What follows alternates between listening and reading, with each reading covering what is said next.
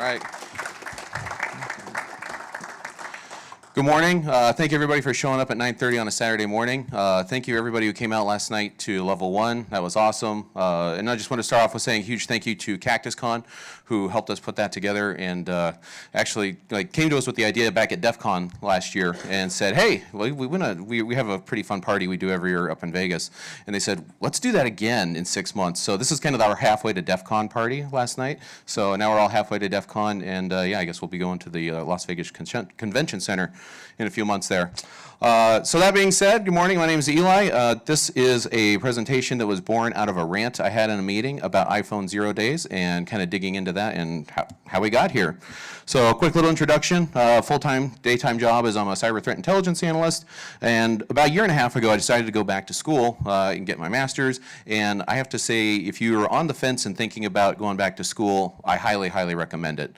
The amount of just like explosive learning and growth I've had through this whole process has just been phenomenal. So I highly recommend it. It's been very beneficial to me.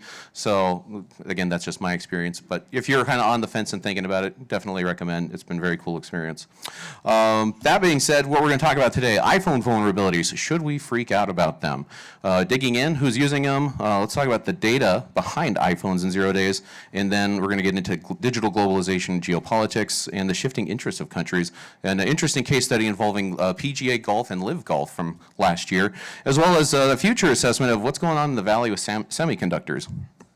So the goal is to move to more of a strategic approach with how you evaluate your business partners, if you're an MSP or an MDR company, how you can better inform them and guide them on the risks to their business and what they might be looking at. At the same time, if you have executives who are saying, oh my gosh, there's a new freshly exploited iPhone 0 day, basically, long story short, unless you're a journalist or in human rights, take a deep breath, we're probably okay.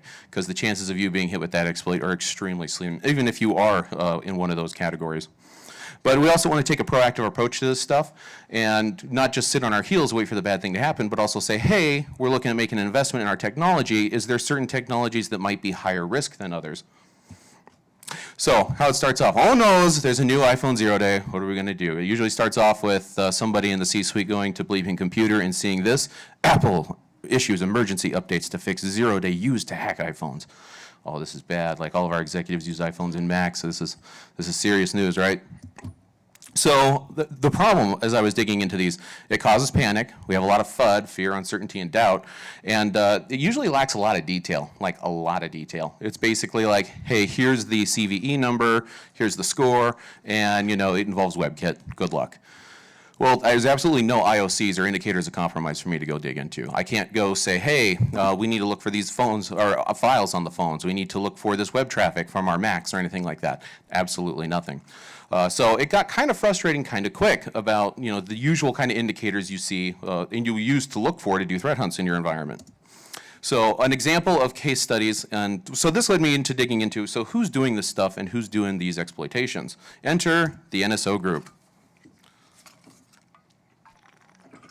So if you haven't heard of him, Jamal Khashoggi was a reporter, I believe he was a Saudi and American citizen, and he got lured to the Saudi embassy in Turkey in 2021 or 2019, one of those two, I can't remember. But anyway, they killed him there, they executed him, and they ended up finding out that his fiance's phone had been compromised with malware and spyware from a group called the NSO group. And so it actually led to the widow suing NSO Group. The lawsuit got dismissed last year for technicality reasons, but basically, yeah, they said, hey, we think that NSO Group was using their Pegasus malware to infect her phone and to help eavesdrop on Khashoggi and see what he was up to. Said, oh, that's an interesting case. So definitely strong like human rights journalist angle there.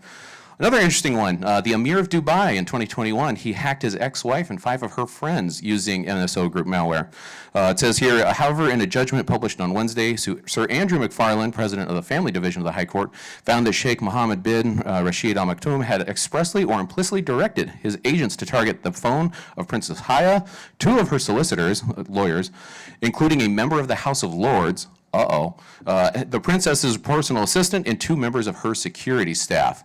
They went a little far on that one. So needless to say, the next day, or that night actually, they said, we shut down completely, hard-coded into the system, Pegasus, to all of our customers. We released a quick update in the middle of the night that none of our customers can work on UK numbers. So they just straight up blocked the +44 area code because they realized, uh-oh, we went a little far in this one, guys. We need to tone it down. So, okay, that's an interesting one to look at.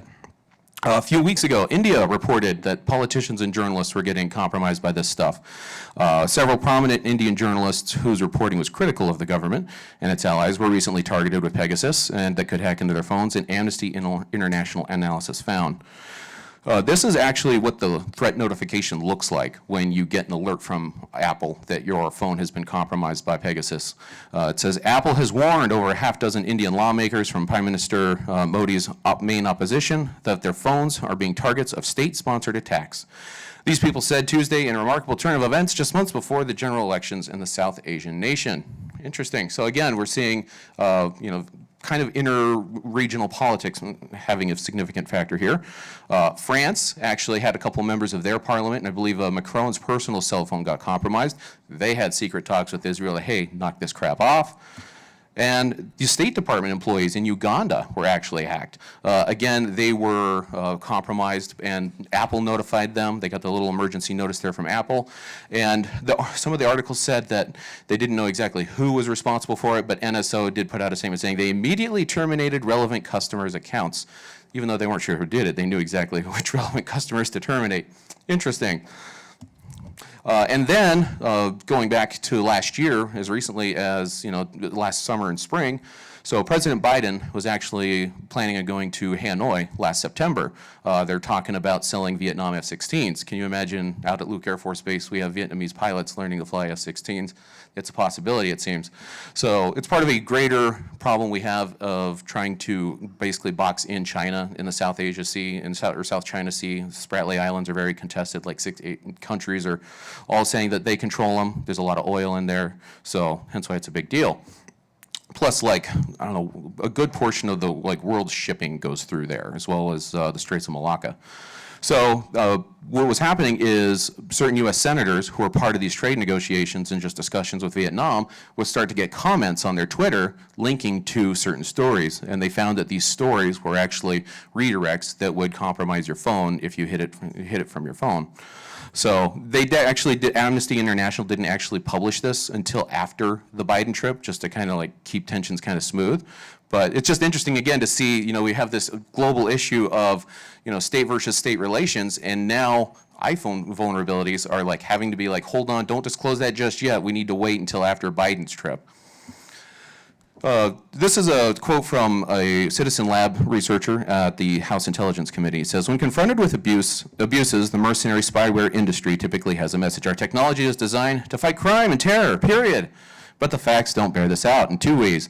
First, abuses have been a feature, not a bug, of this technology in industry since day one. Second, as we have discussed today, the crime and terror narrative omits the facts that a significant proportion of the use that we see of mercenary spyware is state-on-state espionage. Interesting. Governments targeting other governments, and of course the United States has been one of those targets, as we see with the case last year with the Vietnam targeting as well as Uganda. So summary reports. What we're seeing as we go through and dig through all this stuff, and as I was just kind of collecting all this information, there's a lot of reports targeting human rights and journalists. We have some reports of government versus government targeting, and we keep on seeing this nexus of Middle East governments. All right, so I've got a lot of anecdotal cases. Let's get some data, right? Because we're good little analysts. We have data. We can chart it out. It's nice. We can make little graphs, and bosses like graphs. Make line go up, right? So iPhone units, iPhone is actually not the most popular phone in the world by far. The Q4 2023 was their best quarter for global shipments of iPhones ever, and it still wasn't 25% of global shipments.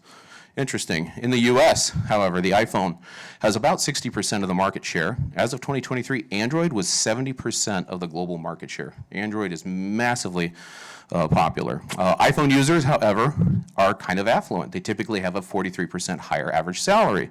Gen Zs and millennials are now killing a new industry. Android, we're more likely to have iPhone. And then former Android users say the iPhone provides a better user experience, but former iPhone users say that Android is more affordable because it is. So last week, actually, Google was nice enough to publish a report from their threat analysis group, TAG, called Buying Spying.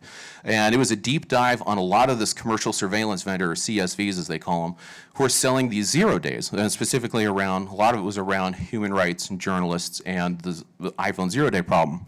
And then this point I think was really interesting because they kind of buried this huge nugget of data right there. Third, if governments ever had a monopoly on the most sophisticated capabilities, that era is certainly over. The private sector is now responsible for a significant portion of the most sophisticated tools we detect. In 2023, TAG discovered 25 0 days actively exploited in the wild, 20 of which were exploited by commercial surveillance vendors. That's what CSV stands for in this case. That's a significant proportion. To summarize that into a visualization here, 80% of the 0 days you hear about are coming from these CSVs. That's huge. That means only 20% are probably coming from criminal and nation-state actors. Again, we're doing some inferences here, but that's significantly important because for me as someone who's defending an enterprise, every time you hear about a 0 day, you think, oh my goodness, did we get popped and we just don't know it yet, right? What we can do with this data is kind of take a deep breath and realize 80% of the 0 days you hear about out there are extremely sophisticated and highly unique in their targeting. Chances are you're probably good. That being said, last year we hit a new record of 0 days being deployed in the wild. It was like 83. And how many people had like Move It or Fortra or Citrix, things like that. Okay, there's still quite a few out there. When there's 83, like even 10%, that's now 8 0 days I need to worry about. Holy crap, that's a lot. That's a lot more than most people are equipped to handle, right? So what I did is I went through and I went to the CISA, or excuse me, I found out yesterday it's pronounced CISA, KEV, their known exploited vulnerability database. It's a fantastic tool if you're looking to find out what in your environment as far as CVEs is already being exploited in the wild. They've got that all listed out. This is all the iPhone 0 days, or excuse me, all the iPhone known exploited vulnerabilities from 2023. And specifically, I was curious to go through and see what the attribution was for the source of where that vulnerability came from. And I went back and correlated that to different reports, and I highlighted ones where there was like a human rights or anti-democratic targeting. And of the available reports we had, about 9 out of the 20 had a direct correlation to it was used to target human rights and journalists and whatnot. So I went back further, and in the TAG report, the Google Threat Analysis Group report last week, they actually took it a step further, and they actually attributed the CVE that was deployed directly to the 0 day vendor that is out there. So we see that it's almost a one-to-one attribution of the groups who did it and having a human rights journalist angle component to it. So this comes back to another interesting point and why I'm wearing this shirt today, attribution matters. So one of the big debates that I've heard quite a bit in cyber intelligence is, do I really care who's using this attack, who's doing it? And the answer is absolutely, for a couple of reasons. Number one, governments care because we need to have more deterrence in the cyber domain. I can't deter you from doing the bad thing if I don't know who's doing the bad thing, because I don't know who to sanction. I don't know who to put a $15 million bounty on their head like they just did yesterday or 2 days ago with Alpha V ransomware. So you can't impose that kind of cost and create friction to their operations if you're not finding out who it is. Attribution absolutely matters. Vice versa, attribution definitely matters for us as private sector defenders, because if I am just afraid of every single 0 day that comes out there, I'm going to be running around just exhausting myself. If I can start to dial in and be more specific and say, hey, there's a criminal group using this 0 day. Criminal groups are very opportunistic. They'll hit anyone. They don't care. Okay, I really care about that one. This 0 day is extremely rare and unique and specific in its targeting. Okay, we can take a deep breath, right? We can start to adjust our risk posture accordingly. I'm not saying don't care about them. Obviously we should, but what I'm saying is we don't need to panic. And Katie Nichols at, I can't remember which conference it was, but she recently did another talk on calming down about 0 days, because the vast majority of successful attacks come from CVEs that are already have patches available. So we need to start also dealing with, that 5-year-old Fortinet vulnerability that we have on the edge that's getting compromised left and right. So going back further, this is a visualization, and I colorized all the reports that indicated there was highly specific targeting. And the only three that I added from the previous is Kaspersky Security, actually. So they found a malware operation they called Operation Triangulation last year. They let Apple know, and they wrote a blog post later when Apple finally patched it and said, hey, we told you guys, and we'd let them know, but they just kind of ghosted us for 6 months. And anybody here do vulnerability research, you should be totally used to getting ghosted when you notify people of vulnerabilities. So not really much of a surprise there, right? But again, this goes back to now that number of where it's highly targeted, it now jumps from 9 to 12. So over 50% of the iPhone vulnerabilities last year, we now have actual data, not just presumptions from anecdotes. So that is, I think, super handy, again, in helping us identify our risk from this stuff. Note about biases. Oops. Note about biases. I don't know if you've ever seen this before, but this is an example from a story about survivor bias. As the story goes, in World War II, airplanes are flying over contested airspace in Europe and Germany. They're coming back with a bunch of holes in them. And they say, man, this is like a little diagram of all the planes that are coming back with holes. That's the areas that need armor. Oop, time out, we misinterpreted the data. The actual places that need armor are the planes that aren't coming back because they're where we're not seeing holes, because obviously that's where they got hit and they didn't survive and come back.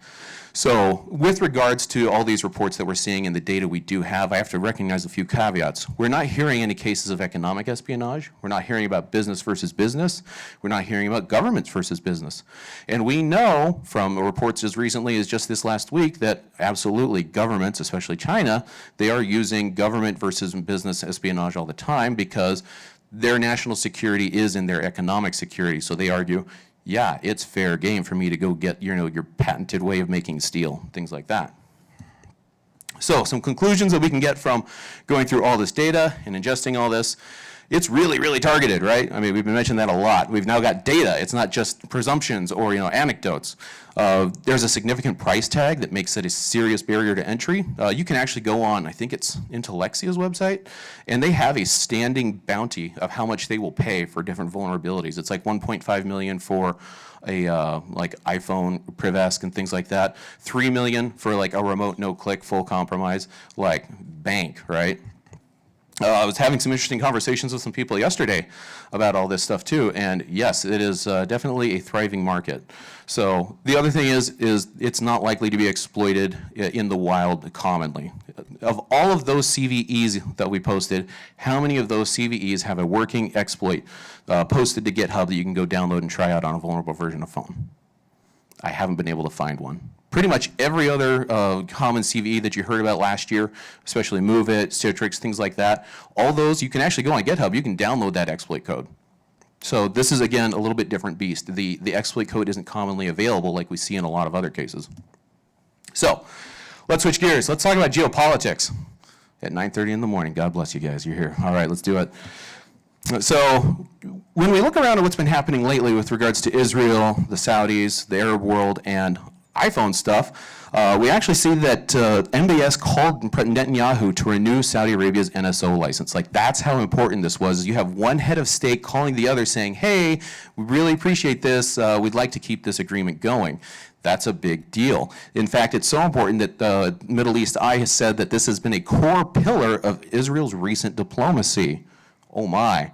So now we see that this isn't just a tool for eavesdropping on other countries as far as politics is concerned. It's now a tool to actually make your relations better with other countries.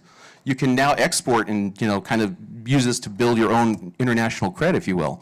As of September of last year, we were on the verge of having normalized relations with Israel and Saudi Arabia. Can you imagine an Israeli embassy in Riyadh? Absolutely insane, right? Well, there's some theories that that's kind of why Iran was encouraging Hezbollah and everybody to go attack on October 7th, because Iran was looking around the neighborhood saying, if they all make friends with Israel and we're still over here not making friends with everybody and we're like dealing with all the sanctions, we're going to get left behind real bad.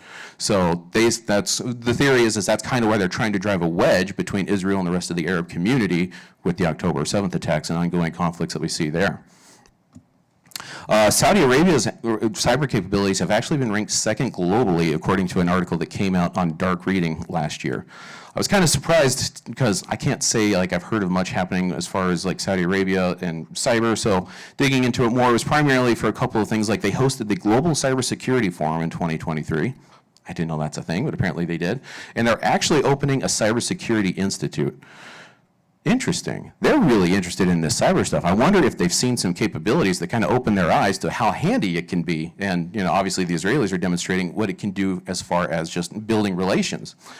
So some conclusions from all this: cyber capabilities are becoming a key component in the Middle East. There's significant investment by Saudi Arabia, and there's a significant use of cyber capabilities as Israel's foreign policy. Everyone is realizing this stuff is really, really handy, like really handy.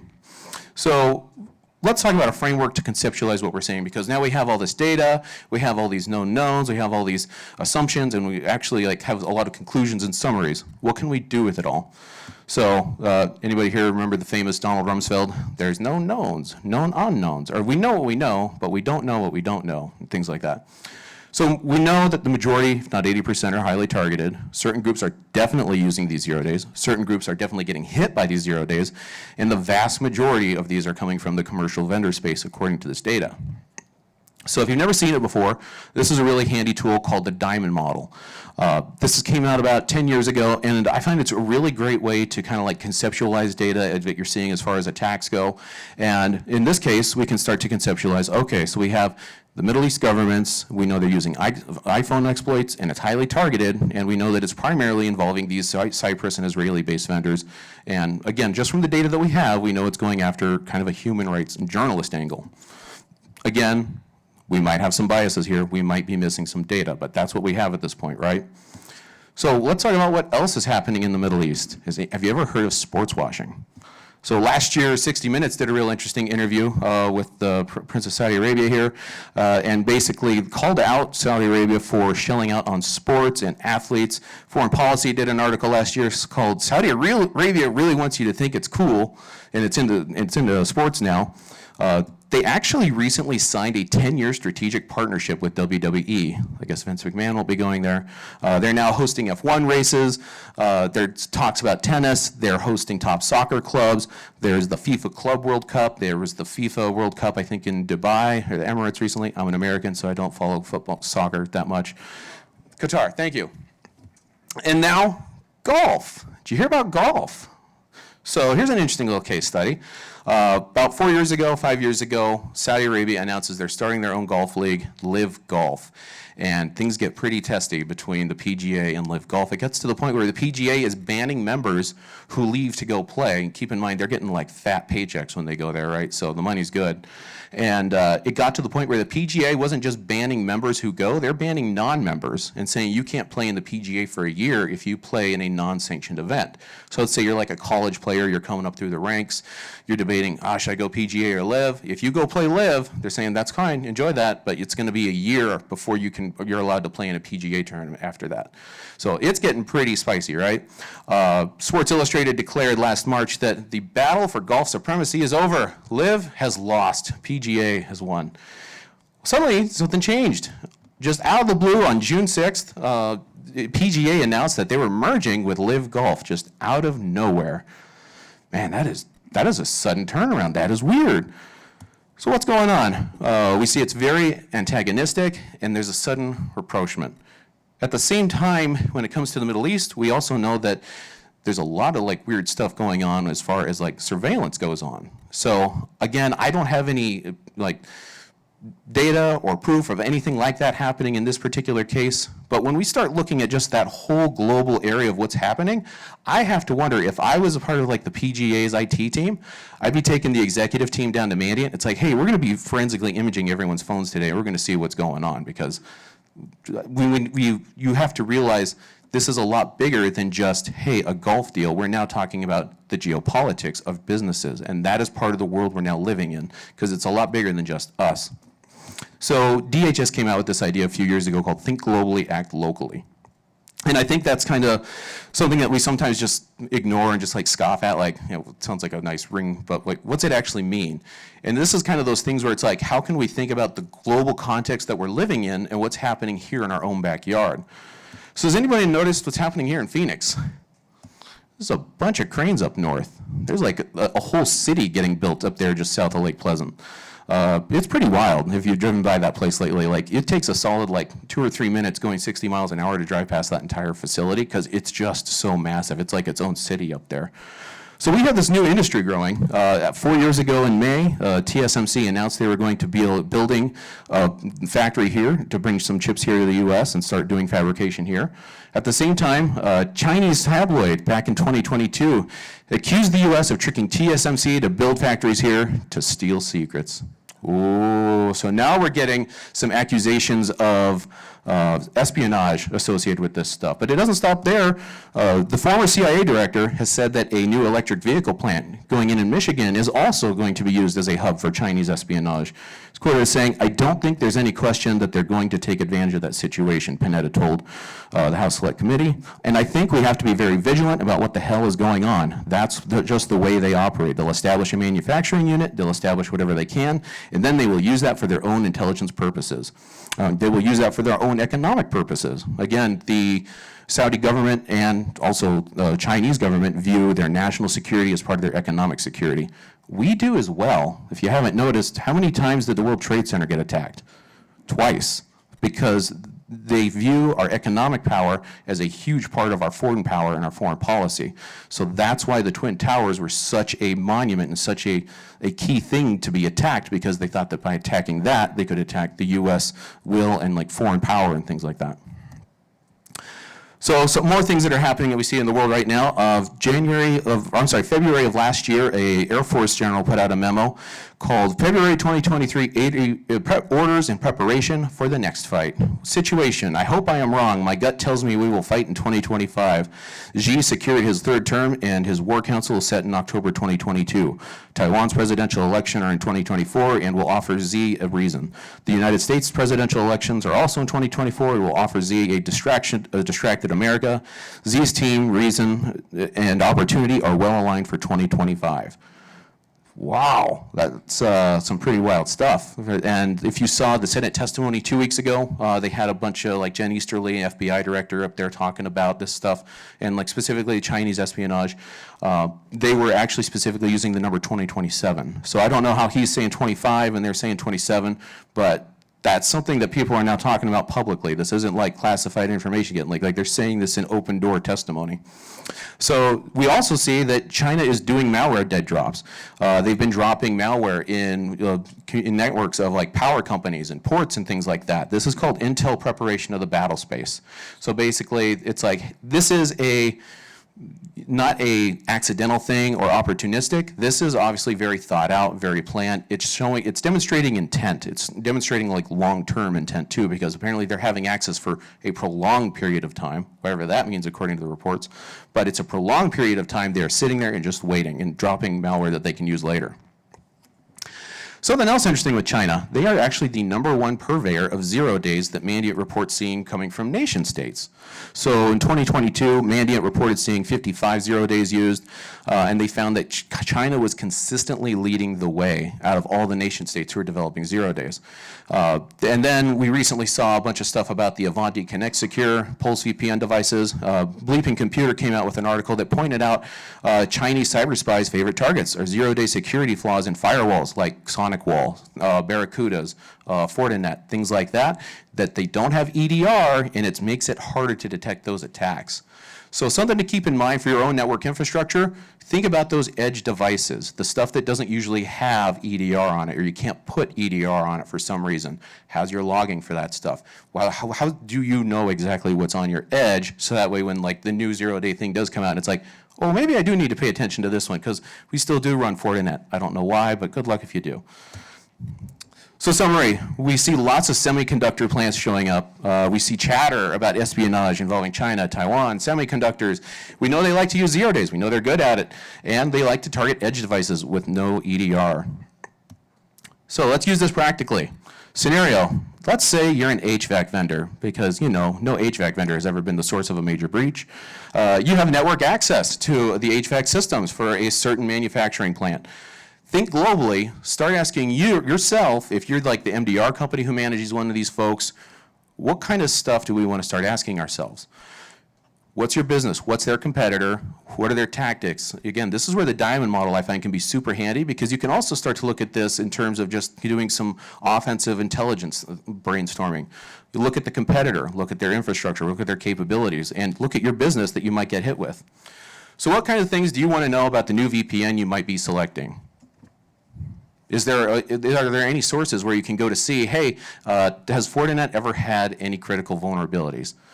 Yes, they've gone about 8 days without one, so it's been great. There's other products that it's like, hey, maybe this product isn't so common for getting hit with vulnerabilities. Maybe this one is especially being targeted by China. Another one that I haven't heard people mention a lot, but Zoho, their AD+, that tool, that one also got compromised about 2 years ago by some Chinese 0 days.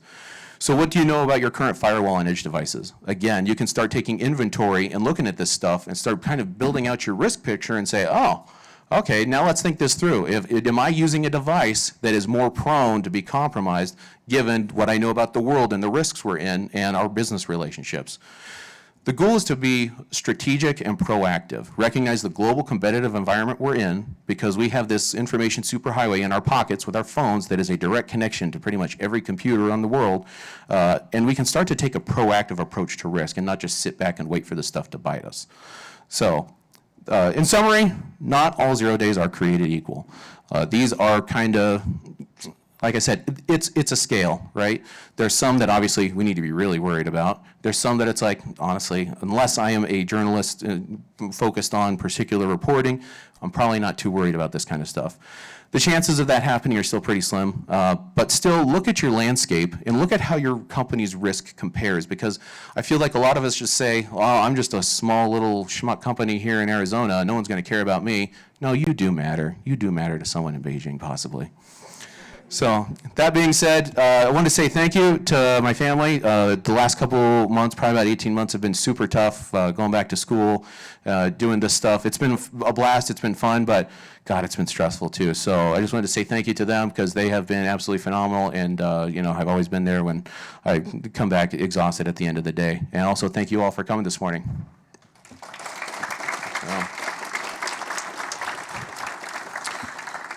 So any questions? Oh, go ahead. Specifically on attribution, what would be a good level salt for like Kaspersky? Like, how do you tackle like your threat intel coming from Kaspersky and unpacking that from the Russian government? So the question was, how do you deal with attribution when like Kaspersky is making the attribution? Yeah, no, definitely. I mean, there's definitely some politics there. I mean, Eugene Kaspersky is a former KGB agent. You can go see his pictures from his graduation from the KGB encryption school. And so then again, I mean, Kevin Mandia is a former Air Force OSI agent. Rob Lee is a former Air Force officer. Take your pick of a cyber company that doesn't have a member of former military or law enforcement or intelligence at their executive level. Like, I'd be surprised if you can find one, right? They're kind of all over. Yeah, sure, they may have a motive. They may have a, interest in outing some of those operations. I think, it just depends. There might be some truth to it, sure. I mean, does our government hack people? Absolutely. NSA commander said, yeah, we hack people, but we do it in the performance of our duties to protect our nation, not to go steal trade secrets, unlike some people. So there was a question over here, and then we'll go back here. Can you clarify your stance on attribution, another attribution question? You mentioned that, for example, governments need to know attribution so they put people in jail or do government sorts of things. Are you saying that industry needs to know attribution to the level beyond the name of the threat actor and threat group to the individual or to the nation? So the question was, and make sure I'm getting this right, so obviously countries need to be able to attribute attacks down to like the individual behind the keyboard so that they can make charges. Do companies need to be that specific in attribution? That's an interesting question. I think you could, it depends on the situation and context. In general, probably not. I would say you probably just need to know, what are their targets, what's their interests, and how do they operate. But again, usually when you're getting down to that level of attribution anyway, you're usually, pretty far down along that chain already. So, and then back here. How active is Pegasus now? So NSO Group is actually a part of a conference that they're doing, I think, in Prague in a few weeks. And so, and Pegasus is just one of the tools that NSO Group sells. So, and Pegasus itself specifically, I don't know. Like that's like a hidden piece of malware that, it costs $1.5 million just to deploy. So people spend a lot of money to make sure no one finds it.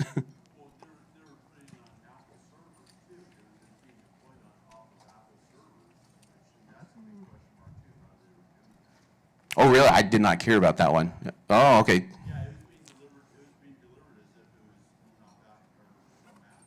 Oh my. So the comment was basically the Pegasus malware was actually being delivered from Apple servers as if it was coming from Apple.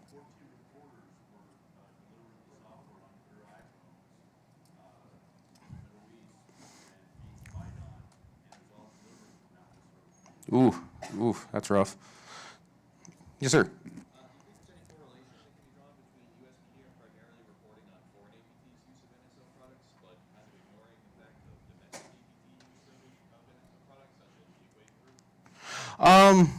So what's the question exactly? Is media biased in their reporting, domestic U.S. media versus foreign media, and like who they're reporting on? Yeah, I mean, I think that's kind of just something we've kind of all noticed. Probably there is a little bit of that element to it, and especially what I've noticed with this stuff is the issue right here with what NSO has been doing isn't necessarily the fact that they're doing commercial surveillance vendoring, like that's a thing. Where they crossed the line, where they screwed up, is they went after or allowed their tools to go after the wrong targets. It's now gotten to the point where last week the State Department issued visa bans for the NSO group because they have been enabling this anti-democratic behavior. And it kind of goes back to a bigger picture question of, is technology advancing democracy? Or is it being used to hurt democracy? And so there's this idea of, are we exporting democracy or are we exporting autocracy? China has certainly been working on exporting autocracy. They're actually hosting clinics to train third world countries and countries who lack cyber resources to how to train their police to do cyber investigations and do forensics and things like that. And so I think that's probably a bigger question of, how are these tools being used? If it's being used to hurt democracy and freedom of the press and things like that, that's where everyone is kind of stepping up right now and saying, guess what? You fucked up, you crossed the line, and now you're getting banned, and we're going to work with Google, and they're going to do some reporting, and they're going to name your company with the CVE you deployed. So I think that's kind of why this is such a big deal right now and why we're hearing so much about it, just because of that angle. And there was a question over here? Yes? The list, the name of the website with all the vulns, with known exploited vulns?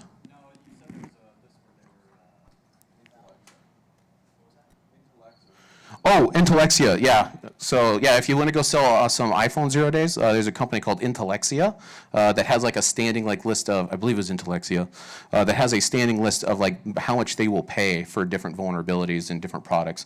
So like they've kind of got like the key stuff they're really interested in. Like they don't mention, I don't recall seeing like Windows servers on there. They're not interested in those 0 days. They're like, hey, can you do this on Android? Can you do this on iPhone? Is there a question over here? No? Nope. Yeah. I think we've all heard of the NSO group and all the conversation seems to be around them, and then, a couple others. They're, like in most industries, they're small up-and-coming businesses and things like that. Is that out there and we just don't hear about it, or is the... Oh, 100%. Yeah, so in the Google Analytics or Threat Analysis group, the tag report, Buying Spying, they specifically mentioned there's some companies that are really heavy into OPSEC, and like you can barely find any mentions of them. Like they don't have a website. Basically, you find their mention in a name in a contract for renting a building somewhere, and their name also pops up over here, and like somebody screwed up and put it on their LinkedIn. And that's pretty much it as far as attribution of these companies existing and running around doing this stuff. So yeah, they're around, but some of them, they have varying degrees of exposure for sure. Yes? Do you think cybersecurity organizations are going to start to transition more to private intelligence? Are you seeing that? So the question is, are cybersecurity organizations transitioning to private intelligence? I mean, absolutely. You got Mandiant and CrowdStrike. They're definitely, the big dogs in the room when it comes to that sort of stuff. And we've been seeing that for the last 10 years. What I'm seeing too is there's a growing demand for threat intel from not just, those big organizations, but other organizations are now starting to see the value, because for the longest time, CTI, right, wrong, or indifferent, they got the rap of, you're just those guys who copy paste shit from bleeping computer. Like, I can do that. That's not hard. When you're able to take that and you're able to inform the risk of the organization proactively, and you're like, hey, I heard we're looking at buying at Fortinet. Let's not. Here's why. And you can come at them with, like, here's all the 0 days that they've had in the last year.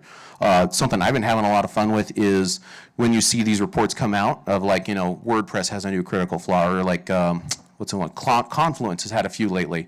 Go on Twitter, look for that CVE and the term POC. It means proof of concept. And in the pen tester, bug bounty hunter world, that's basically the new exploit code. Go find that exploit code, look for the HTTP URI associated, like the post or the get, and then go check your web logs, your WAF logs, and time how fast it took from when that shit was posted on Twitter to when you see it in your logs. And I've had it sometimes be 6 minutes. Just how fast that's happening. It's pretty wild. So yeah, they are, and it's sometimes too, like, it's stuff that's like, we don't even have that product in our environment. Like, why are you throwing it at us? It's just spray and pray. They've got something automated that's going out there and just seeing what they can get. But as for the question of, do I see like more interest in the private sector for intelligence and like private sector security intelligence? Oh, for sure. Yeah, absolutely. Anything that can help you make a better informed decision. Yeah, why wouldn't I want that? Oh, a couple more. Do we have any questions from online? I've been checking. I don't see any. Okay. Is it possible that they're using non-standard bands and networks to exfiltrate data? Sure. I mean, the Turla group, they were using satellite communications to bypass regular perimeter controls. So yeah, that's certainly been a known case. I haven't heard of that in a while, but that's certainly possible. Yes, sir? Is there you see an uptick of nation states sort of recruiting employees of private companies to deploy, as basically an insider threat to vulnerabilities and things like that?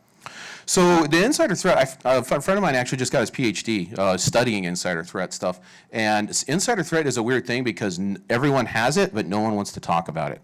Like, really bad. Because it's one of those things where it's like, do you want to admit that you had this person in your network doing all this bad stuff? We know there's been a few cases. Iran had a guy at Twitter 2 years ago, 3 years ago. T-Mobile has a huge insider threat issue. Just go on any Telegram channel or Twitter and just look for the term T-Mo Any Up. Brian Krebs wrote an article about this. So, there's definitely been that. There was, I think, a case 3 or 4 years ago. Tesla had an insider get approached by a member of Russian organized crime and said, hey, can you take this USB and throw it into the network? So those cases are out there. But man, if you thought it was hard to find data on like iPhone 0 days and who's using that, like the insider threat data is just super tough to get because, yeah, it's just something that people do not want to talk about. Anything else? Yep, go ahead.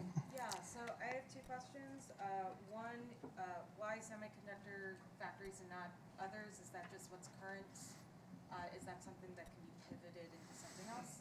I'm thinking about the Wisconsin CactusCon paneling manufacturing.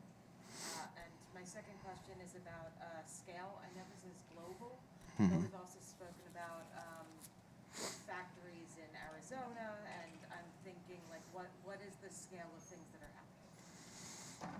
Scale. So a couple of questions. Do one question at a time. So yeah. So the first question was basically why are we talking about semiconductor companies here in Phoenix and like not necessarily other companies or other like industries? Is it something about that industry, or is it more based on? I understand it's based on who is making an industry and coming in, but is there something specific about those types of manufacturing plants, or is it just the fact that there is one? For this presentation, I used that as an example because I was driving by it and like there was a 20-story tall building out in the middle of the desert, and I was like, oh, that's a good example to talk about there. And then what was the other question? It was about scale because we're kind of discussing. I know this is like the global thing, but you also mentioned factory here in Arizona. Is that something that's more related to, say, the Arizona state government at all, or is it just having one anywhere? So questions about scale, and we've got this new factory coming in here in Arizona. Is your question like, is this a threat that like the Arizona region should be worried about, or is this something that kind of applies to global, like throughout the national interest as well? Globally, but maybe I'm talking about more, you said targeting is mostly towards specific people or, state actors. I understand that the word state means country, but, do you also mean that there are maybe potentially lighter versions or cheaper versions, because this is very expensive, for people who are, at the state level rather than the, government? Oh, so like different tiers of kind of like that kind of stuff. I haven't really heard or seen of that. It seems like, it's pretty much you either have, at least with this kind of stuff, you've got the ubiquitous targeting that happens with opportunistic criminal groups that will just go crazy, or, you kind of also have the other extreme where you've got, the super sophisticated zero-day that takes millions of dollars to deploy. It doesn't seem like there's really a wide market in between. It kind of seems like we're talking about outliers here, right? There was like 30,000 vulnerabilities last year. Only 83 were considered 0 days. So we're automatically talking about outliers. So I think we're going to be dancing on the edges and extremes no matter what. Cool. That being said, it's time for coffee. So I will let you guys go. If you have any more questions, we'll meet you over here. Thank you.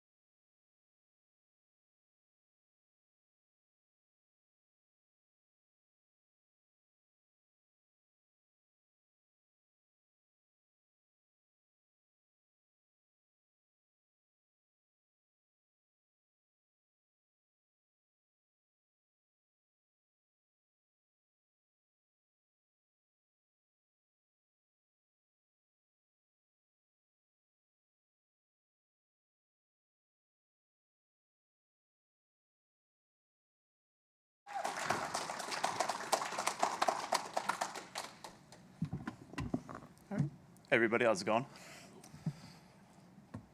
So, this talk here is really coming out of a lot of frustrations that I've had when working IRs, and especially working IRs when tired, trying to do every which Google search to find different forensic artifacts or find different just pieces on like, hey, where should I explore next? Only to find that the article I'm looking at is from like 2010 or 2013 or something like that. And just kind of discussing a little bit of what I've been doing. So who am I? I pretend to have worked in the SOC. I pretend to do incident response, threat hunting, and then I have an interest in CTI, and one day I'll maybe be good at that too. Also do a lot of self-study. So really, a lot of my process is just like I'll watch a talk, I'll be like, hey, that's really cool, and then I'll go read up on it for like 2-3 hours. And so far it's gotten me pretty far in my career, but it's one of those questions that I get asked quite a bit too, so just kind of addressing it up front is like, how do I learn about this stuff or get interested or anything? It's really just I see what other people who are smarter than me are doing, and then I try to learn it. So some quick definitions here. I'm using the term RMM, but there's a whole bunch of different things that are kind of used just as like synonymous terms here. So you have a remote monitoring and management, so something where like you're able to push updates, do heartbeat checks, do the remote access piece as well too, but then just really try to like fully manage it. But then you also have a lovingly known as a RAT, but a remote access tool, so something to just get on the machine. And then you have remote access software, which is the term that MITRE uses when they define out all these different things, which are, as far as I can tell, actually synonymous in there too. RAT is usually more described for something that's going to be more malicious from what I've read online. And then you also have remote desktop software, which also describes almost the exact same thing. So why RMM as part of the title talk? It's because I really want you to understand the importance of the terminology, and totally not because I chose that term and then realized that there was a whole bunch of other better definitions for what I was trying to talk about.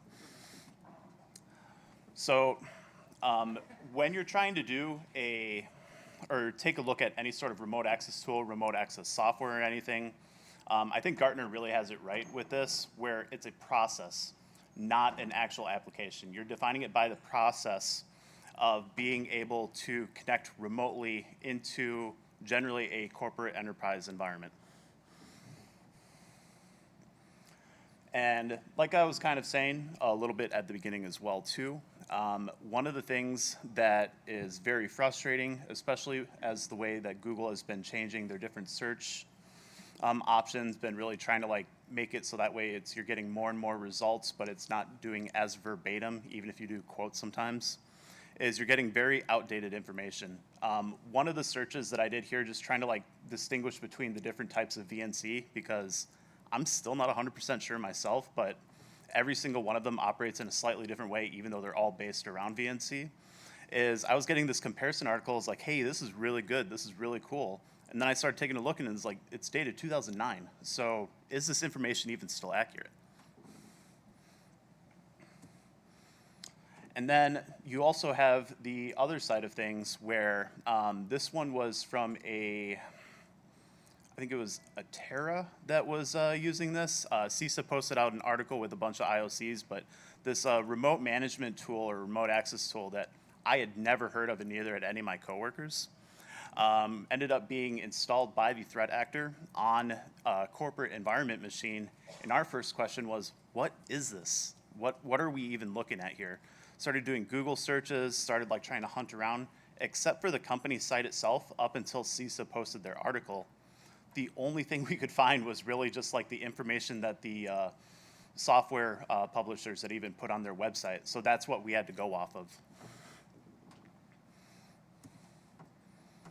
And then you have the third contingency, if it's not good information, is it looks like it's up to date, but you're not really 100% sure.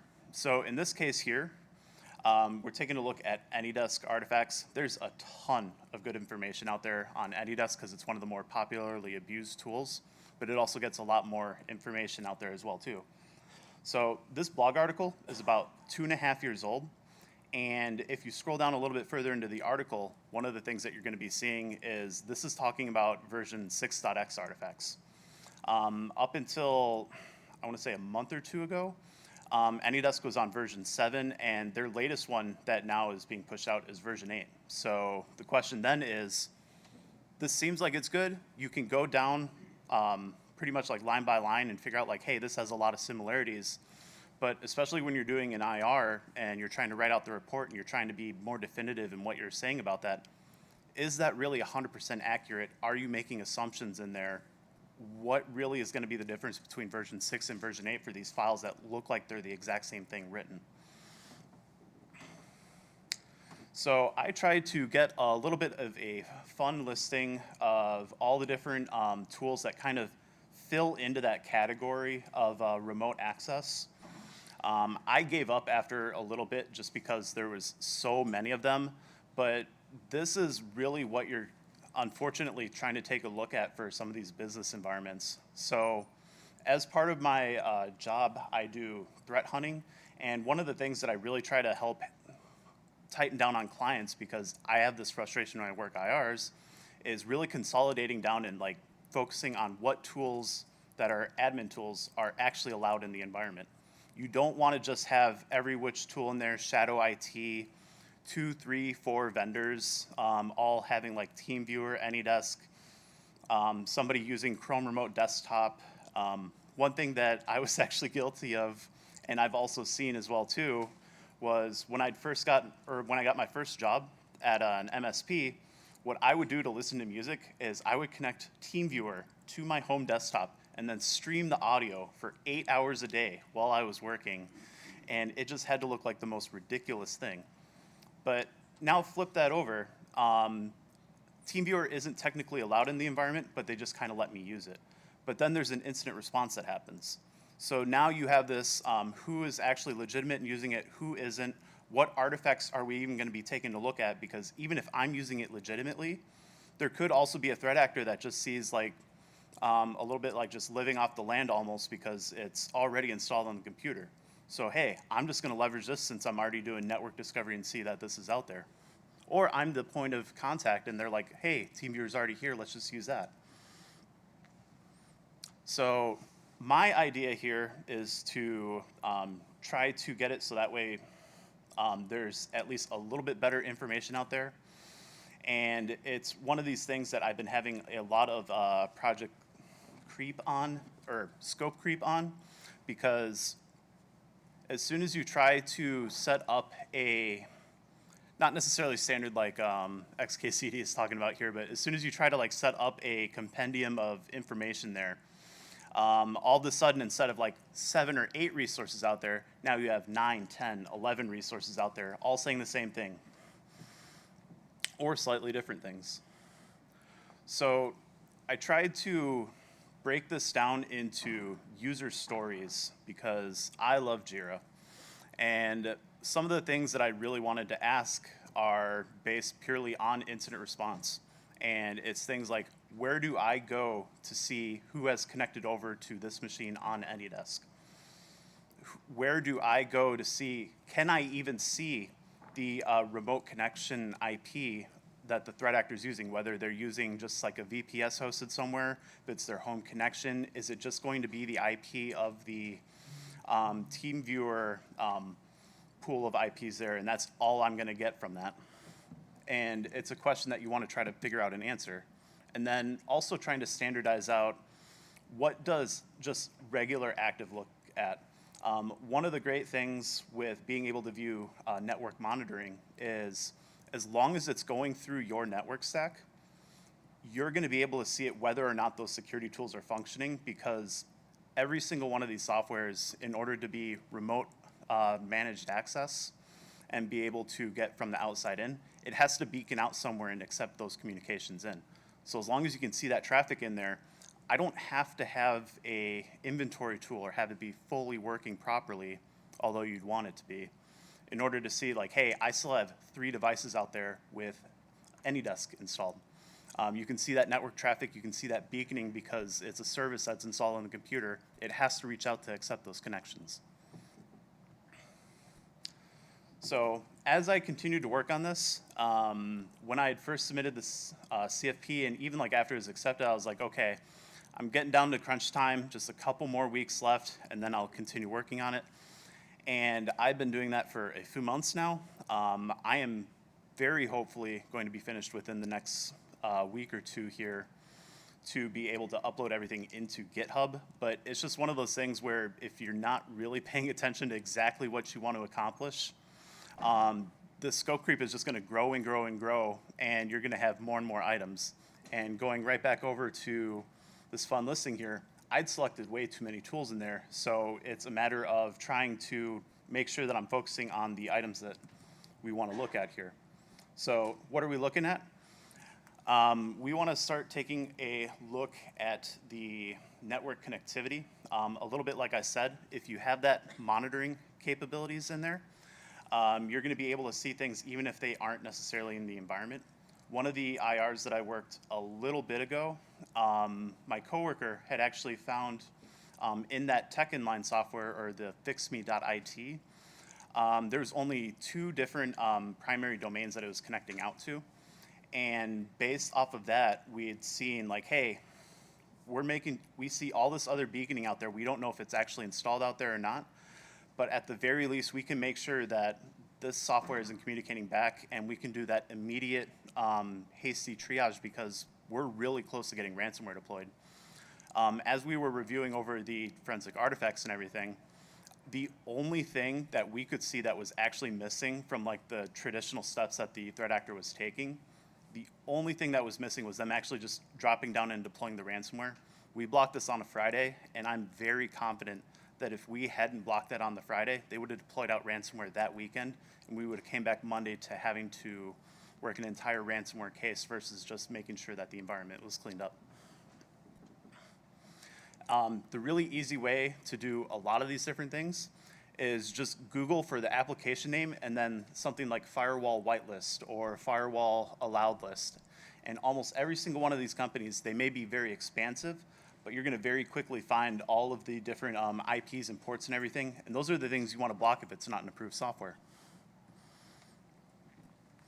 We also want to start taking a look at the file activity as we're investigating those different items, and we want to know what we're looking for and where.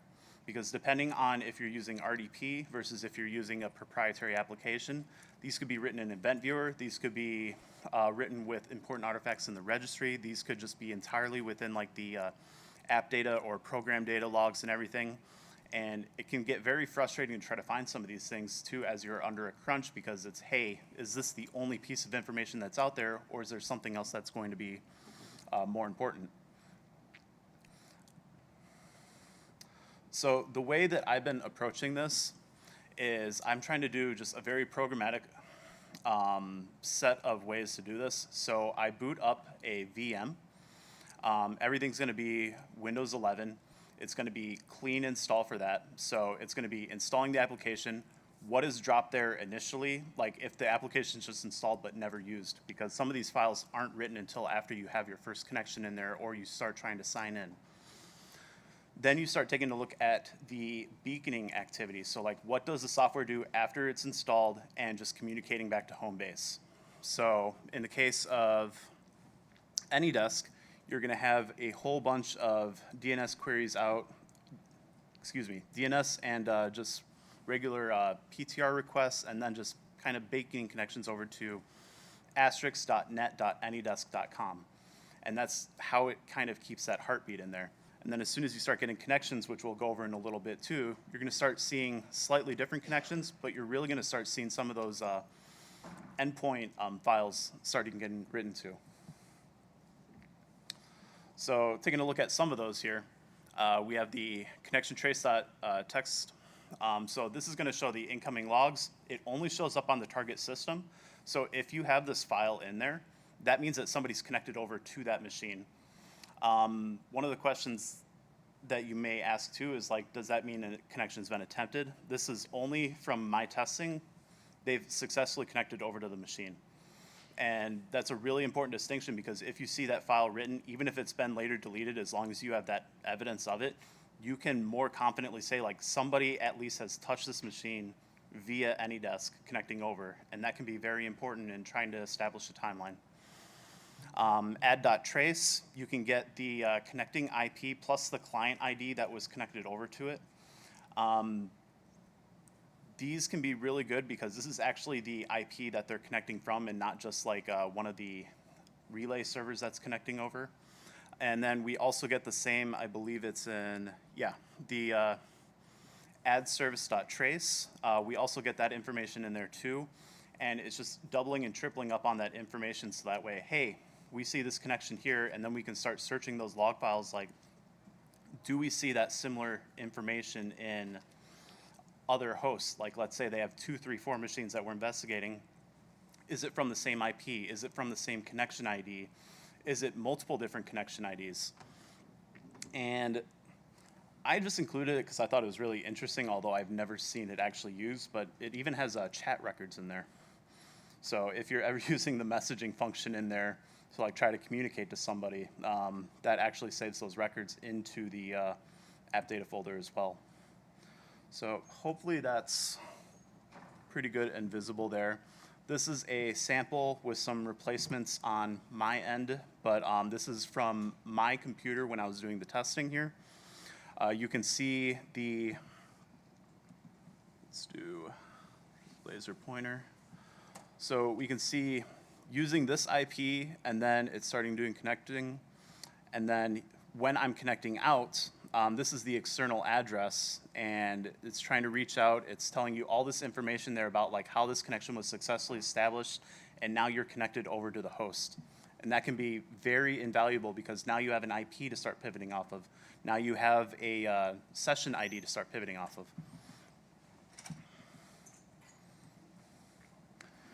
And then if it's licensed, you will also actually get an email associated with this as well. The times that I've seen this when doing investigations, this is almost always just an account that's been taken over and then the threat actor is just using it. But that's something that at the very least, you can either start A, pivoting off of, or B, reach out to, in this case, AnyDesk and be like, hey, we have evidence that this has been fully compromised. Can you please take this down so that way you try to alleviate some of the victim's pain there. And then we also get password hash and salt.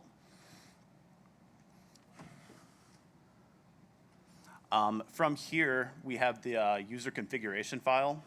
This is also actually very interesting too, because at first it kind of looks like a nothing sandwich, but this is where the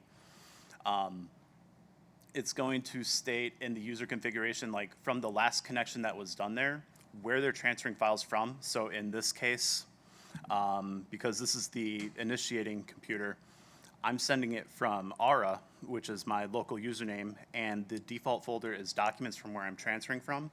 And it's going over onto this remote host, Nord /downloads. So any of those files that I'm transferring over should have some sort of artifacts over in that downloads folder. So that gives us another place to start trying to investigate.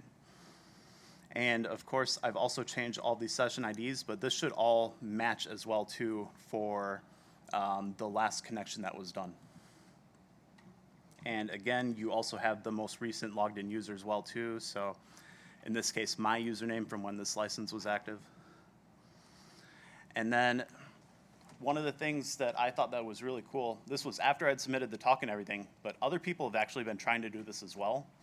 And in order to avoid the XKCD comic there, I'm actually going to be doing a bunch of pull requests, hopefully, and sending over all that information there so that way they have that much more of an updated compendium. Someone else has already started it. They have a really good format and layout for everything that's going to be in there. And there's no reason for me not to start just kind of adding that in there too.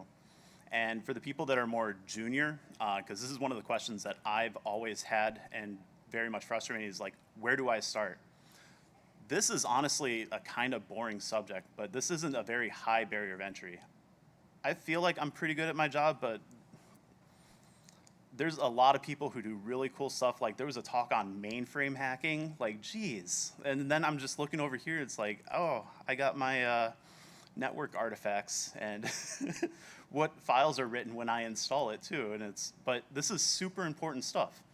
When you're at 2, 3 a.m., a little bit hungover trying to do incident response. Like, you need a really, really quick answer that's going to be accurate on trying to look these things up. And it doesn't matter whether you're very junior in your role or you're very senior in your role. You still need that same information and you still need that same confidence. Like, how trustworthy is this? Where is it located? What can I quickly derive out of this? Am I wasting my time in the first place trying to look at it? And I've wasted so many hours just trying to answer some of those questions to where I was digging through TeamViewer logs and the piece of information I wanted, because they'd used TeamViewer on, I think, like 5 or 6 different hosts.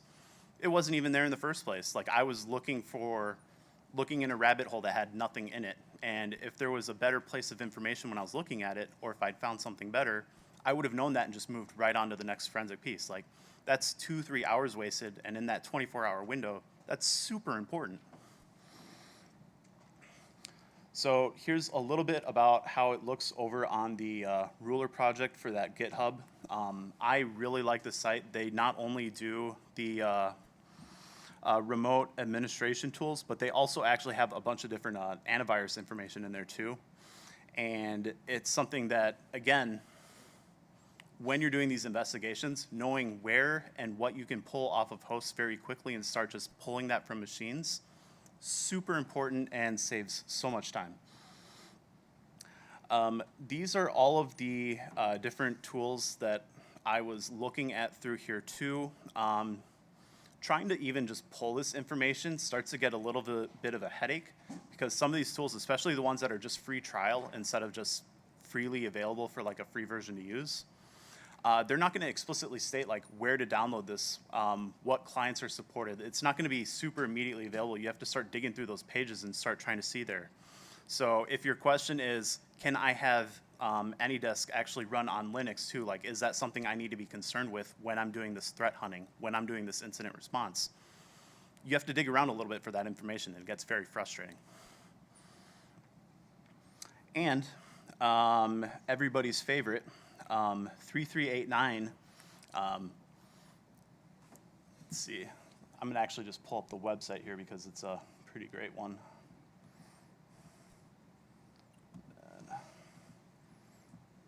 If you ever need a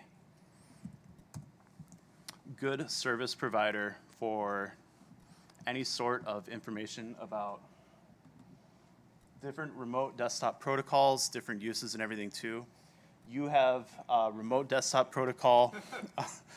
The internet shouldn't have walls. That includes your firewall. Make everybody a domain admin. And just like the Earth, your network should be flat.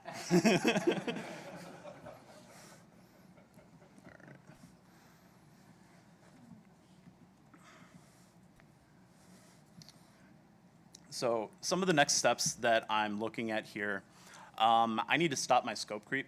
I'm still pretty new to both InfoSec in general. I only have about 6 years now in there.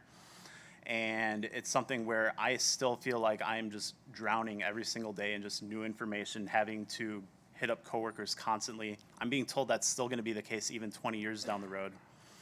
But really just trying to limit down some of these projects here that I want to work on and just make sure that they're really honed in and focused on what is the end goal that I want to try to achieve, and not trying to expand that out. And that's something that I've been learning very much the hard way over these past couple months. Again, someone else has probably at least tried to start the project that you're thinking about doing, so it's always worth searching around on Google, searching around on GitHub especially. Has someone else done this? Is there another way to look at this? Is there a better way to look at this?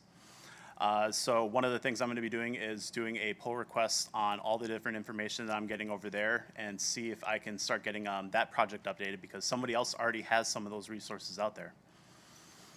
And then eventually I will finish out all of the relevant artifact mapping, images and everything. Once that is done, I will have it on my GitHub, and then I will also be posting about that on my Twitter, and then also I'm on the decentralized Mastodon infosec.exchange, who's run by Jerry Bell and is a fantastic person. If you're not already signed up for infosec.exchange, I very much recommend it. And then on Discord, in both the general CactusCon and CactusCon 12, Username is error undefined, but I also go by augment. And that is my presentation. Are there any questions?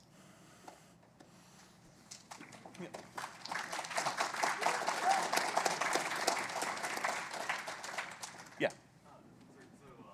Going back to like login activity on remote management tools, how does that show up in event logs? Like say event ID 46.4. I've seen remote management tools present, but all of the 46.4 events are local. So, Event logs that are useful to look at on remote yeah. management login. So, yeah. So the question is, are there different like Windows event logs that are going to be written in there that would actually be useful? There's a couple different event IDs and everything, but then there's also just general use, like when you have a connection. I'm assuming you're asking, like, is there going to be something that maybe shows up in there too that could help further attribute?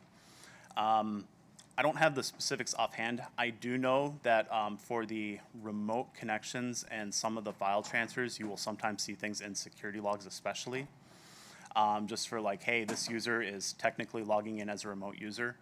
If it's leveraging something that's already built into Windows, so let's say the RDP services, you can oftentimes see things in there.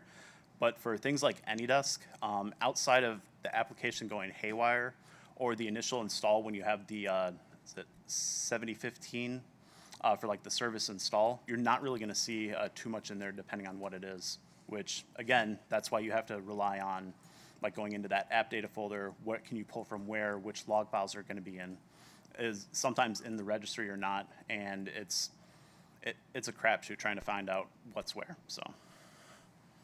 Thank you. And then I think there was somebody over there also adding in something. No? Okay. I'm going to fall over on the podium here. Check the Discord quick. All right. Any other questions? All right. Thank you so much, everybody. My name is Kyle, and have a good one.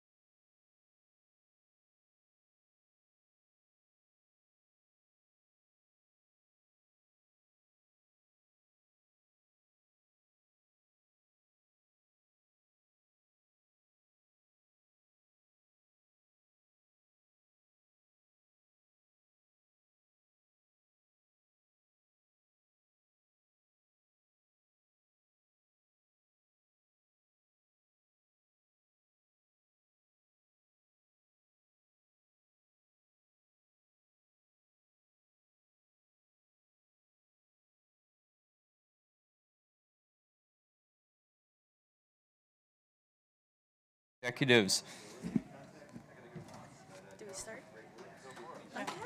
you. Alrighty, hello everybody, welcome. I hope everybody's having a great CactusCon so far. As our lovely helper here mentioned, this is Don't Panic, an IR guide to communicating with executives. My name is Danielle Jameson. I currently lead cyber wargaming where I work, focus a lot on the tabletop exercises, kind of that incident preparedness and training. I'm Anthony Kassedner. I'm a cybersecurity leader. I've done cybersecurity for the Super Bowl, Fiesta Bowl, Pro Bowl. I did encryption for Wells Fargo, and now I lead a team. And I'm Nate. I do program management and security for the Security Operations Center. And yeah, we all work in the financial industry, but of course, none of what we say here has anything to do with our employer, and we have, basically nothing related to that at all. Alrighty, so for the agenda today, we're going to start with the report at the end of the universe. We'll go into life, the bad examples, and how to fix everything. We'll give you the ultimate IR guide, a incomplete and very abridged version, and then we'll say farewell, so long, and thanks for all the questions. We have our token meme here. So if you've ever worked in security operations, I'm sure you felt this way. Everything's on fire, everyone's running around, and management wants that report in 5 minutes. So this should hopefully help with that. And we'll go into the first section here, which is the report at the end of the universe. I'll pass it over to Anthony. Thanks, Danielle. So before we get started here, we want to kind of talk about what we're going to talk about. So this talk is about internal communications to executives and others. When you're communicating, typically we're all technical, but those who we're talking to may not be, right? We may have to explain how the situation, the technicalities, and allow other people to make decisions for business, for risk purposes, even regulatory or insurance. So today we're going to talk about how do you explain what's going on without unnecessarily freaking people out, big important thing, or maybe freaking them out if it's appropriate, if you want them to actually do something or there's something going on that we need to make sure they do, as well as our experience in cyber. So this could, in theory, though, apply to any sort of industry, incident response and communications used by fire department, police, law enforcement, down to schools and other sorts of assemblies to communicate and action intelligence or something going on. So give it back over to Nate. Yeah, so now we're going to get into the meat of things, talk about writing effective reports. The first thing to do is remember your audience. Not every CEO is a Linux admin, so you don't have to, you don't want to make things too specific and too technical for them. All right, you also got to think about what do they care about. What they really care about is impact to the business. All right, so customer impact, financial impact, reputational impact. How are people going to feel in the public about this if this becomes public? Is this going to affect our bottom line? All right. Next, stick to the facts as you know them. All right. You don't want to be speculating, and you don't want to bring your feelings into it. That's for sure. If you don't know something, you can use qualifiers like, at this time, this is what we know. This is likely what's happening. This is probably what's happening. You also want to be anticipating questions. So your executives are going to have questions. If you can answer as many of those questions beforehand, before they ask them, as you can, that's great. You want to make sure that they're not, leaving them with the questions that make them freak out, right? Next, you want to get rid of unnecessary detail. Again, not everybody in your executive leadership is going to be a Linux admin. They're not going to be a network admin. All right, so you want to keep it short, and no one's going to read a 3-page report. All right, like a couple paragraphs max, and you want to avoid jargon wherever you can. So after that, clear and concise writing is a skill. Not everybody has it, and that's okay. All right, sometimes you might want to bring someone from even outside of the security department and bring them in to have a fresh set of eyes, especially to get rid of stuff like that jargon that we know so well that maybe other people don't. Right? It might seem simple to us, but for somebody outside of security, they might not even know. And it's something you might want to even consider during like a critical security incident becoming a planned role, right? Somebody who is the sort of person from outside security who comes in and helps with that communication as things are going on. And lastly, everybody needs an editor. So you can't take feedbacks personally. even journalists, even people who write for a living, even authors need editors, right? We're not going to get everything right on the first try. Yeah, and so now that we know kind of what we want in the report, how are we structuring it? Like Nate mentioned, these executives are very busy, their calendars are very full, and they probably don't care too much about what you have to say unless it's really important stuff. So you want to keep it very high level, no details. They should be able to open the email, see exactly what they need to see right there, and that's it. They get all of the information that they need. So high-level details, what is the impact to the business? This is most important to them. These are the questions that they're going to then have to answer from like the board and stuff like that. So users impacted, data exposed, financial loss, etc. Just put whatever you know in there at that point in time. After that, we can go into what are we doing about it. So you want to summarize your incident response activities, let them know what's going on, where are we at, and then as the incident is kind of progressing, we can get into some of those lessons learned. How are we making sure that this doesn't happen again next week, right? So that is kind of how we want to structure the report, and now we'll go into some examples. Okay, so very important thing before we go into the examples. These are based upon fictional scenarios, and if they happen to relate to something real, that is purely coincidental. We're living in the Hitchhiker's Guide to the Universe, a Guide to the Galaxy. Nervous, I messed up. But this fictional universe we're living in, and so if anything happens to, be related to something purely coincidental, we tried our best to make it fun, so let's get into some of them.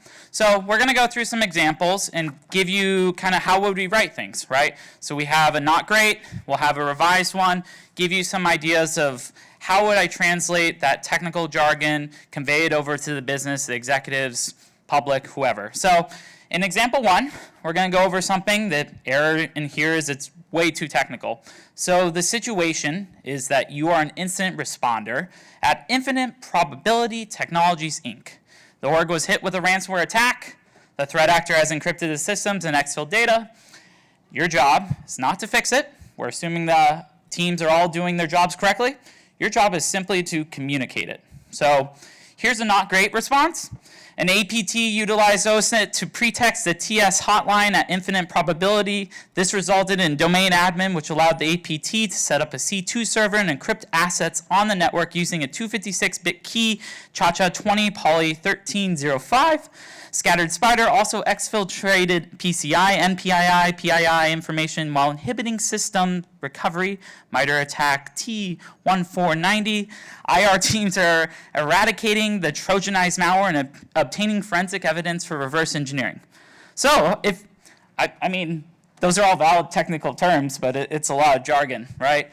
So, how do we break this down, and how would I explain this to someone who knows nothing about cybersecurity or very limited, right? Because they need to make decisions. Someone else may need to make financial decisions or decisions for the business based upon what's going on, right? So we tried to do that here. So some of the things we talked about here, jargon going away, abbreviations going away, trying to make it clear, concise, and able to be understood. So we revised it to say a threat actor, Scattered Spider, utilized publicly available information to trick the technical support hotline, the TS hotline. This allowed them to gain admin access and lock up devices on the network. The threat actor also exfilled sensitive data from 20,000 customers and 300 employees. Keyword there is, what does this data mean? What's the impact, right? They want to know about those quantitative numbers and not necessarily the types of data. Sometimes they do, it depends on the regulation, but we didn't really describe the data before. The threat actor is preventing the recovery of critical systems by destroying backups. Key thing to know. The incident response team is working to collect evidence and remove the threat. So we can see in the difference here, I give lots of actionable information here. I'm not creating too much horror, disruption, and I can use these technical terms with my internal teams, but at the same time, when I'm presenting and communicating upwards, I can use this revised, simplified, and a lot more effective communication. So let's go on to another example with Nate. All right, so now we have one that's probably a little bit too scary. Again, we're an incident responder at Infinite Probability Technologies, Inc., and a new zero-day vulnerability in a popular application from Vogon Technologies has been announced. So, a new highly critical zero-day vulnerability in Vogon Technologies software has likely already been exploited on every internet-facing server in existence. One of our servers is compromised. This could result in all of our client-facing services being taken down, complete compromise of our entire network, and will also likely cause our stock prices to drop precipitously. I can already see protesters gathering outside the building, right? Obviously, maybe this is overblowing the situation a little bit. So here's our much better version. Things are a little bit toned down. So a new zero-day vulnerability in Vogon Technologies has been announced. This vulnerability is already being exploited in the wild. 2 infinite probability devices are impacted by this vulnerability, and 1 is showing signs of compromise. The incident response team immediately took this device offline, and there is no sign of further compromise in the network. Teams are currently starting forensic investigation of the compromised device. So here, again, we're toning things down a little bit, talking just about the facts. We're not getting into speculation. We're not bringing our feelings into it. You know, we're not blowing things way out of proportion. Go on to our next one. All right, so for example 3, we have kind of one with no action involved. So congrats, you haven't lost your job yet. You are still an incident responder at Infinite Probability Technologies. A new zero-day vulnerability has been announced in somebody else's problem field. So our first not great example here, a new vulnerability in somebody else's problem field has been discovered. Infinite Probabilities does not use this product, but some of the firm's third-party vendors do. Hopefully they patch it soon, or else a lot of our customers' sensitive data could be exposed. So going into the fixed example here, we'll say a new vulnerability in somebody else's problem field has been discovered. While Infinite Probability does not use this product, the firm's third-party vendors do. The incident response team has engaged the vendor management team and requested that all of our critical vendors provide a detailed explanation of any impact that this vulnerability may have to Infinite Probability data. At this time, there is no known impact to any company data or business processes. So why is this one better? This also shows what incident response activities we're taking to protect the firm. We highlight that at this time, we don't know of any impact. Now this can change, but like we mentioned earlier, we add that qualifier in there. So right now we're okay. That doesn't mean that later on we won't find that maybe some data has been exposed, but we're giving the executives that status at this time. And overall, it just presents a much more cohesive view of what the action items that the teams are taking. Okay, so of course I get the role of downplaying. I get this role a lot. And when we talk about downplaying, it's not necessarily trying to hide things or cover up things. What we're trying to do is not prevent, we're trying to prevent an emotional response. We're trying to make sure that, when you're handling an emergency, you're making sure that everyone's on board, we know the details, and we're not responding with panic. We're trying to convey it, and you as an incident responder are meant to be there, the kind of rock. You're meant to be ready to go, ready to take care of it, and if you're panicking going around, or if you're causing panic to your executives, you may not be able to solve the issue. So it could be really bad, right? But we want to make sure that we keep ourselves kind of grounded and make sure that we're conveying information in a way not to induce panic. So in this situation, you're an incident responder at Infinite Probability Technologies, Inc. again, and it has been discovered that a new Kill Zero Zap Blaster has been misfiring due to a configuration error, right? So not great response would be, it has come to the team's attention that the default configuration of the new line of Kill Zap blasters may have resulted in misfires, though none have been reported at this time. No one uses the default configuration anyway, so I think everything should be fine.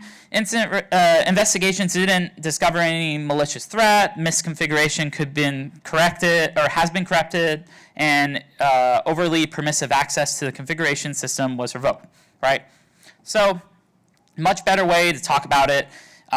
It's come to the team's attention that the default configuration of the Kill Zap blasters may have resulted in misfires that could harm users or others. The configuration change was committed by a disgruntled ex-employee who maintained access to systems after termination, right? So key thing here is when we're talking about making sure we have no emotion, or we're grounded. Sometimes lack of information or the motives is one thing that will cause panic, like how did this happen? Were we hacked by a nation state? What's going on here, right? And it may seem like, hey, saying the motivations behind things or why something happened may be giving more information, but giving the context, giving more sometimes is a way to ground us, to change our emotional response and make sure that we're better off, right? The misconfiguration has been corrected. The ex-employee's access has been revoked. Big key thing there, right? Not to cause panic. And the team is currently investigating any other systems that the employee may have access post-termination.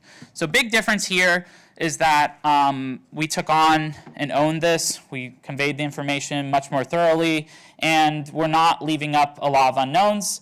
We're able to correct that emotional response, and our executives aren't over there panicking, right? They're able to actually know the situation, understand it, and now they know what they need to do, right?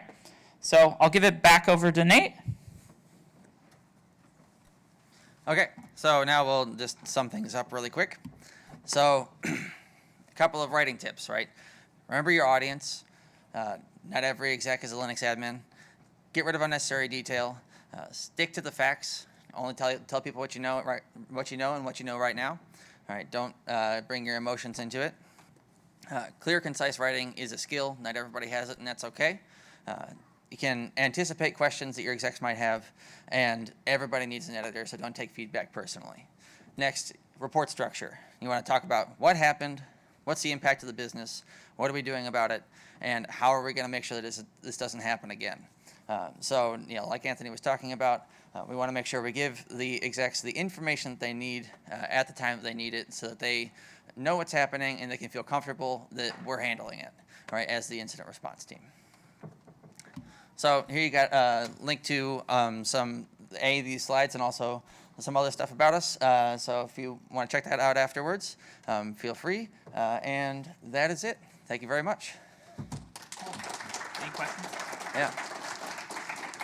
Take any questions anybody has, please. So on your last example where the former employee accessed the system after termination, would it be prudent to add an additional line saying we're auditing our process for terminated employees to make sure the access is revoked upon termination? Yeah. That could be an appropriate line to add too. The thing about incident response communications is typically, also while we're not showing it here, at least how we've done it in the past is they are iterative, right? And so we start typically with like the initial, here's the situation, and then what we're doing for next steps and things like that. We abbreviated it a lot for you, but that might be the thing next would be, hey, how do I make sure this doesn't happen for us in NIST 800 SP 61, right? The process that we follow, that happens RCA and root cause analysis, right? After you've fixed the current thing, when you look towards the future, what are you looking to make sure this doesn't happen again? So, yes. Any other? Oh. And the question was, wouldn't it be good to add a line to say how we're going to prevent this from, like basically auditing to prevent it from happening again for those online? Sorry. I just wanted to throw out there that one of my go-tos is the classic bluff. Yeah. That's what we used to. Yeah. So the comment there was that they use the bottom line up front format, bluff format, and that is exactly also what we use too. Usually when we're putting together these reports, we've again kind of condensed it here a little bit, but a lot of the times, great, to just give that initial heads up to everybody what's going on. A lot of times we use like bullets instead of paragraph format here as well, just to make it a lot easier to read for people. But a lot harder to fit all that on another slide. Yeah, anybody else? I'll check the Discord too, just in case. Yeah. Oh, any recommendations for lessons learned? A separate report or just include some bullets? Yeah. So, like Anthony was kind of talking about, we can do this as an iterative sort of process. We might want to, include some of those lessons learned as we start to move through these these incidents, right? We start with containing what's happening, and then we move on to the post-incident activities where we're trying to figure out the root cause. We discover what the lessons learned are, and we might include some of that in like updates to that initial report that we created just for the executives to look at. But you also want to be creating, a formal root cause analysis report that would include the lessons learned section. Oftentimes action items are assigned to specific teams and things like that. But that'll be like a longer form report too, that you'd want to create A, for your records, and also B, to make sure things actually get fixed. Yeah, great question. Anything else about communication, incident response in general? Doesn't have to be on the communication if you have a question. Cool. Oh yeah. What's a good time frame when you start investigating to let the exec know something's happening without all the details? I would say as soon as you can sorry, repeating the question for the people online. Our question here was, what is the appropriate time frame to letting the executives know as we're figuring out this information? If you can get a report out as soon as you can with at least the high-level information and what you know at that time, I think that's really helpful, especially because you don't want your executives finding out about something from another source, right? If it's a cybersecurity incident, it should be coming from the incident response team and not, external or anything like that. So I think if you can get a report out, just with what you have at that time, that's a good start. And then what we have often done is also in the very beginning, let them know when to expect the next report, because then that also gives us a timeline to work against for information gathering and different stuff like that. And to add on also, in some industries there could be a regulatory requirement depending on your industry. So for us, we have it's a regulatory requirement, special requirement. We have to do it in a couple hours to an external body, which is not typical. So if your executives or whoever's making decisions, obviously you have to prepare and consult external counsel, communications, privacy, all sorts of different groups if you're a large company, or like a couple guys if you're a small one, right? But giving them as much time as possible to revise, to get stuff flowing. Typically, sometimes people split those out and you have a role that's just communicating. That's just making the next bluff or next update and sending it off, answering questions with the executives in some other room or with the business, and then moving on and coming and bringing that back to those that are fixing and actually doing the incident response. It keeps kind of business with the business. They're not in there kind of questioning what your responders are doing, and your communication updates are kind of flowing just as you resolve as well.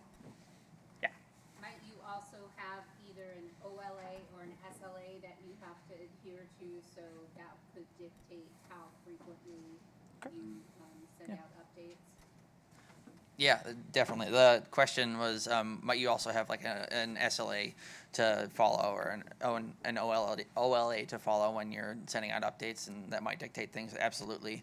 If that's something that your team has pre-committed to in order to make sure that we give out updates based on the criticality of the system or whatever it might be, yeah, that could absolutely affect things too. Really just depends on your specific environment and how things are set up. Yeah, anything else?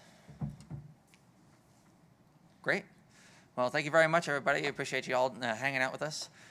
Have a good time. Thank you.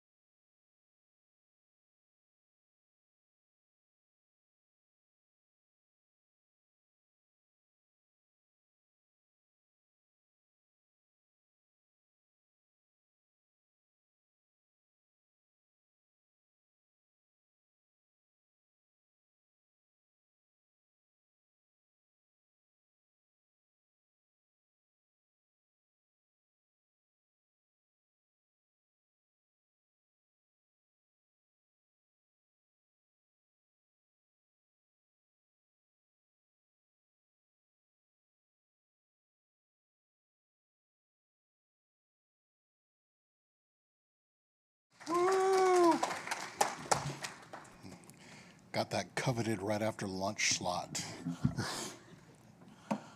Number one, this is going to be very, very hard for me to stand in one place for an hour. That is far from my style. So, and apparently the table tips over. Yeah.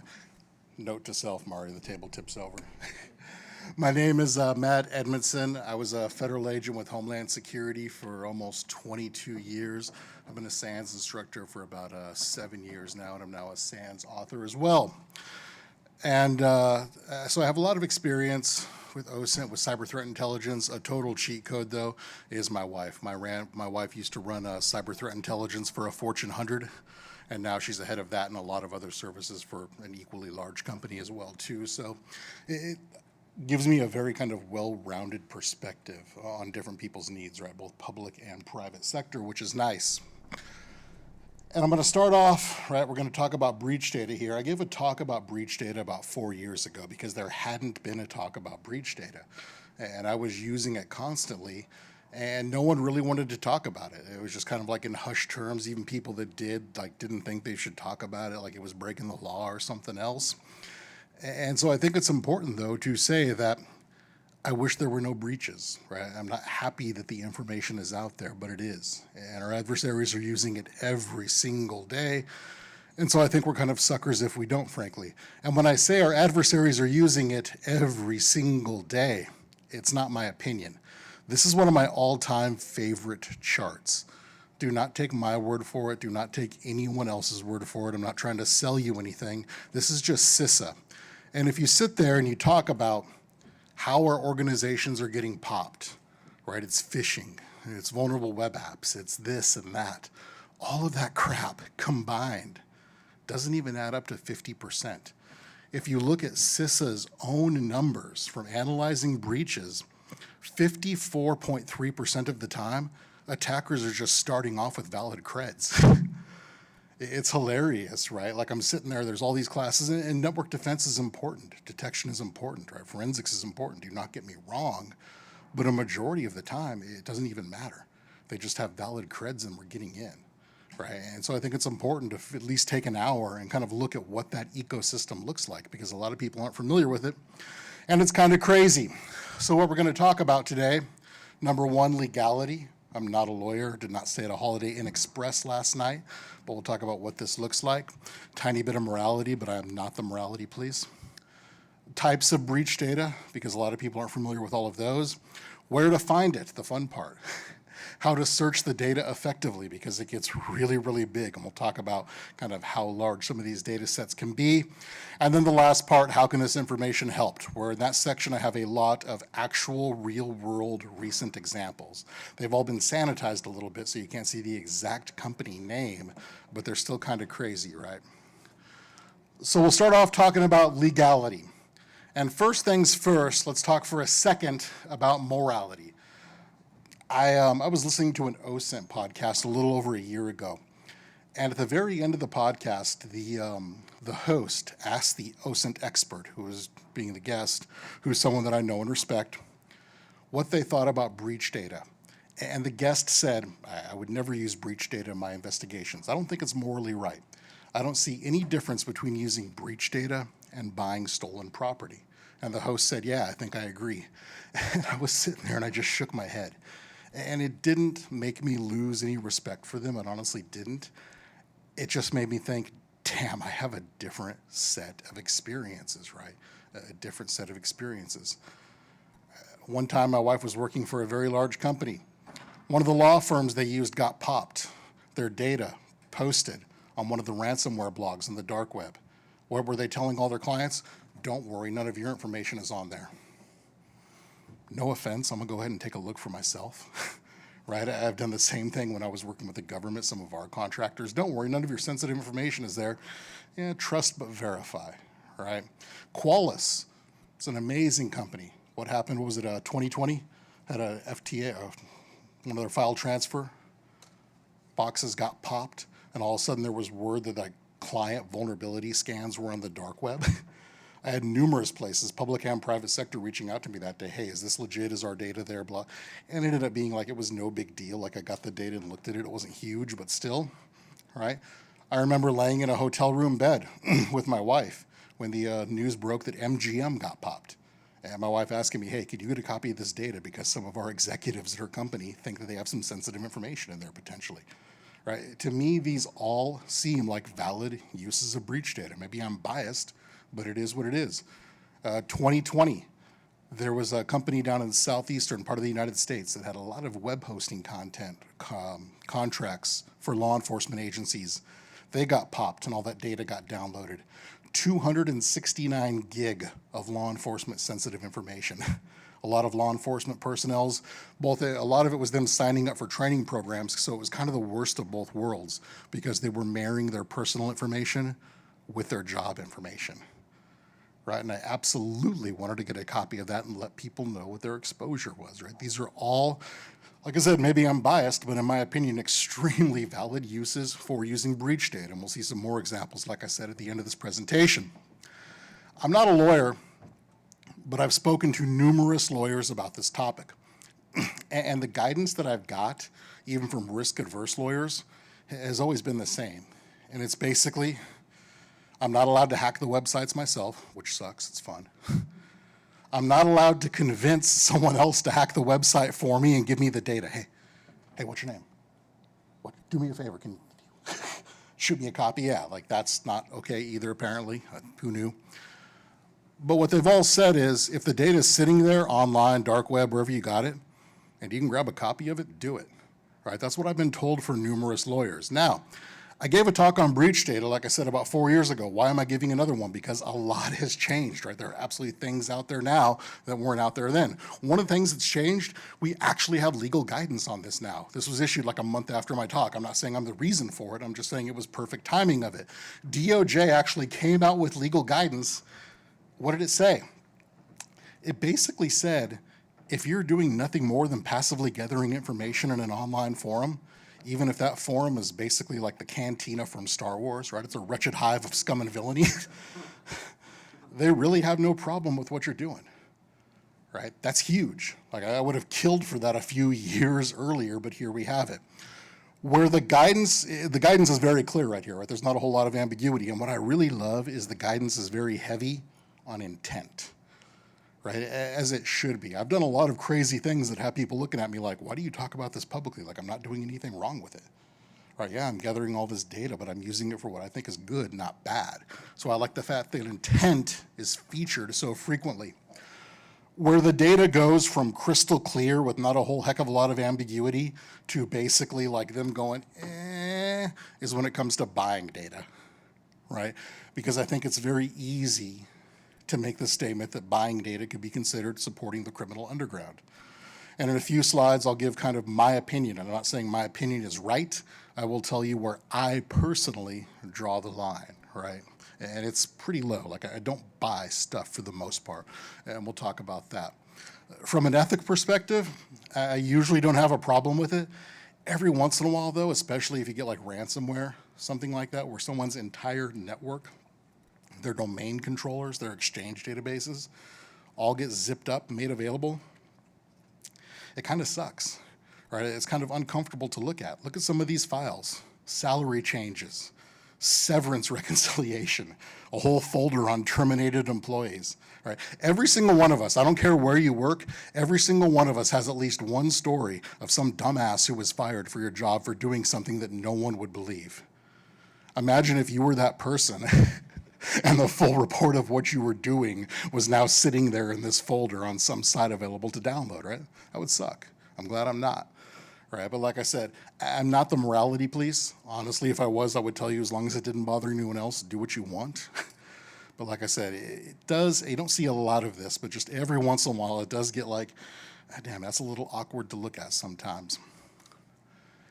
I think it's really important to take a minute here and talk about the types of breach data, because like I said, a lot of people aren't familiar with the nomenclature and aren't familiar with like the volume of basically what is out there. Number one is just the raw breach data, right? Whatever the attacker got, we get, like a full dump of the database, whatever it is, here we go. Password hashes, email addresses, maybe passwords, real names, everything. This is what I want. This is, in my opinion, the gold standard, because a lot of what I'm doing for this, frankly, is gathering information, right? A lot of it's defensive work, but I also use it for OSINT type of work, gathering information. And from identity resolution perspective, this is huge, right? 15 years ago, when I was still with the government, and I just retired like a year ago, right? But like 15 years ago, dude, I was handing out subpoenas like Halloween candy, right? Because seriously, we would get a phone number, and what do we always say? Oh, someone's paying the bill. Well, that's changed now, right? No one's paying the bill anymore. What's that phone number come back to? Some Verizon DBA prepaid cellco no one's ever heard of because they paid $40 for it down at a Walmart like any other self-respecting drug dealer. I do the same thing when I'm setting up accounts, right? I just do. But you have these phones, right? How do you get identity resolution on a number that never comes back to them in any official system of record? You get it because they use that phone number to sign up for services. The services eventually get popped, the data gets out there, now we know who it is. One of my favorite breaches of 2021 was actually a VPN provider that holds numerous VPN companies. They got popped. And so this was hilarious. Here was people like trying to use hilarious from like an Intel perspective, right? Horrible from a privacy perspective. Let me be very clear on that. But here was people who were using a VPN to try to protect their privacy, and now it was giving away like how they paid for it, what their true IP address was. If it was a mobile device, it had like information unique to the mobile device, like the IMSI and the IMEI in this data set, right? It was kind of crazy. So here's someone trying to use it for OPSEC, and it ends up blowing up their entire spot. And so from an information gathering perspective, the fact that I use this a lot of times for OSINT, this is what I want. Far less interesting to me, but I still do want a copy of it, is something called combo lists, right? We just saw one of these, a huge one of these get released about 3 weeks ago now, and it was big news for like 5 minutes, then people realized there was no new data in there. I have, and I say this not to brag, right? I have terabytes upon terabytes of breach data. If I was to take all of my breach data and go through it and make a unique deduplicated list of email addresses and passwords, that would be a combo list, right? It's not the full data. It is nothing more than email addresses and passwords from numerous sources into one deduplicated list. Some of these combo lists are massive. Imagine, you know how small a text file is? These are just text files. And I have combo lists that are literally over 100 gigabytes, right, for one list. They're massive, some of these. If I was an attacker, I would love these. It's just credentials, right? This is how I'm getting into organizations, credential stuffing. This is what works. From an information gathering perspective, they're far less useful to me because I want all the other information, not just the email addresses and passwords. I still want a copy of it, though. Occasionally, they are useful. I remember one time I was still with the government, and I was running down a Russian cyber criminal, and I had their username. And whenever I do a search through my breach data, I would always be by username, not just full username, you know, the full email address. And I was looking for this username at mail.ru. As I start looking through my breach data results, I see that same username, but at Hotmail. And the password was Spiderman21 exclamation point. I kind of chuckled. I'm like, yeah, that's probably not my Russian actor. Go down through the breach data, eventually hit the mail.ru. What was the password? Spiderman21 exclamation point. Like, shit, I stand corrected. All right. So now I had another selector that I didn't have before. So like I said, I still like having copies of these. Like, I'm not going to turn it down, but they're far less interesting to me. A kind of crazy one are lists, right? And lists of what? Yes, lists of everything. Everyone, I gotta tell you, man, I've been to Langley, I've been to Meade, I've been to all those places, I spent time over there. Everyone's afraid of the government. Government has nothing on the advertising industry, right? Like, let's be honest, and I think a lot of us in here know that. And so the advertising industry, they have all this information and they sell it to other people in the advertising industry, et cetera. Well, guess what? Eventually that stuff oftentimes ends up on the underground too. And so you end up with these lists of people's information, their household demographics, like how many people live there, how many kids they have, what their estimated income is, all of this information that's ideal for marketers and everything else. And this ends up in the list of spammers. This ends up in the hands of cyber criminals, right, doing social engineering attacks, et cetera, et cetera. So these lists are kind of crazy sometimes. And this is the big one, right? This is the one that I think people truly need to know about. And these are the data stealer logs. When I first started getting involved in information security, right, I never went to college for it or anything like that. I was just a normal agent. And when I first started getting into this stuff, you would always hear about people like a computer gets taken over, it's a bot, right? And if someone's taken over 1,000 computers, right, that's now a botnet, right? We hear that term, botnet. Oh, it's a botnet of 1,000 computers. Oh, it's a botnet of 5,000 computers. And it was just in the quantity, right? That's what people cared about. And if we think about what they were using it for, a lot of times, honestly, it was fairly juvenile, right? It was denial of service attacks, but it wasn't even a lot of times ransom. It was like someone pissing you off at Xbox or PlayStation, right? And that's what we saw these denial of service attacks for. People have gotten wise, right? The criminals wised up and they realized, wait a second, you have a botnet of 30,000 systems? That's 30,000 or more users. Most of them probably have jobs. Where do they work, right? After 2020, after the pandemic, a lot of more people, at least temporarily, working from home, accessing internal networks from their personal computers, now getting affected. And so what they realized is like basically, essentially, at this point, it's gold mining, right? If you have all of this information, collecting information, a foothold on 30,000 systems, there's gold in there, you just have to find it. And this is what the ecosystem looks like right now. If you look at this, you see all of these folders. Every one of those folders is an infected system. And this is just one group, and this was one day. And in there, we see, what do we see? We see the different computers in there. We see passwords from their browser. We see all the files on their desktop. Everything else, we see screenshots in here. This is absolutely crazy. A complete foothold of authentication credentials and everything else from that system. How prevalent is this? Well, yes. People have no idea how prevalent this is. Let me bail on the slides. I'm the presenter, I can do whatever I want, I think. Pull up here, Telegram. When I pull up my Telegram, you're gonna judge me. Oh well, like I'm okay with that. I'm in over 60 groups. And if we look at what they are, right, I'll just pick one at random here. This is all those data stealer logs. This is one Telegram channel. I'm in over 60 of them. And this is just today. There's 750 megs of logs, 1.3 gig of logs, over a gig of log. Like I said, I say this not to brag. I truly don't. It's not like this gets me ladies, right? I have terabytes of breach data. When it comes to data stealer logs and the system that I have rigged up to do it, kind of process everything automatically so I don't have to do this because it would be a nightmare, I have it feeding into a 16 terabyte hard drive and constantly just overwriting the old days with new ones.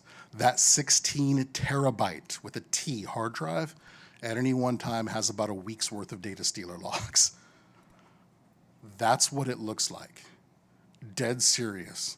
Like, oh, could there be duplicates in here? Yeah, I don't care, right? Because I'm just churning through it. It's only going to be on there for a few days anyway, right? And then what I do is I have code that every morning at 1 a.m. fires up, scans it for security, looks for any companies that I'm monitoring for, and sends me alerts in a Slack channel, right? So I can let people know what their exposure is. And like I said, we're going to see some actual sanitized screenshots at the end of this presentation. But this is just one Telegram channel of dozens and dozens. I could be in hundreds on here if I wanted to, that are churning this out every single day. And we saw what it looks like. Now, where is this feeding into, right? Well, a lot of you may have heard of a site that got taken down last year called Genesis Market on the dark web, right? And it was just initial access forums. That's great. Number one, they took down the ClearNet. The darknet was still up for a while. Number two, it's not the only one in town. And right now, the biggest one in this space on the dark net, spoiler alert, is called Russian Market. So if we look at Russian Market here, we see they're selling credit cards, of course, RDP logins for all of these different systems. The downside is it's very, very cost prohibitive. And by cost prohibitive, $7, $8. Oh, this one must be really, really good. It's $12. Seriously, $7, $8, $12 for RDP access into the system. Where this gets really terrifying is when you start looking at the search options by IP address, by operating system, by country, by state, by city. And this can go to some really, really dark places really, really quickly. I'm looking for any RDP access in any personal systems near Langley, Virginia, right near Chantilly, near Fort Meade, Maryland, near all of the Augusta, Georgia. Yeah, name the place. So this can get to some very, very dark places kind of very, very quickly.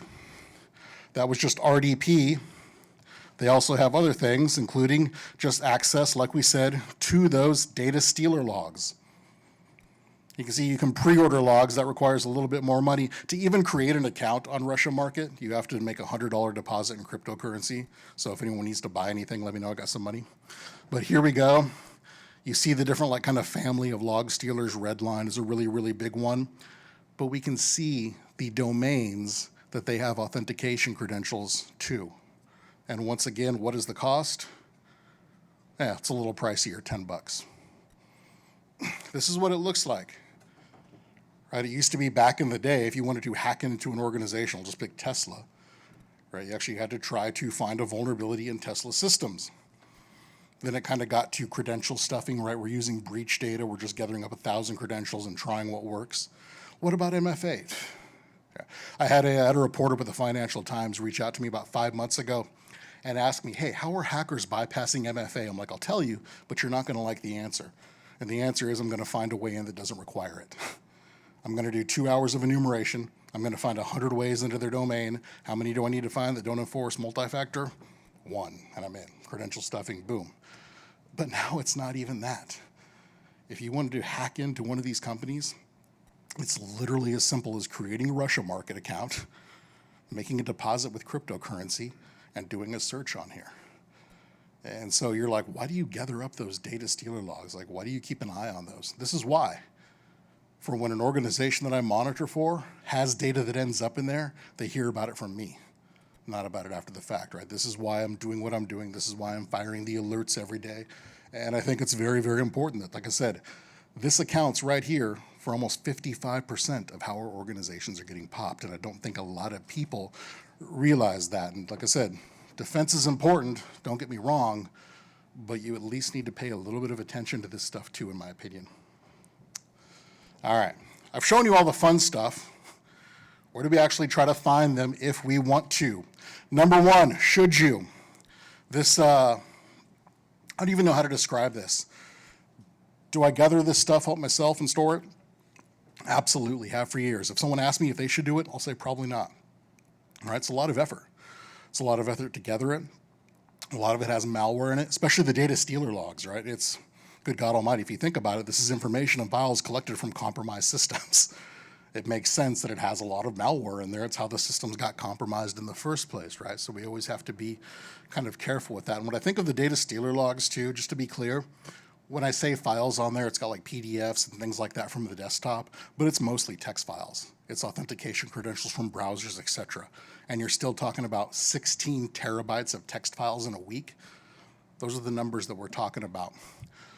If someone wants to host it themselves, like I said, if they ask me if I should, I'll say no. If they ask me, cool, I'm going to do it, how do I do it? I'll totally help them. Right? Like, seriously, it's not. So I get nothing from it. It's just I'll help them do it. The pros are storage is cheap. I just bought a 24 terabyte hard drive a couple months ago. It was like less than $300. Like, that's insane. Right? And so being able to trade storage and effort, shoddy Python code written by ChatGPT, in exchange for like a 5-6 figure threat intelligence feed, it makes a lot of sense to me, right? And also I can search the data with zero limitation and with zero tracking. No one knows what I'm searching, what I'm doing with it, etc. The cons, the data can be difficult to locate. A lot of the forums use the Russian language and are full of hackers. Like, I don't speak Russian. Data sets can be huge and tedious to search. And the argument of maybe considered supporting the criminal underground. Like I said, I'll address this, at least my perspective of it, in just a second. There are sites, right? The easy mode. If you don't want to do it yourself, you can just pay for access to someone else's repository. And there are companies out there, some of you may have heard of one based out of Austin called SpyCloud. They gather up breach data and make it available to enterprises, financials, etc. It's a good product. It is not cheap in any way, shape, or form. You're talking like 6 figures a year. right? There are also places that are designed more for the individual. And one of those is called leakcheck.io. This is based out of the UK. They offer a lifetime subscription option that is priced at $25. Like, I've had mine for years. I love it. They're constantly adding more breach data, which I love. The downside of it is they give you very, very limited search options. I can search by email address and I can search by username. That's it. Right? I can't search by password. I can't search by show me everyone for a domain. I can't do any of those types of things. I can't search by phone number, which from an OSINT perspective, like, is very, very useful. The only phone numbers you can search in this system, if you look very, very closely, like, no, we can do a phone number search, CIS only. I actually had to look up what CIS was. It's the Commonwealth of Independent States. It's the anti-NATO. So it's Russia, Moldova, all the stands, et cetera, et cetera. They'll let you search those phone numbers, and I have tested it. They have like VK data and some other phone number data in there. So if that's relevant, but I mean, honestly, it's really tough to get pissed at paying $25. You can probably find $25 of value out of there if you're interested. The standard that people have been using for years that everyone talks about, oh yeah, let me show you Leak Check here real quick too, what it kind of looks like. Here I put in a username for a friend of mine. Got their Gmail password, their work, where they work, that one, and then their old education, right? So you see in the different breaches that it was in, we can see I've censored it out, obviously, but what their password was, et cetera, et cetera. So this is kind of what it looks like. The one that everyone talks about, the one that everyone uses, if you go ask on Twitter what you should use for this, everyone's going to tell you dehashed. Dehashed is a little bit more money. It's like $6 a week, $17 a month, or like $180 for the year. They let you search with no restriction. Email address, phone number, by domain, password, IP. It's amazing. Here's the problem. I see zero evidence that they've added any new data in over 2 years. If you go to their webpage, it's got the amount of records that we have, and it keeps going up. I'm calling BS on that. I am a paying member, have been for a couple of years. I have filed 2 support tickets asking them if they're entering in new information. I have gotten back no results. I've asked on Twitter, nothing. And so it's tough, right? Because honestly, this is going to become, you may still find value in this, but it's going to become less valuable every single day, as it doesn't have kind of these new data sets in there. So I'm seeing basically no one talk about it publicly. I put it out on Twitter maybe 5 months ago, like, hey, this is what I'm seeing. Anyone else seeing anything different? Nothing. So for what it's worth, I hope I'm wrong. Like, I hope they start adding new stuff again, but I don't think they've added anything in years, because I have new data sets and I'm checking and nothing is in there. This is a company called Hudson Rock, and they specialize in the data stealer logs, what we just talked about, which I'm going to search for more, right? The ones coming out of Telegram. They're based out of Israel. When I was with the government, right, with DHS, I had a never-ending stream of people coming to me trying to sell us their products. And I was usually the one that they wanted in the room to call BS, right? Is this worth it? Is this not, et cetera.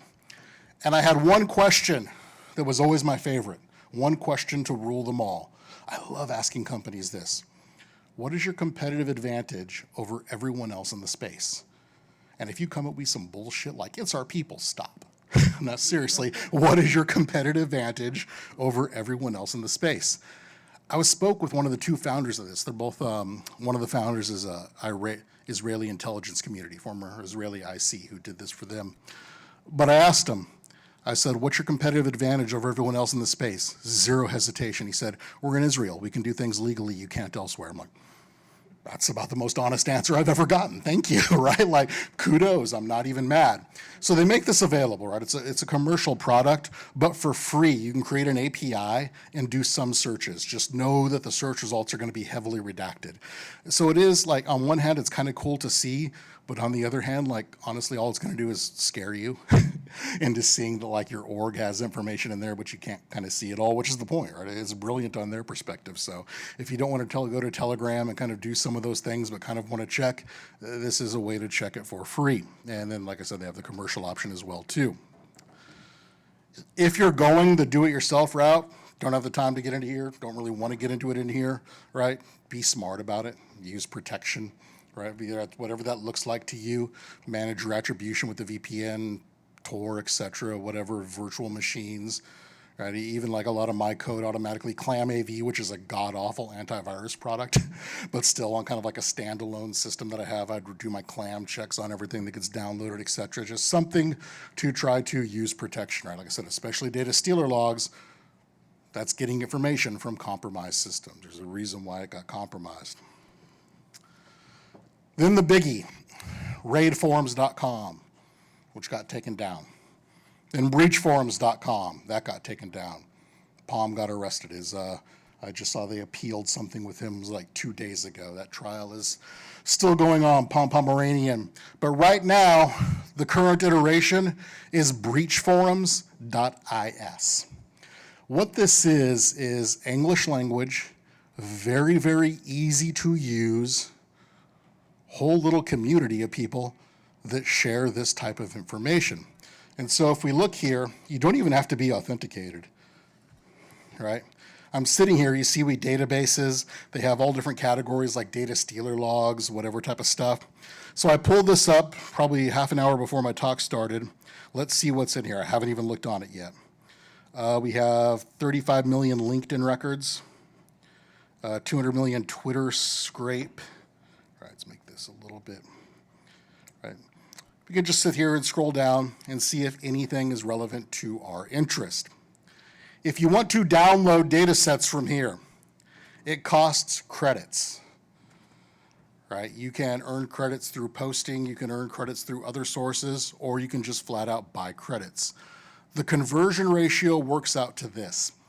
Anything that you want here, you can buy for about $3 US. It's about $3 per data set for anything that you want. It's in English language. It's fairly safe. It's easy to use. I love these sites. There's stuff that I shouldn't say publicly, but I still do. This is probably top of the food chain. Said I was federal law enforcement for a long time. I get it. Whenever I hear law enforcement takes down a ransomware group, kudos. They take down this other horrible Genesis Mark, everything, kudos, kudos. When they took down raid forums, I cussed. When they took down breach forums, I cussed. This is just my opinion, right? But here's my opinion. This is very easy to use. Can I get the data elsewhere? Yes. Are the top tier criminals getting their data from here? They are not. They're getting it from the top tier forums, a lot of them Russian language like Exploit, XSS. They're getting it from Telegram. This is where they're getting it. This just makes it very easy. I had a friend of mine who works for what I think is the largest financial institution in the world reach out to me about 6 weeks ago. Biden Cash. There was a dump, Biden Cash. It was like tons of information, people's credit card numbers, etc. And he hit me in Signal. He's like, hey, my company wants like a copy of the Biden Cash dump. Do you have it? And I was kind of busy. And I'm like, yeah, let me check. I log in here. Boom, there's the dump. $3 in credits. I buy it, download it, scan it, make sure it's safe. Put it in my own Dropbox so I don't have to send them that link. And then I send them a link to it, right? Could I have found it on Telegram? Could I have found it other places? Yeah, but that was quick and easy, right? This is, in my opinion, where the good ones hang out. I think this is full of a lot of defenders. And so when you take these sites down, I get it, it's really cool. You get to issue the nice press release and put your logo up on the site. But I think you're imposing cost on defenders, not on criminals, right? Everyone wants to talk about opposing cost. I think this is imposing cost on defenders because the criminals aren't getting their stuff from here anyway. So my own personal opinion. And I told you, this is not, no lawyer has ever told me this, anything else. If there's a data set that I want, and now I get a message from the hacker who has it, they say, I'll give it to you for $100, I'm not gonna do it. Like, what's up, brother? I'm not going to do that. But if I see it posted here and I can grab a copy for $3, I'll grab it. Right? That's kind of, because usually it's not the attackers that post it here, right? The hackers, for the most part, aren't posting their stuff here. It's someone that gets it from some other source, Telegram, whatever they got it. They post it here trying to earn credits for themselves so they can download things. I'm not saying that's right. I'm not saying that's wrong. If someone disagrees with me, I wouldn't try to convince them to my point. But that is where I personally draw the line. Have I dealt with hackers for information? Yes, I have. Not on behalf of myself, on behalf of the government. Like, I have done that work before. Me personally, I wouldn't do it, but here, yeah, I find no problem with that. So, not saying it's right, But that's where I personally draw the line on that. But breachforums.is, it comes back to, once again, I'm not authenticated. I'm not logged into that site. And yet I'm still able to see all the stuff. If you actually want to like download something, then you have to be, logged in and deal all that with the credits. But why wouldn't you monitor that, right? Even though a lot of times they won't say specific organizations, sometimes they do. I have seen some really, really specific chatter in there. All right, as far as like, oh yeah, it's a Fortune 500 streaming service, and I have this. It's not a whole heck of a lot of those, right? And if you're one of like the 5 of them, it might be relevant to your interest to kind of take a look at that. So places like this, definitely worth monitoring and kind of the point of understanding what this looks like. When it comes to finding data, as simple as it sounds, Google it, right? Seriously, it's so simple, but once you have one data set or you know the name of one data set, just Googling it, you know what you're going to find? You're going to find that data set posted on a site with other data sets as well. And then you just got, as simple as it is, right? You just find one, onto the next one, onto the next one. I said you can absolutely, in this space, trade effort and storage space for the lack of a budget, right? You can do that in a lot of spaces if we're being honest, but definitely this one as well.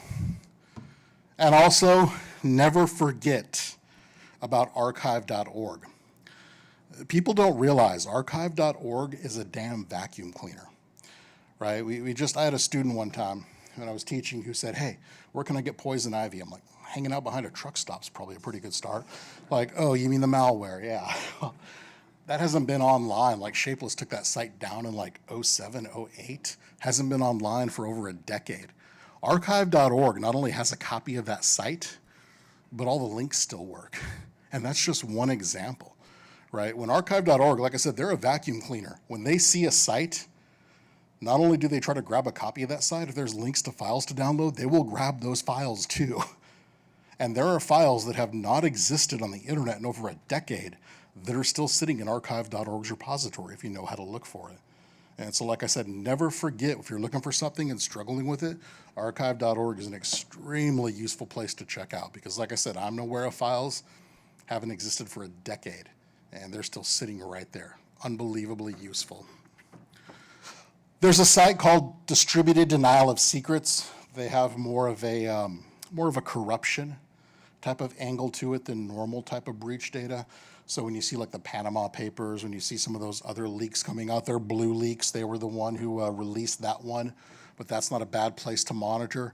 They're good sometimes for if you're doing a lot of financial research, right? Actually trying, like I said, the Panama Papers, some of those that are more a little bit financial, people trying to hide their money offshore, someone leaking all the information about that.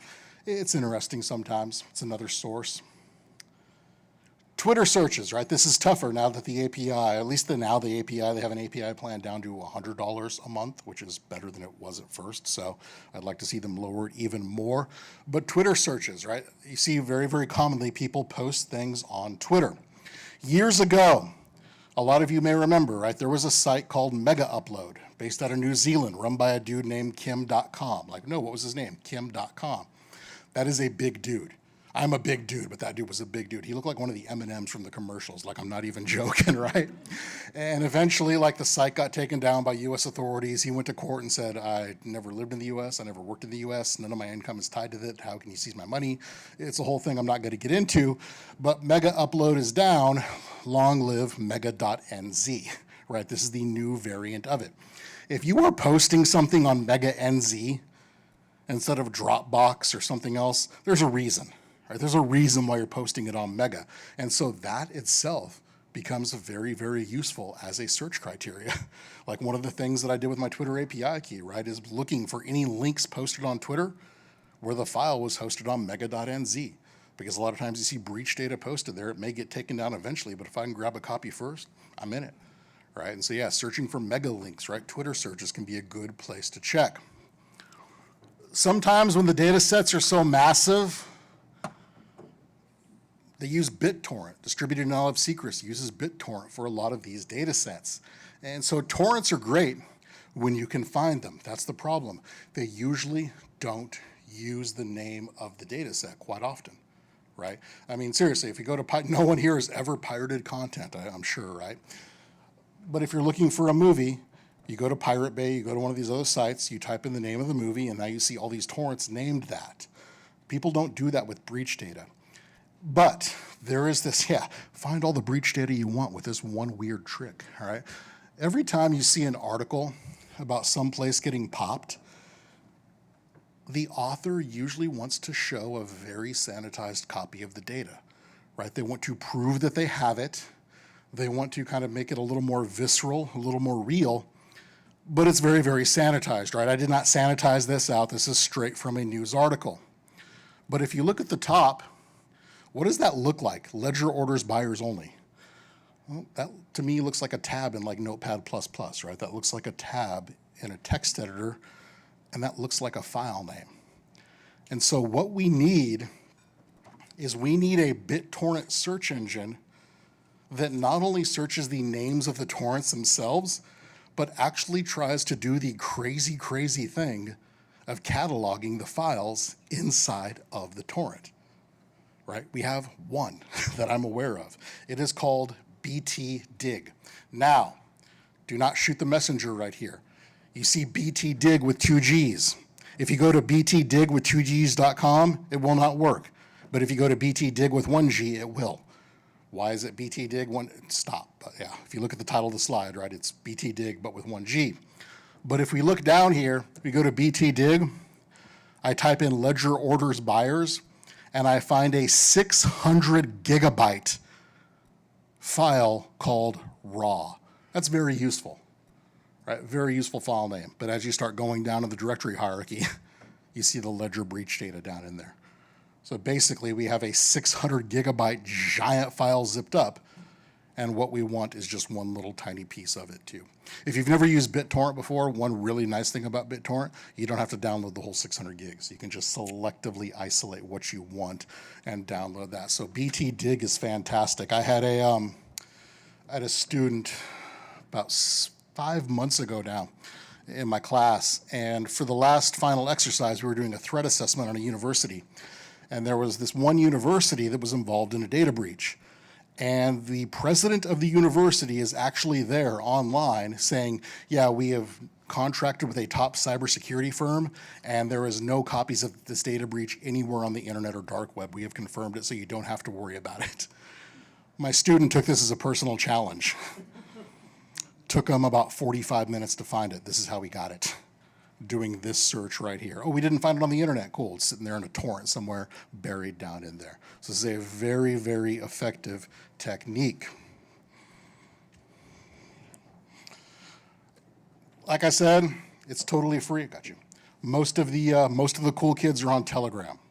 It just is. People in the Western Hemisphere do not realize how big Telegram is.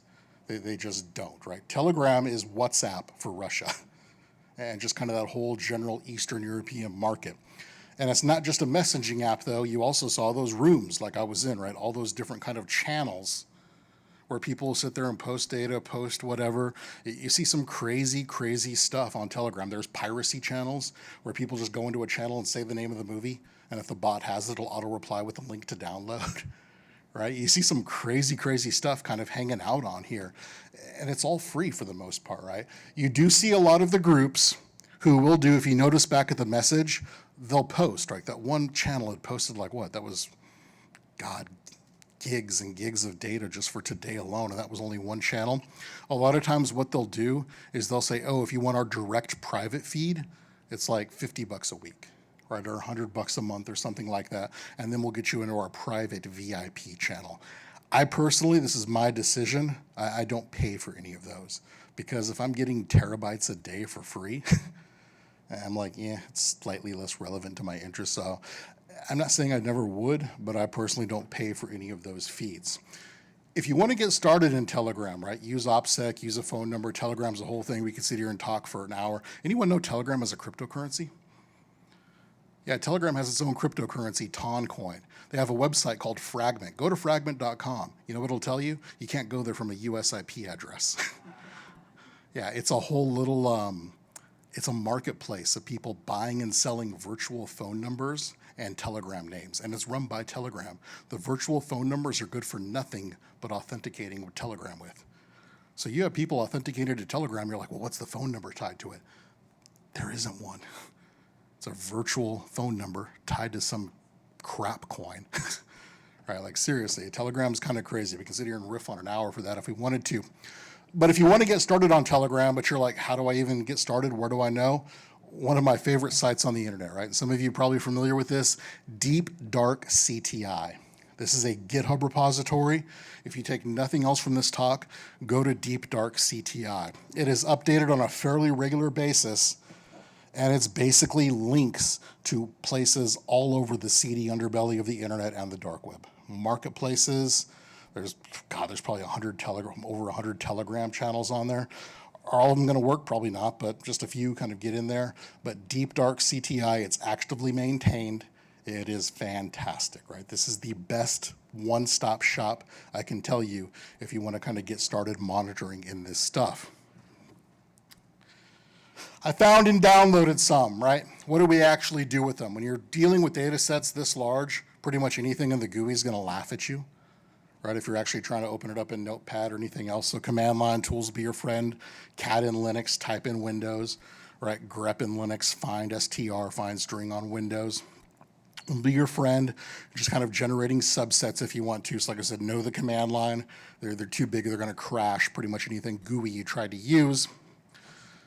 If you think, oh, I'm just gonna download all these and put these in a normalized database, no, you're not. Don't lie to yourself. Seriously, it would be a full-time job. It really, really would be a full-time job for me if I want to try to get these in a normalized database, and I really don't see the value proposition for at least how I use it, right? I'm not trying to make this as a service available for others. I monitor and make that a service, but not trying to serve it up to others. But still, if you're not going to use a normalized database, searching this is going to take a ridiculously long time. So what you want to do is you want to make an index, right? An index in computer terms, we used to use it a ton in forensics. You don't see it nearly that much anymore because it doesn't scale as well for incident response, but it's the same as an index in a book. Imagine if I gave you a book that was 1,200 pages and it was a world history book, and I said, hey, do me a favor, tell me every page that mentions Napoleon. You're like, yeah, I'll get right on that. No, it's like a week's worth of work, right? Or it's like 10 seconds worth of work. Because if the publisher has an index in the book, you flip to the back, go to the end, Napoleon, boom, boom, here are the pages, right? With an index, the publisher traded effort in the front to make it and storage space to store the index in exchange for quicker lookups in the future. And we have that same thing in computers. And you don't even need to buy anything. There's a tool called QGrep. And it's available on Windows, available on Linux, Mac, anything you got. It's completely free, open source there. It is like grep, but it builds indexes. The indexes don't take up a ton of room by index standards, and it makes the searches ridiculously quick. I don't do this on my data stealer logs because I'm rotating them constantly anyway, so it's kind of pointless. But all my breach data, QGrep is what I'm using now. I was using something else before. I've completely shifted to this. So QGrep is fantastic. Like I said, it's basically grep, but it makes indexes. So relevant to your interest, check it out. Final section, almost out of time here. How can this information be used for good, right? And you see there are some kind of canned examples I can get, pen testers, forensics practitioners, training passwords. I've done all of these things. Every single one of these things I have done. That's not what I'm here to talk about. I told you I was going to give you real examples. Every single one of these examples is from within the past year, all right? So the source of account takeovers. This is a very, very large company. Think streaming service. That was seeing, because if you think about it, most of us here have a Netflix account. None of us have a Netflix email unless you work for Netflix, right? We all use our various email addresses to get there. And so this is a company, and it wasn't Netflix, let me be clear, but like same genre, that was seeing a huge rise in accounts getting taken over. And they wanted to know what the source of it was. And so I'm like, cool. Well, do you have a list of the accounts getting taken over? Yeah, give me one. Gave me one. I'm like, all right, was their password this? Yeah. Okay, give me another. Was their password this? They compute the hash. Yeah. Give me another. Compute the hash. Yeah. All right, it's all from here. Right, here's kind of the source. And so now you know, right? You can make the decision to, if I were you, I would take every one of your users that is in this list and have them roll their passwords, right? It's up to you if you want to do that. That is what I would do, but help them identify the source. Another source identification was much more recently. This was an MGM copycat attack. Remember several months ago when MGM got popped? It was like the whole thing, right? A friend of mine, I was in Vegas at the time, and a friend of mine was down at MGM, and they sent me a pic of all the slot machines being down, and I'm like, yeah, whatever. And then like 5 minutes later, they're like, oh yeah, no one can get into their rooms. I'm like, oh shit, just got real. Yeah, like damn, that got real. Thank God Caesar's pays. That where I was staying, but this was a Fortune 100 company that had basically the same type of attack go against them, social engineering their help desk. Here's what's crazy. They actually let me listen to the audio tape of the call. And it was someone in not great English sitting there like, oh yes, I am executive VIP and I lost the device with my mobile device on it. Can you please reset it for me? And they're like, what number was the device that you lost? They're like, I don't know, I lost it. I'm like, oh my God. And I'm like, please no. And the help desk person goes, oh, was it 520777? I'm like, Jesus. Oh, and read them 2 phone numbers and let them pick, right? Yeah. But when they got it, thankfully it wasn't that big of a deal. But at the end of it, they're like, well, this person had some information. We want to know where they got the information from. We took the email addresses of all the targets and put them into Have I Been Pwned? And they all came back from being in the LinkedIn. The most recent one, not the old one, but the most recent LinkedIn data breach. They said, we want to see what information is there. Yeah, no problem, I have a copy of that. Boom, boom, there we go. We can answer that question and let you know if this is the source of the information. And a lot of what I do, dealing with this type of stuff, dealing with the cloud a lot of times, right? Places get popped, they deal with it, it's no big deal, but now it's like, okay, from looking at the CloudTrail logs, we know what creds were used, but how did they get out there, right? Is it someone who was sloppy and put it in a Git commit 18 months ago? Or is it one of your developers is sitting there with data, with their system popped and it's appearing in data stealer logs?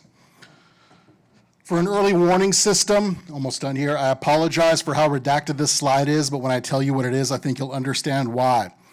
You see an email there with contractor and then something else.com. That is a contractor email for someone at a Fortune 100 company. Not one that I monitor for. So why did I hit on this?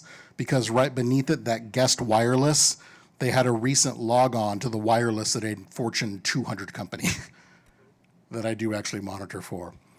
And so it was like I got to let them know, yeah, you may want to revoke these credentials, like ASAP, right? And so this is an idea of like, oh, why do you do that? Well, this is why. I said, over 50%, this is how they're getting in, so at least keep an eye on it. I think this is the next to last slide. This one was bad too. This was a Fortune 500 company. One of the boxes that hit on my data stealer log, I had to do a double take. I'm like, wait, what? It had an open VPN key. And I'm like, oh dear God. I'm like, all right, I have friends that work in this company, so I think I'm okay doing what I'm getting ready to do. I tried to use the key, and it worked. It authed.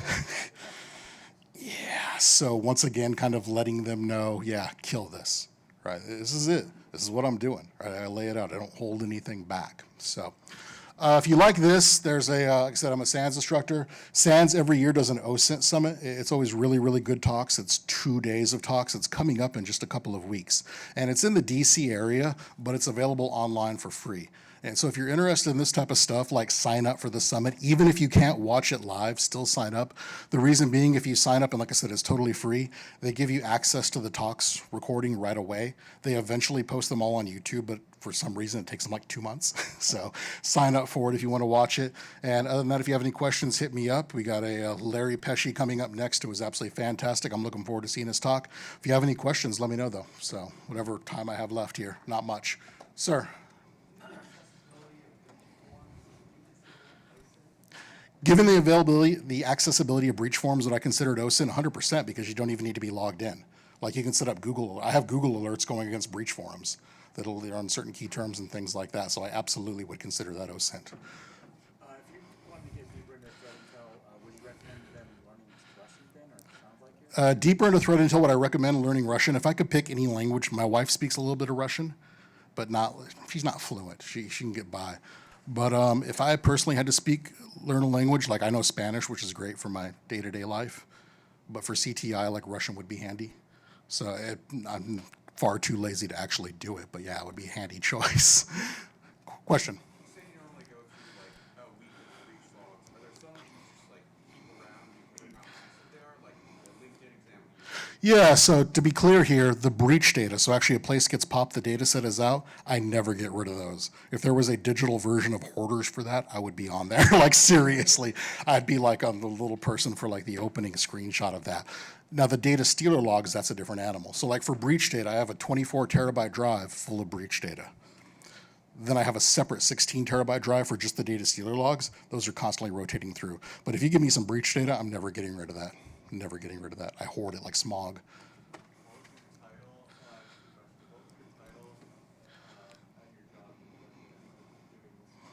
The question was, what was my title in the government doing this type of stuff? I was just an agent, but it was a very, very weird, like kind of pigeonhole type of thing. So it was just my technical experience and what I was doing outside that kind of got me. But I was just a gun toter. I still had to go qualify every month, so, or every quarter.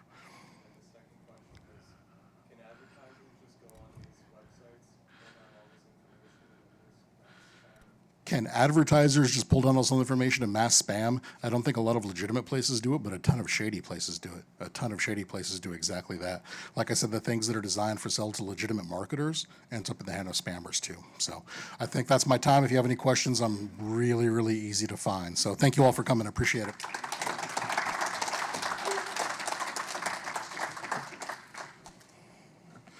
Knock 'em dead, champ. Oh, thank you, man. I appreciate that. It was fun.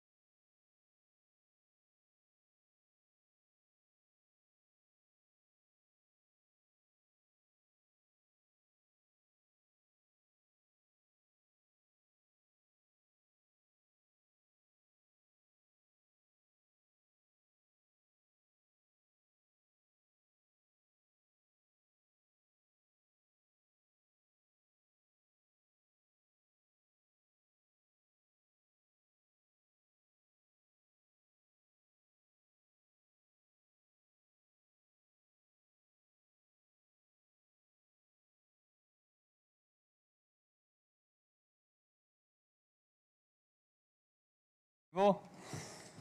Thank you. Thank you very much. All right. Hey, we're starting a minute late here, so let's get right to it. Yes, my talk is S-bombs for evil, and subtitle of Turning an Unremediated Software Supply Chain Documentation into an Attack Path.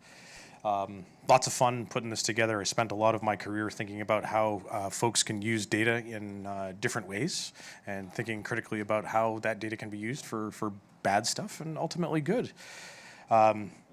I had a gentleman that I'm acquainted with the industry that I respect very much, Mr. Alan Friedman, call my boss on Tuesday, and Alan works for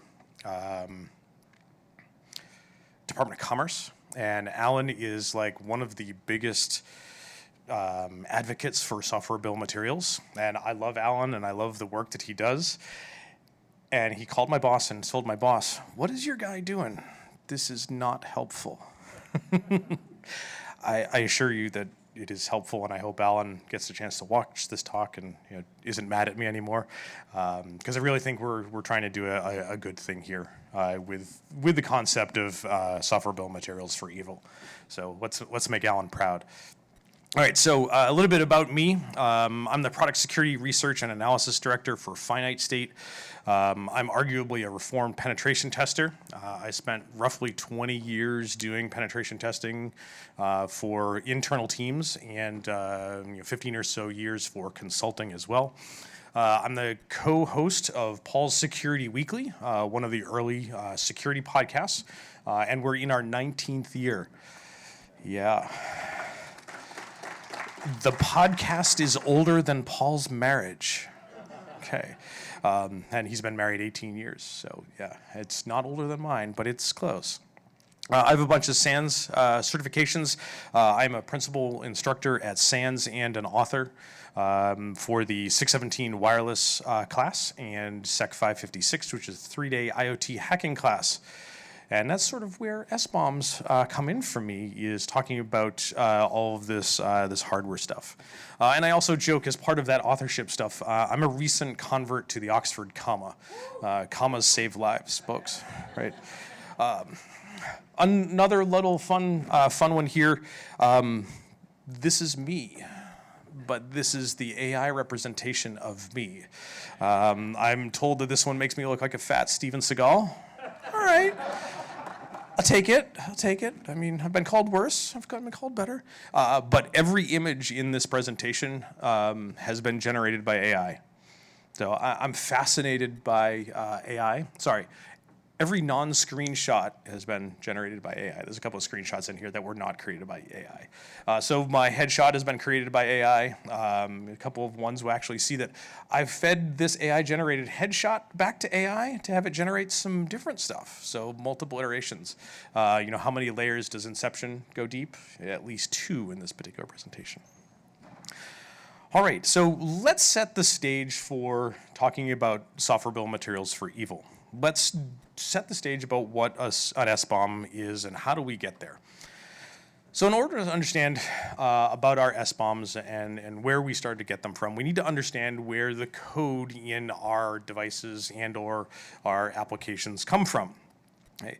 If we start taking the context of, say, an IoT device or an ICS device, or potentially even your traditional Windows desktop, you're going to have code that is either third-party or first-party. The third-party code is the stuff that is being given to you by your supplier. Let's say Windows, or your operating system, or some drivers for some of the components in your IoT device, or maybe the web application that controls your management for your home router. That's all third-party code provided to you by someone else, and is typically delivered to you in some binary format that you typically don't have access to the code for. The first-party code is maybe something that you are writing, or you're getting from something open source, or something that your company has written to put on top of this device. Some additional features for, say, an IoT device that is a door lock. Maybe you get something generic for the operating system for the door lock, and then you write the code that actually operates the door lock and does its authentication and so forth. So that is the stuff that you have done. And this is the second iteration of me. So this is the, hey, it's the first-party code, so it's familiar, it's written by me, but is it really? So now that we have the code, we need to do some analysis of that code to start understand what makes up that information, that binary. And we sort of have two concepts here of shifting left and shifting right. Traditional source code analysis, or SCA, is shifting left. that is doing the analysis of our source code at the time of use or within our CI/CD pipeline, so that every time we do a build, we're doing that analysis of the components and we're coming up with that list. On the other hand, doing the analysis after the fact, after everything is built and we're providing a binary to, say, our customers, that's where the binary analysis happens. And maybe we're only doing that on the final release that we put on the binary that we put on our website for, say, router firmware that you download. Okay. The source code analysis is going to get, the SCA is going to get all of your stuff because you have direct access to the source code. But arguably that only represents about 20% of a completed binary product. Okay. The binary analysis, shifting right after everything is complete, can get up to 100% of all of the contents for your binary, for all of the various components. Okay. But it's a lot harder to do. All right. This is the only AI-generated image that I could actually come up with that could get the text the way I wanted it. Yeah, text is really hard, even with the V6 of Midjourney. And arguably, it wasn't quite what I wanted, but it was close enough. So this is going to be the only sort of transition that it's actually in the image. I do have some other text later on in the presentation, and when I put it in, and our marketing folks looked at it, and they said, was this supposed to be misspelled? And I'm like, no, AI did it. So I changed it for one that's actually spelled correctly. All right, so what is this? What is an SBOM, or software bill of materials? It's arguably a great corollary to a software ingredients list. You know, when you buy food in the grocery store, it gives you that list of all the dietary requirements and where it meets, and it gives you an ingredients list. An SBOM is effectively that, is an ingredients list for your software, whether that came out of SCA or some binary analysis. It's everything that went into building that binary and or building that software. Okay. So great, that's cool. What makes up my software? How do I get one of these? Well, the joke in the industry is typically you're now calling up your manufacturers, you're trading email with one of your manufacturers or someone you use their software and asking for one. They're typically not freely distributed. Some are, but most of them aren't. And the joke is that, oh yeah, you can totally have one, I'll email it to you. So we have a really bad job right now of doing aggregation and distribution of software bill of materials. Once they're out there, they can be potentially redistributed. So once it's out there, it's out there. You know, we talked with Matt about once you put something on the internet, it's there, like archive.org. Similar types of things can happen here. But storage, coordination, and updating of those software bill of materials is currently something that the industry has a hard time dealing with. And there are a few companies that do that and do it well, but few and far between. Arguably, we could go generate our own from source code using SCA, using some of the free and open source tools, such as like the SPDX SBOM generator or the CycloneDX CLI tool for generating SBOMs from open source code or other code bases that we have access to. Unfortunately, doing the binary analysis is significantly more difficult, and I know of no good open source tools for doing binary analysis to generate SBOMs, and in fact, I don't know of any good tools because I don't know of any tools. Unfortunately, all of the ones that I am aware of are commercial tools. So, but then again, I work for a company that does that commercially, so I get to cheat a little bit, right? All right, so with the SBOMs, we have effectively 3 different SBOM formats. SWID is one of the other ones, but we don't hear as much of that in the industry anymore. We are typically with CycloneDX and SPDX. Lots of data stored within those in a hierarchical fashion. And the real bonus here is when we start enhancing or providing additional data around the data sets of what went into that software package. What's in the SBOM? What ingredients are in our software? And that's really, in my opinion, where a lot of the value comes in. And we'll see some of just the plain ingredients list be helpful as well. Okay. And this is where the enhancements for our either Cyclone DX or SPDX formatted SBOMs come into play with CVEs, CPEs for doing pattern matching, and VDR, or vulnerability disclosure reports. So if we have a list of components that made up some software, we know all the parts that went into it, or 20% or 100%, depending on how we did our analysis. We know the parts that went into it. Are there vulnerabilities in any of those parts? Sure. Which vulnerabilities? And that's really where CPEs come in, so that we can match those components to individual vulnerabilities and then see what those potential vulnerabilities or those issues were tied to a public CVE. Cool. Well, now we start getting some background about what we can do with some of that data. And the enhancement is lots of fun. I work for a company that does some of this type of enhancement. We'll talk about some of that more. But Dependency Track is one of those tools, free and open source, that you can use to take an SBOM and do some of that enhancement. It's absolutely worth every penny you pay for it. It's free and open source.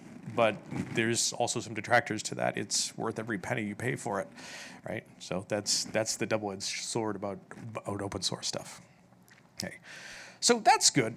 The future of SBOMs, we're going to see more and more enhancement and enrichment of that data. Specifically, one that I'm particularly excited about when we start talking about SBOMs for evil is around vulnerability exploitability exchange, or VEX. Effectively, what VEX gives us the ability to do is that if we release an enhanced or an enriched SBOM to say, hey, this software component is tied to these CVEs, but our stuff isn't vulnerable because we've done an analysis and the functions that are linked to this CVE we never reference in our product. So you will never end up down that code path. So while we use these particular components, we use these ingredients, our product is not vulnerable. But someone has had to go and do some of that analysis to make that attestation. Okay. Speaking of attestation, I'm also excited to see some potential marrying of SBOMs and so forth with the SALSA framework. The SALSA framework for giving provenance to, yeah, hey, we generated an SBOM and we did this stuff, and we hashed this data and we hashed all of these individual things so that, you know, we're giving you an SBOM that is accurate and hasn't changed. So some fun stuff potentially with the future. So why do we care about software bill of materials? We talked about what they make up. We talked about this ingredients list. Why do we care, and why is this a thing? Well, from a couple of standards and things that have moved forward in our industry. Here in the US, the Food and Drug Administration, the FDA with 524B. If you have a new medical device that you are submitting to be used in the medical theater and to be used in humans, as part of their new submission process as of a couple months ago, they require the inclusion of a software bill of materials as part of the submission process. They're also doing a whole bunch of other stuff, including pen testing, vulnerability remediation, and having plans on how to remediate vulnerabilities. And SBOMs can start helping down those roads, especially when we start talking about VDR and VEX data. To help go that path for that vulnerability resolution. Okay. Also, the 2023 Omnibus Bill here in the US, effectively, if you want to start selling products into the US government and or the military, you need to provide a software bill of materials, and those are some big markets, and there's lots of money there. Okay. So yeah, you need to have an SBOM for your product and your software if you're selling into the US government and or the military. Now, it's not just US-centric. The European Union Cyber Resilience Act, in an attempt to make all of the cyber products that EU citizens use, they are start asking for software bill of materials for doing that inventory so that you know what type of software you're ingesting and you can track that so that everyone can have better cyber hygiene, as it were. And yes, the next part does actually say blah, blah, blah on it. It's not there just as a placeholder. But I'd argue that you can also use software bill of materials in your organizations as an end user for some overall security hygiene. If you have a device and you have an SBOM for it, and you know that it has certain components, and oh my gosh, there are potentially some vulnerabilities here, you can now make some risk decisions about how you're going to structure your network, how you're going to do access control. Maybe we need to put all of these devices on a separate VLAN so that so-and-so can't get from here to there. Maybe we need to have some additional monitoring around compromise and so forth. Okay. Yet, I don't find that a lot of either red teams or blue teams are adopting the use of software bill of materials. But that's why I'm here. I'm hoping to change that for both good and bad. Okay. Mostly good, right? All right. So software bill of materials for good? Yeah, but Larry, you told me software bill of materials for evil. Yeah, but good too. One of my coworkers argued that actually might have been my desk in my office. They're not far off. Okay? Maybe I provided a picture of my desk to use as the initial seed for that. No, so not far off. All right, so software SBOMs are good.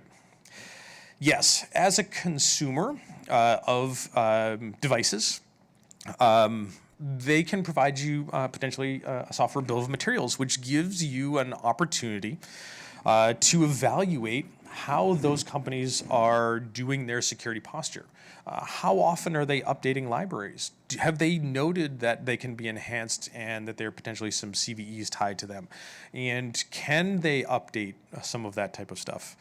Like, you think about stuff that's been happening currently. What happened if Avanti had provided SBOMs for some of their stuff recently?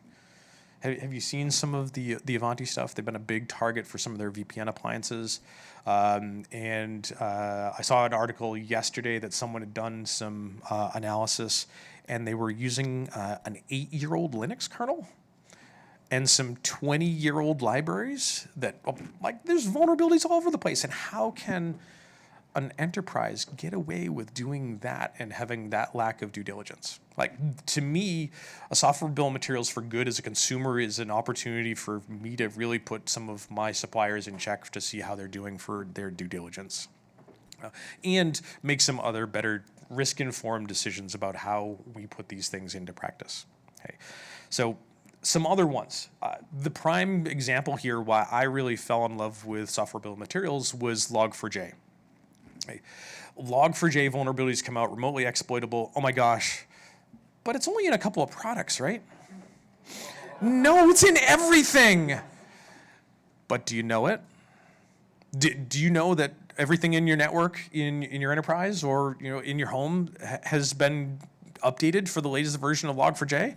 Gentleman down the front is shaking his head yes, because he uses software bill of materials. No, because you had to do it. Yeah, but you know what would have been a huge help? If we had software bill of materials for everything on our network and we could go look them all up and go, oh, those devices have Log4j in it. Like, some of the manufacturers, when the Log4j came out, said, yeah, no, we're totally fine. We don't have Log4j. Oh, wait, we do. Yeah, they had to backpedal a little bit. But if they had had software bill of materials, we would have known what that ingredients list was so that we could have made some accurate risk decisions. On the converse, if you're a supplier and you are providing software bill of materials, do you think it's really good idea to provide a software bill of materials that you can link to a bunch of CPEs, and a bunch of vulnerability data? Do you think you might want to spend some time updating your stuff? Yeah. So this is, in my opinion, an opportunity for organizations to prove their commitment to security and their health of their software. Okay. So, yeah, can we use them for evil too? Okay, and this is where Alan hates me. So, I promise, Alan, you won't hate me that much. We may come to terms, but I think he's going to be happy regardless. Okay, so software bill of materials for evil. Yeah. In the evil part, it really comes down to that enhancement and the enrichment and tying it to CVEs to match those ingredients, those individual components, to some potential vulnerabilities.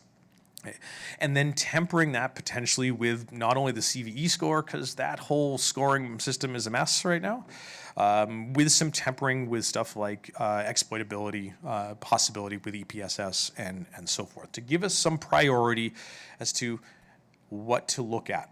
Not only from a defender's perspective, but from an attacker's perspective. Where should we potentially target? Okay. Also, because we have a list of CVEs and some potential areas to focus on based on some of that scoring, many of those CVEs have some exploits attached. And this is where some of the threat intelligence really comes into additional enhancement and enrichment. So not only is there a CVE, but is there a publicly available proof of concept?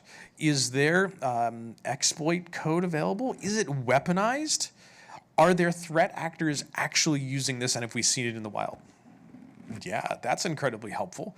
As an attacker, as someone who spent 20 years as a pen tester, and thinking with that adversarial mindset, if I have an SBOM or I can generate an SBOM for a product and I can enrich that, I now have some potential attack paths and some targets, and I have yet to send a single packet to a network. And I may already have a path to compromise. Then, of course, what I do with that. But we have some things that we can do to help with some of that. All right, so arguably, I'm running quite fast here, so I might have time for a bunch of questions. And I'll have time for my demo. Okay, I didn't sacrifice enough to the demo gods this morning, so we'll see how it goes. All right, so let's take a look at the case study. A case study. Yeah, See what I did there? So I am gonna, next week when I get back to the office, I am gonna release all the prompts that I use to generate these images, just for fun, because I can and I'm fascinated by it. But yeah, this was very much a, we're talking about SBOMs for evil, so let's go into that electronic wasteland. And we've got this this traveler going through that wasteland, hauling a case behind him with all his exploits. Yeah, that was sort of where this was derived from. All right, so let's use OpenWrt for our case study here. A quote from the OpenWrt website. They're a project that is an open source Linux operating system to replace the firmware on your embedded devices.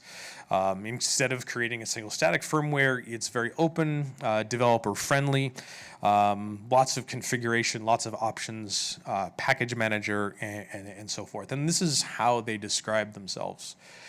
Now, the big thing that I want to get across here is that I love OpenWrt. I mean, 15 years ago, my good buddy Paul and I from Paul Security Weekly, maybe even more than 15 years ago, I lose track of time, we wrote a book effectively about using OpenWrt for your Linksys router. Like, it's been around for a long time. I love OpenWrt, and I want to stress that it has been my experience that when there are issues and there are security problems with OpenWrt, they are very quick to respond and they do their due diligence. So this is, we're using OpenWrt as a case study, but it is not an attempt to undermine OpenWrt in any stretch of the imagination, because they do a really good job, and I'm very proud of what they do. But they just happen to be a ready target, specifically when we talk about a lot of consumer IoT type of devices. Because it's free and open source software, you see a lot of manufacturers adopt OpenWrt as their base operating system and then build their IoT device on top of it. And I'm maybe even getting a little bit of ahead of myself here. So for OpenWrt, with that open source firmware, we now can tinker, and other folks can tinker, and we can develop custom stuff. We have our own package management system. We can create new packages. It's Linux under the hood, so we can, do all sorts of Python and Perl. Like, wait, we can do Python because nobody does Perl anymore, do they? I mean, there are people in the industry older than I am that do Perl. Okay, yeah, there are still some folks that do Perl. It's okay. We can still be friends. I'm not a Perl guy. Okay, I'd argue I'm not a Python guy either. I'm a Bash guy. Okay, so, all right. the one thing that is fascinating about OpenWrt is it's free and it's open, and their licensing does allow you to use it for commercial purposes. If you make any changes to any of the stuff that OpenWrt has provided, you're supposed to release those changes back to the community. And this is where Linksys got in trouble many, many years ago, and part of the reason why we have OpenWrt nowadays was because of that movement. Okay. So when they allow commercial use, I see time and time again that there is some commercial device in the IoT, consumer IoT space that instead of spending hundreds of thousands of dollars or thousands of development hours putting together an operating system and a bunch of utilities for their device, well, there's this one free off of the shelf that we can use, and it ends up not just in Larry hacking on some device because he wants to turn his router that didn't have a VPN into a VPN concentrator. It ends up on potentially millions of devices under the hood as third-party code. Okay, so stuff that you don't necessarily know about. And you're saying to me, Larry, well, that's great. Why do I care about all of these IoT devices and OpenWrt? Well, because COVID changed everything. Okay, well, how do you mean COVID changed everything? If you think about enterprise assets in the companies in which you work, in early 2020, everybody worked from home. You took your enterprise asset that under most normal days lived on an enterprise network with all sorts of enterprise security, and the enterprise controlled what went on that network and had VLANing and all sorts of other fun stuff to control what was on those networks.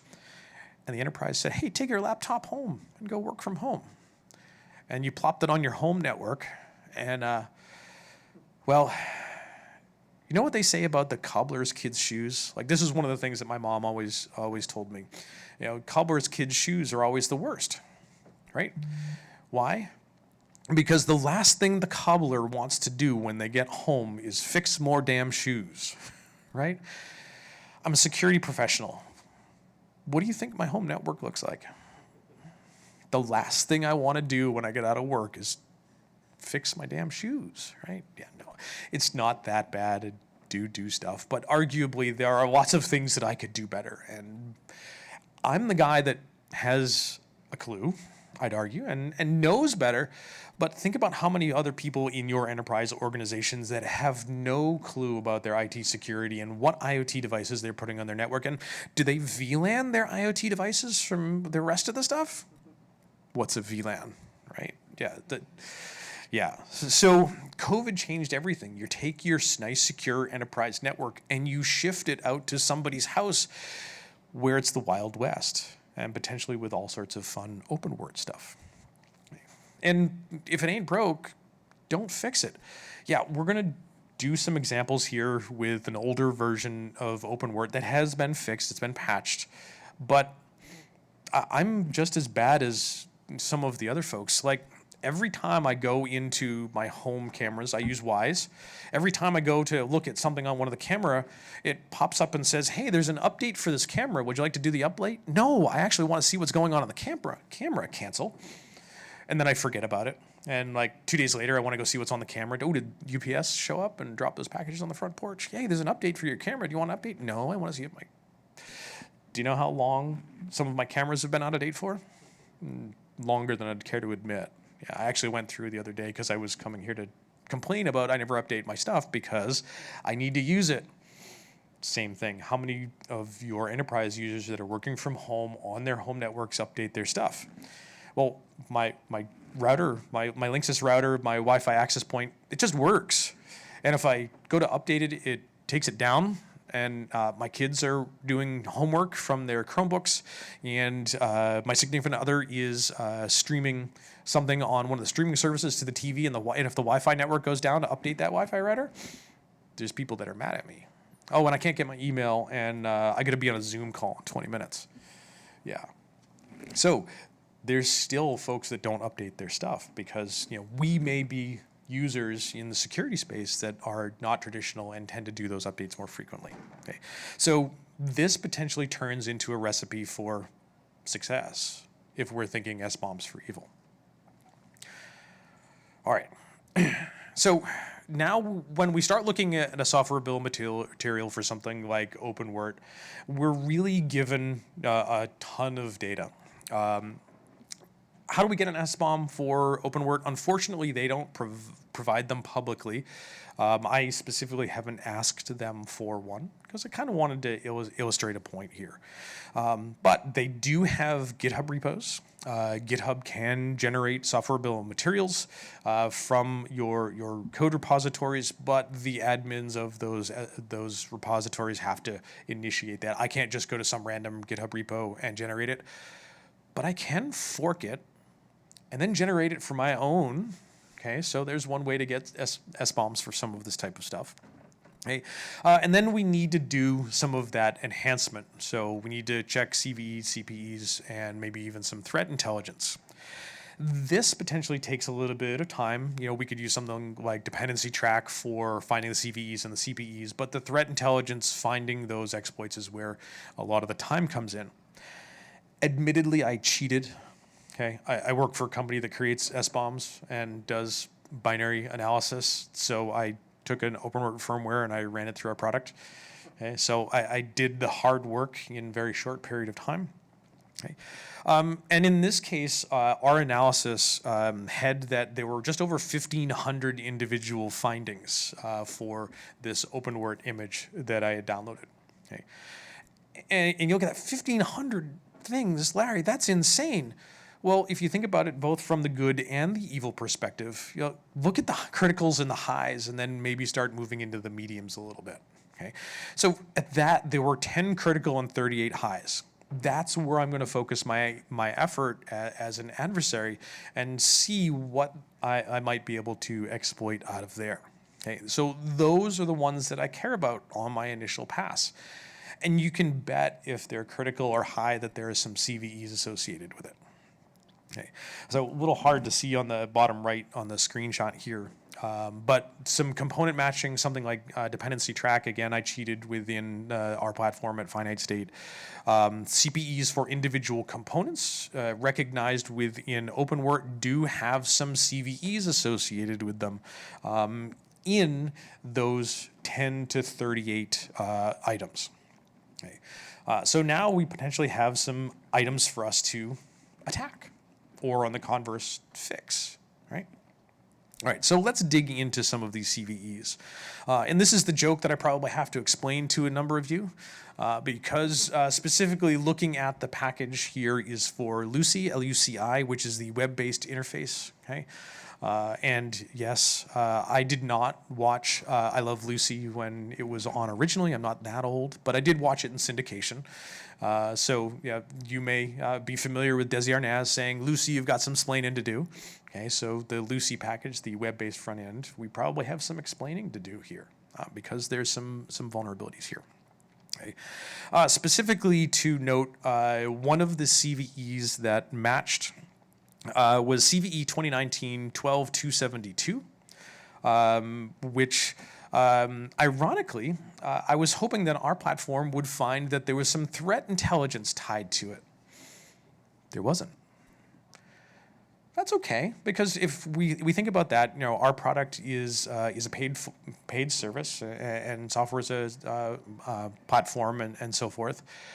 But this is where you'd be potentially on the open source side with something like dependency track.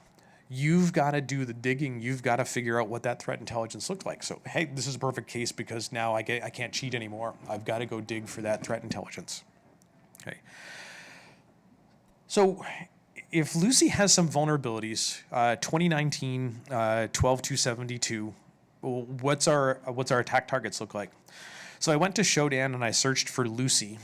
And there are just over 61,000 hosts connected to the internet directly that Shodan knows about that returned the string somewhere Lucy in their web-based interface. 61,000 possible targets. Now, are they running the vulnerable version of Lucy? We don't know. I didn't go into that deep of analysis to make matters even worse. There is the CVE says specifically for vulnerabilities in Lucy version 0.10.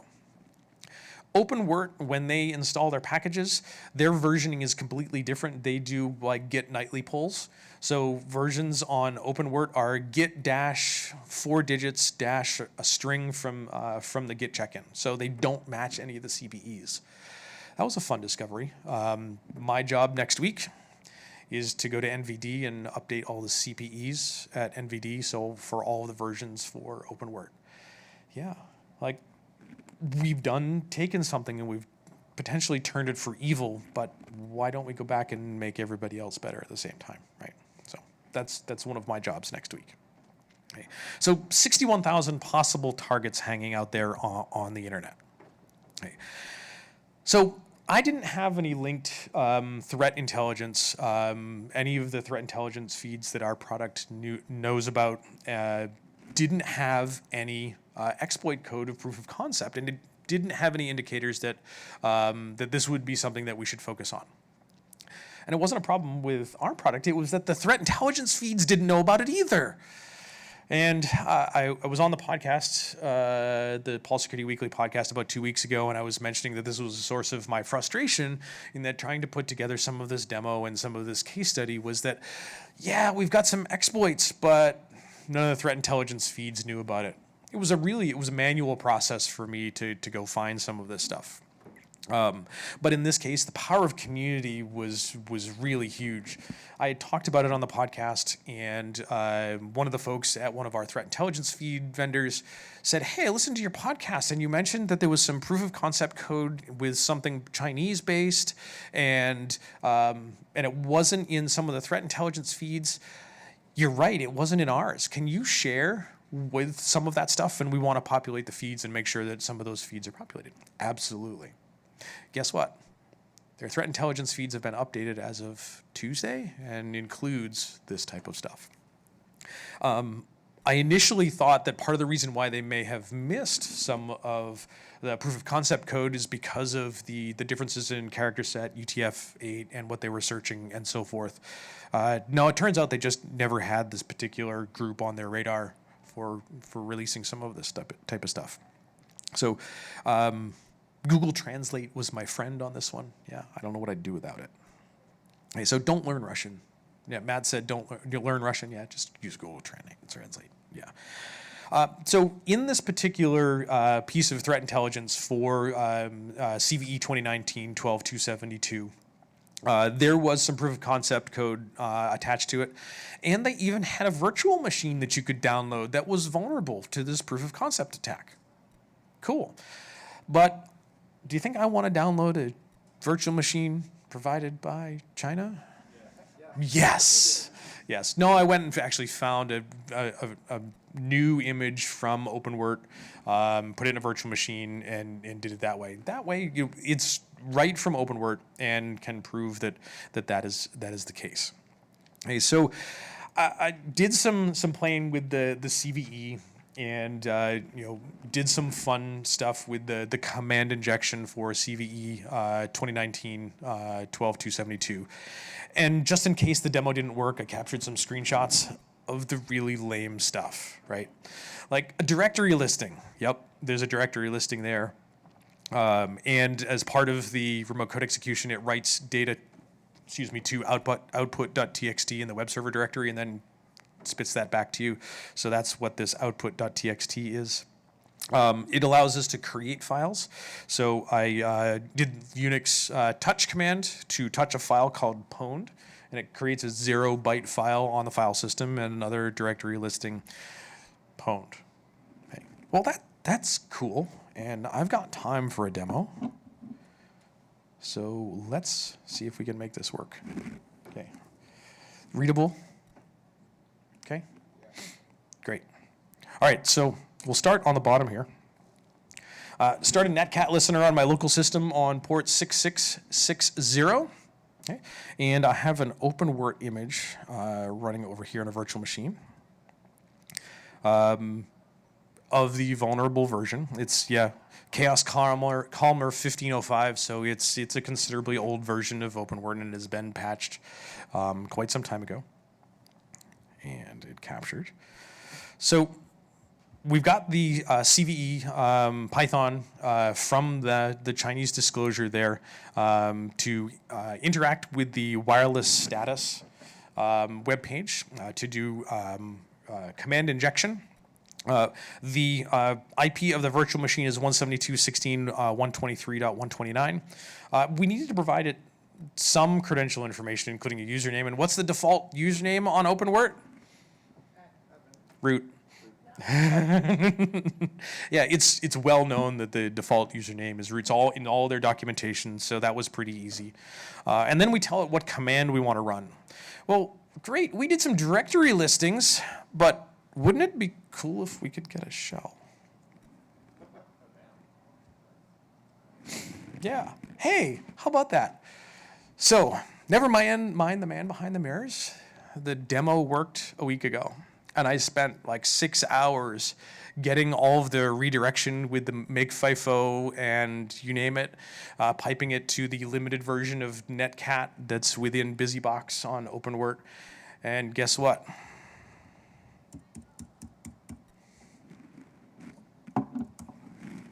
Nothing. It worked. I swear it worked. So I could have just said, "Hey, never mind the man behind the curtain, smoke and mirrors, and look, we got a shell prompt," and then just walked away. Right? Yeah. Right. But no, I'm not going to do that. I'm going to say it was. I'm so close. It's so close. I spent 4 hours yesterday trying to fix it again, and decided to come hang out with people instead. So it's close. It did work. I don't know why it's not working now. I copied all my commands and I saved them in a text file, and they're in all my command history. And yeah. Alan made his sacrifices to the demo gods, right? In the opposite direction, right? Yeah. I could have written it in Perl and I'd probably have been fine. Touche. You're probably correct, right? But that would have required more than 4 hours, right? And you'd never be able to read it. Okay. So, but yeah, the irony here is that I can type into that Netcat listener, and then the next time I run the exploit, it gives me the prompt and all of the commands that I typed in. Because it's taking that from output.txt, like I'm so close. I tried redirections for standard error, standard input, standard output to files, and never mind the man behind the curtain, right?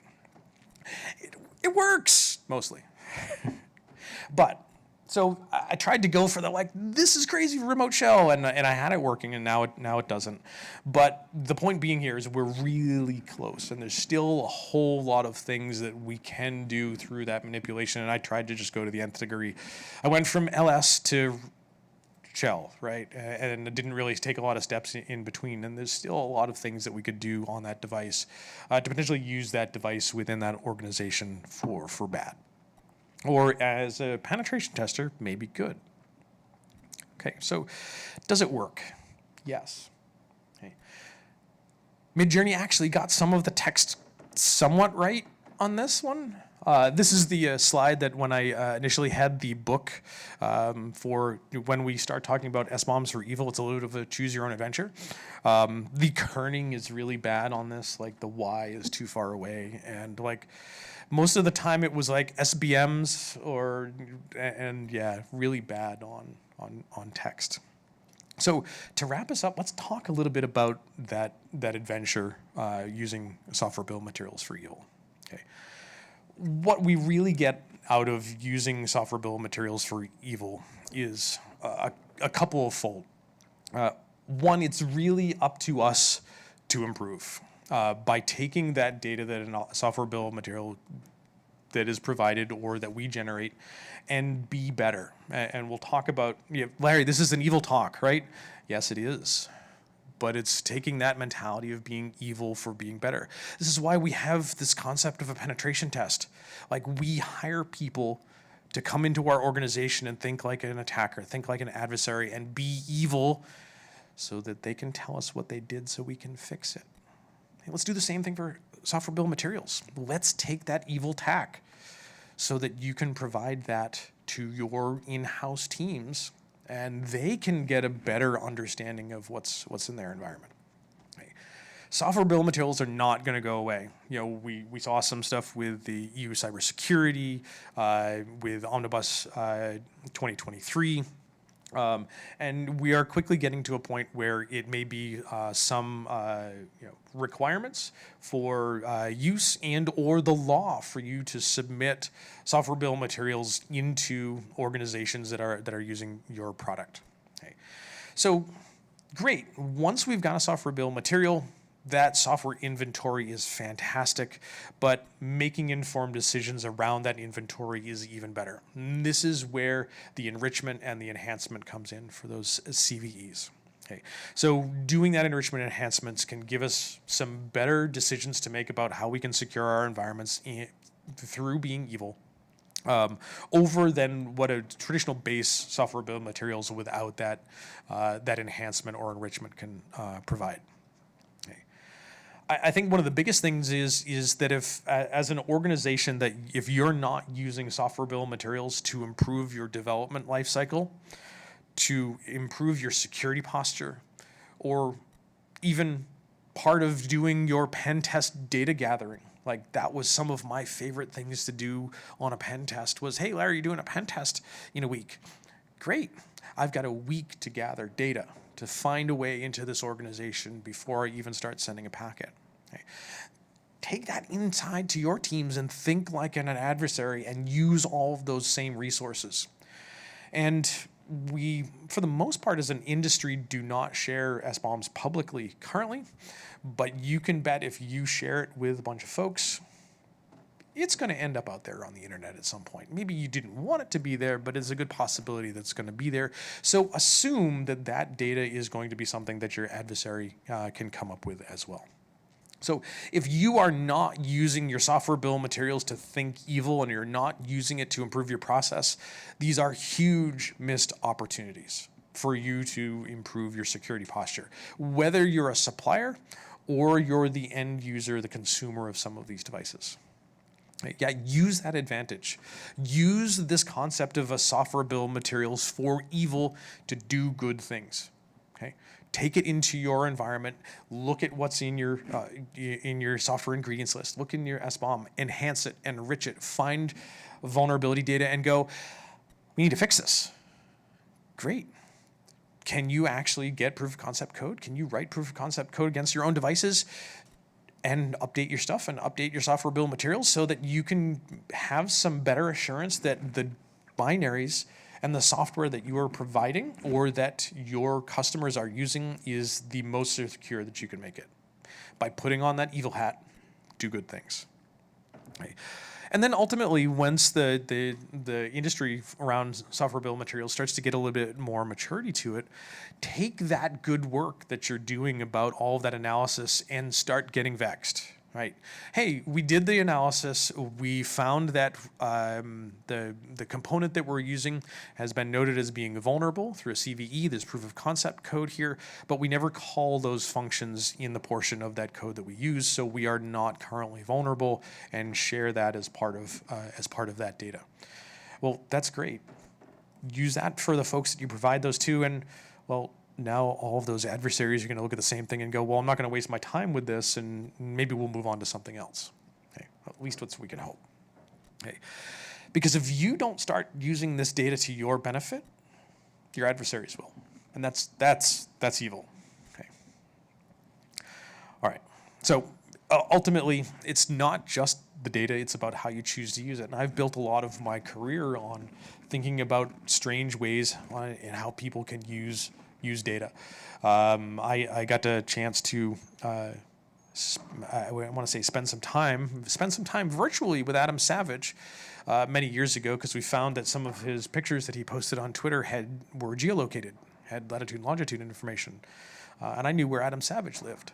And then we tweeted about it. We didn't tell everybody where he lived, but we went through that whole process. And many years later, I got to be in a New York Times article with Adam about this whole process, and thinking about how folks use data. And for me, that was really about using software bill of materials for evil that maybe folks aren't thinking about how to improve their process. and being better about it. But you can bet your adversaries are thinking about how they can figure out what's in your stuff to use it for their benefit. So let's use it for our benefit too. Okay. Thinking about how we can use the data. Okay. SBOMs aren't going to fix everything for us. It's about how we choose to interpret, how we choose to enhance and enrich it, and then what we do at the end of that with that data. And we can use that to write our own story. We can choose our own adventure with it. Okay. The SBOMs need that enrichment to be valuable for that attack path. Okay. And not only that, for the attack path, but help our blue teams figure out what that attack path may be so they can be better about it as well. Okay. And ultimately, it's kind of the point was that with enough data, there's potential for our adversaries to start building that attack path using the available data between CVEs, CPEs, vulnerability disclosures, threat intelligence, based on the software ingredients of your product. So please do your due diligence. Okay. So I've got stickers. Okay, but out of deference for our next speaker, I'll go hold up right out front, out by Reg's desk, and I've got SBOMs for evil and SBOMs for good stickers. So happy to chat, but want to make sure that our next speaker has enough time. But I've got a couple of minutes for questions, it looks like. So questions, trolls. Yes, sir.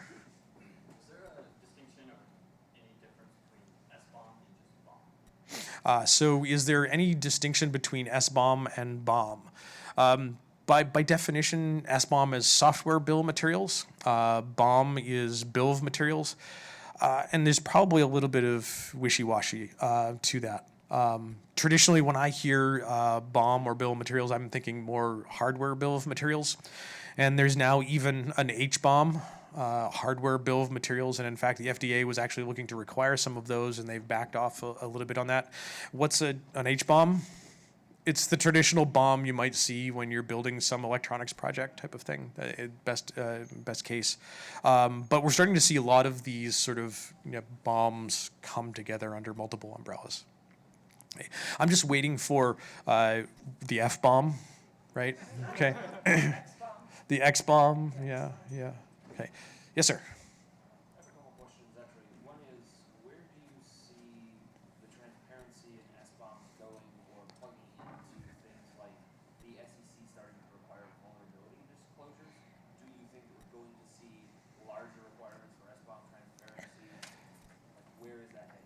Right. So where do you see the need for SBOMs when we start talking about vulnerability disclosure with an SEC requiring some of this type of stuff? And are there some ties to that? I want to make sure I'm repeating some of the questions for posterity and so forth. Or it's going to require SBOMs when a vulnerability is disclosed. Yes. So yes. On the docket right now. On the docket to have SBOMs when vulnerabilities are disclosed. For which was that? It's a FAR case. Okay. They're For saying a FAR that, case? yeah, if a vulnerability is disclosed, they can request an SBOM for the product. You should have one. Okay, awesome. So yeah, if they request that you have an SBOM for a product, you should have it. I personally would love to see the further adoption of SBOMs and tying some of these types of things together. And it's not just because I work for a company that does SBOMs and I get a paycheck because people like SBOMs, but yes, it is. So I will fully admit that. Like, yeah, I get paid to help develop SBOMs and think critically about how folks can use that. But I think having that data is in everyone's best interest. And sharing publicly, that one really becomes tough. Because if you start sharing SBOMs publicly, you've done just that. You've potentially given all the adversaries the ability to do their enrichment to come up with these paths. So fix it before they get to it. So I think we're probably going to get to a point where the software bill of materials are shared a lot more publicly. And if they're not being shared publicly, they're going to get there anyways. There's just going to be collections of folks that, hey, you can have it via email, and we didn't tell you what you could and couldn't do with it, so they put it on a GitHub repository somewhere. Okay. And you had was that one question or you had another one? I did have one more question. Awesome. And then I'll get you. So when we're thinking about mitigating time of check, time of use vulnerabilities, building pipelines, right? We've got SBOM generating tools in CI, CD. What kind of work have you seen in the space through tracked and verified, and then like what's being deployed is actually matches the SBOM? That's a great question. Unfortunately, I haven't sort of been on that side of the house to see some of that, but I do know that there's a lot of big customers that do that type of big organizations that do that type of stuff. I did a webcast last year with Microsoft, and my understanding is that they do similar types of things, and they are doing that type of stuff. And at what scale, I'm not sure. But they generate somewhere in the order of millions of SBOMs a year as part of their CI/CD pipeline. So yeah, that might be a hard problem to crack depending on the size of your organization. Okay. We had one down front, right? And then if we have time, I think we will. It sounds to me like there might be a giant business case need, which is the sense of when I'm on Amazon.com and I'm looking at a home security camera, Mm-hmm. I want like a QR code or something that I can scan that'll tell me the most recent updated version of this thing is okay or not okay or whatever. And also, these are the ones I have installed in my house. I've got 8 security cameras. 2 of them are first generation, 6 of them are second generation, whatever. Yep. When they go and all of a sudden have a vulnerability, go log into the app and click that update button. And I don't need to know what's in the bill of materials to know that. Yep. I just need to know to go and do it. And it sounds like there's a giant hole there where somebody who knows that information could put up a website that gives me that information. So to distill the question, comment, great stuff. Yep. This seems like a great opportunity for folks to correlate that data. So when I go to Amazon and I buy this IoT product, I can get a software bill of materials, and folks can say, yeah, no, these vulnerabilities and these things, and do it later. And you want a job? Yeah, seriously, that's where we need to start seeing some of the industry go, and I think we're already starting to approach that, but we're struggling a little bit to get older. And I'm being told I've got 1 minute left, and I want to make sure our next speaker has plenty of time to get up here. But if you want to grab me in the hallway, happy to chat. Yeah, follow up. Okay, awesome. Thanks everybody, and enjoy the rest of your con, and be safe, and go get some SBOMs.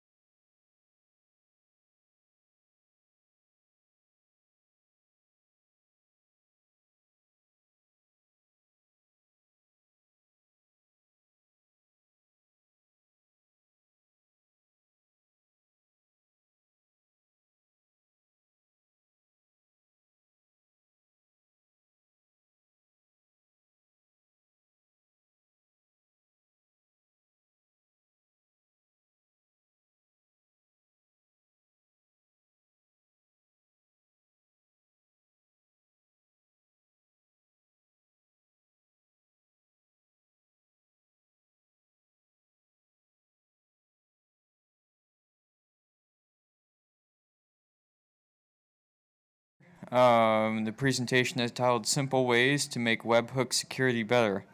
Give it up for him. Thanks, y'all, and thanks for coming to my talk. I know I'm the last thing standing between you and the closing ceremony. So hopefully this will be a good use of time, and you'll learn some things today. As mentioned, I'm Scott McAllister. I'm a developer advocate at a company called ngrok. Who's heard of ngrok? Okay, some of you. You know who we are. Some of you might not. I'll talk a little bit about ngrok today, but mainly we're talking about webhooks.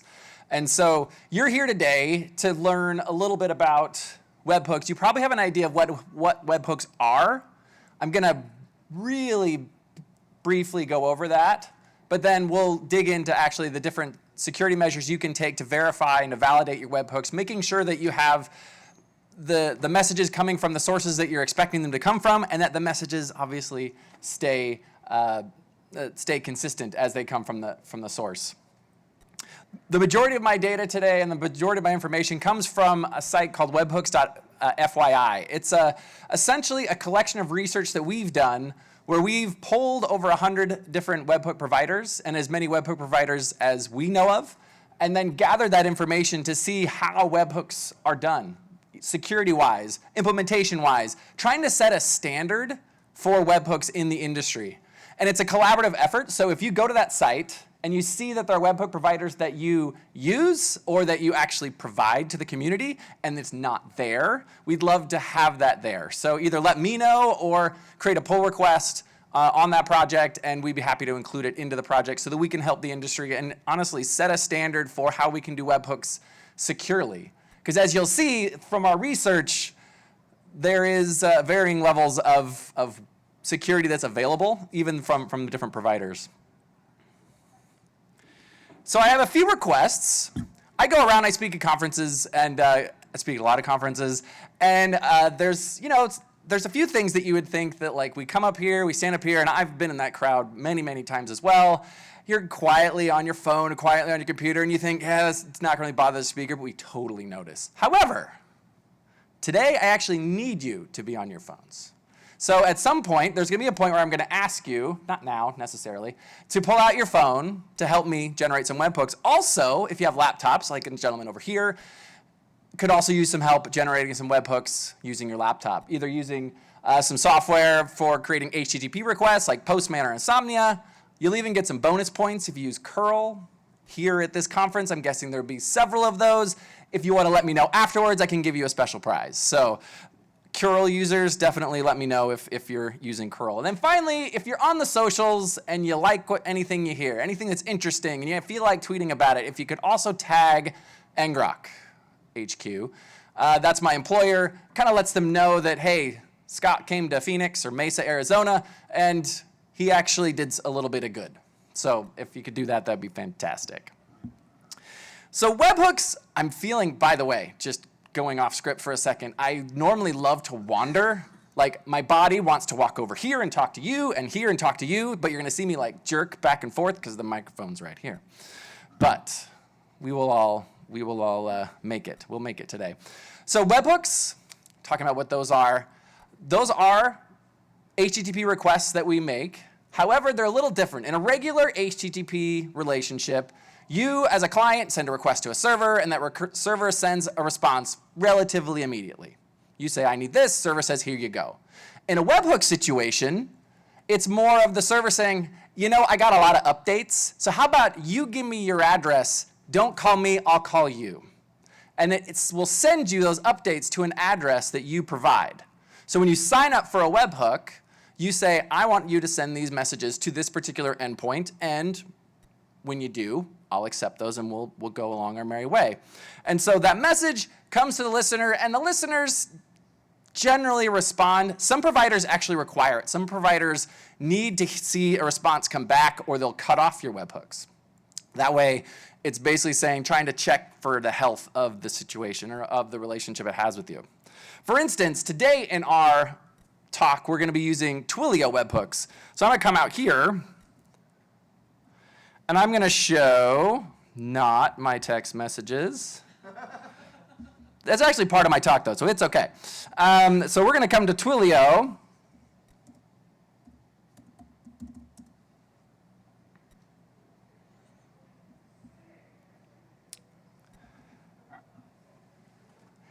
And you using conference Wi-Fi is fantastic. It's great. So trust me, I signed up for some webhooks on Twilio. When I told them, I said, hey, when there's an event, such as a text message, this specific event, send a webhook to this address that I specify. And Twilio's like, sure, plan on it. I'll do it. Trust me, it works. So we're going to skip past that because it's, I mean, you see a web form, right? I mean, we've all seen a bunch of web forms. All right, so why webhooks? Why do we want to have that information now as far as updating our application based on something that's happening on another system? Well, why HTTP? Well, because everything on the web's running over HTTP, mainly, for the most part. And why it's going to be passing over either in JSON or XML. Sometimes still XML. There's some people still using XML, but most of the time it's JSON that you're going to be receiving those messages. And because you're receiving those messages in a format that mainly the whole industry uses, you don't have to worry about what's going on or how that tech stack is on the server or on the provider. You're tech stack agnostic, and you can handle bringing that information into your system, but updating your system based on the state changes of the provider system. You want to have an update. Say if you're connected to a version control system and there's pull requests or merge requests open, or the status is changed on those things. If you're using something like PagerDuty and there's an incident that happens and you want to get notified of that incident, or if the status changes on that incident and you want to have that in your software to update whatever is going on, that's the type of webhook that would happen there. They're also really super easy to spoof and compromise. No. They're super easy to test and to mock. We'll talk about how easy that is here in just a second. So before we get to that point, we're going to actually take this number that we got from Twilio, and I have an application here. And in my application, just a simple Node app, it's receiving an HTTP request at this endpoint, which is basically anything at the endpoint there. And then it's going to return a response that says, thank you for your message. I'm going to fire that up. And so let's see, we're going to have our application here. It's going to be running on port 3000, which is great. So it's running on localhost port 3000. But the problem is the webhook can't hit localhost. So for our webhooks to actually get to our code, we'd use a service like ngrok. Promise I'm not going to sell, but I'm going to show you a little bit about what ngrok can do. So ngrok is a utility that can provide essentially a reverse proxy to the fact that we have code running on our machine. Resolution okay in the back, by the way? Good? Okay, thanks. And our application, if you remember, it's running on port 3000 over HTTP. Not going to do that. I'm actually going to say, but we also told Twilio a specific address. A specific address for our domain, we have hooks.ngrokpaperscissors.com. I spelled that right the first time in front of people. That was great. So here we go. So now I have an application. It's at hooks.ngrokpaperscissors.com. And so my webhooks have a place to go. So now I need your help. Here we're going to go not to that site because that didn't load. We're going to come back here, and I need some folks to pull out your phones and to text this number. Now, as you do that, remember, these texts are going to show up on the screen. Be nice, please. I'll give you a second.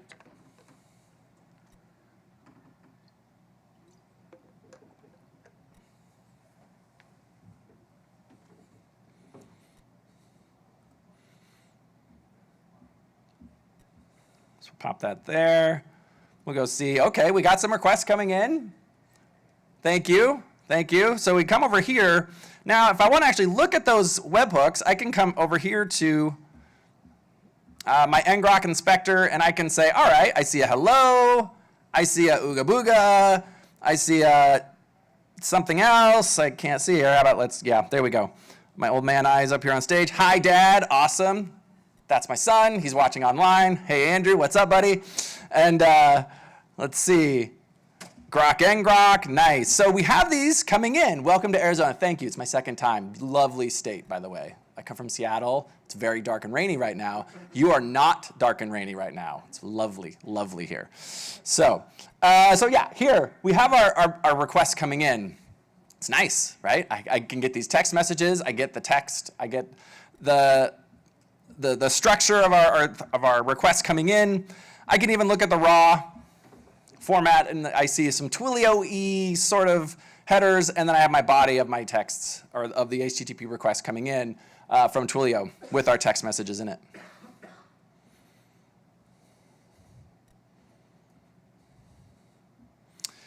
All right, so coming back to our slides here.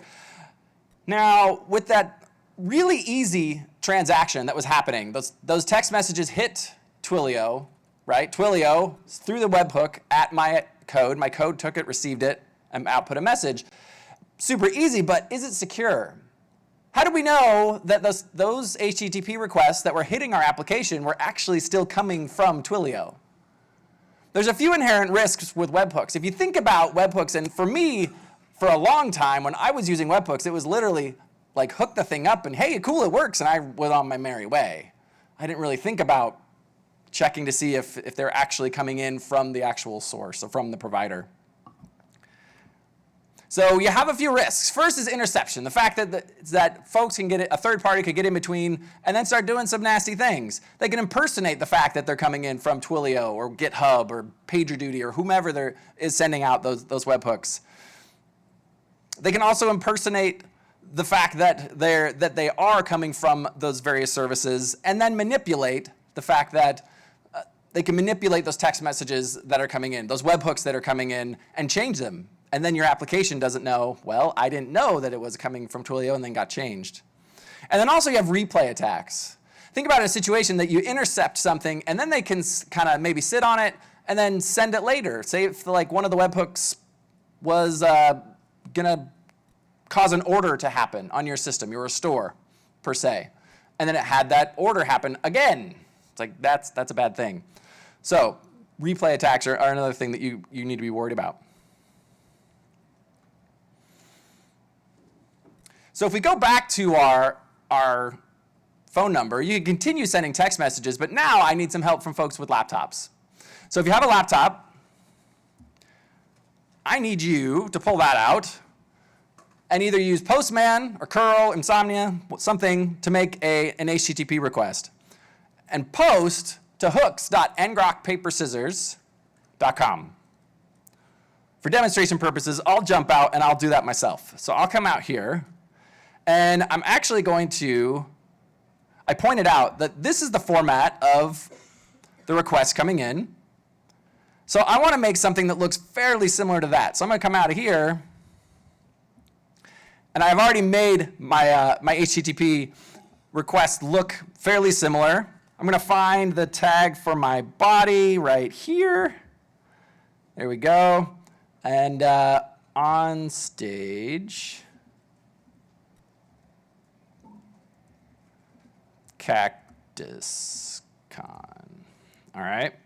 I'm going to take this here, posting it to hooks.ngrokpaperscissors.com. I post that. I get a nice 200. I even get the nice message of thank you for your message that the application on my machine is returning. And then if I come over here and look at that HTTP request,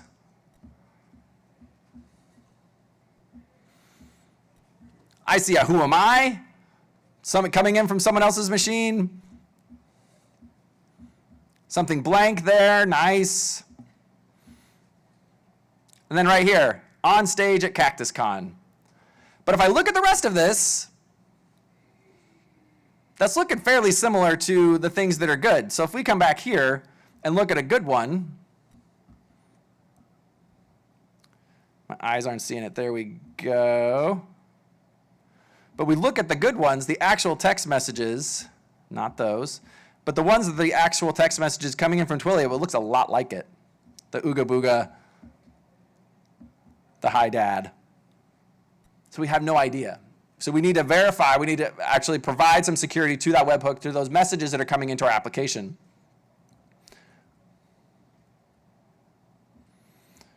So what I want to do is I'm going to step through some of the practices that we found that different providers are doing to verify that the provider and that the listener, the ones who are consuming the webhooks and the ones providing those webhooks, are who they say they are. The first one is something called one-time verification. Now, one-time verification is done when you set up that webhook. When you set up that webhook subscription and you want to create that relationship between a listener and a provider, the provider requires you to show that you have control over the endpoint where it wants to send the webhooks. A good example of this is a company called Smartsheet. And Smartsheet has essentially, think about them, anyone familiar with Smartsheet? Okay, we have a few people familiar with Smartsheet. Kind of like an online spreadsheet looking thing. So imagine in your head like an online spreadsheet or project management tool. And so when there's updates to that thing, there's going to be lots of different data in there. You don't know if that data is sensitive information or just lots of information.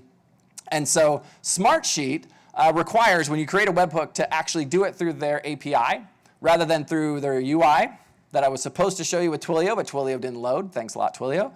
And so with Smartsheet, you hit a post on the webhook's endpoint, and it gives you a response saying, great, I know you want to create a webhook. Here's the ID, but sorry, it's not verified, and it's not enabled.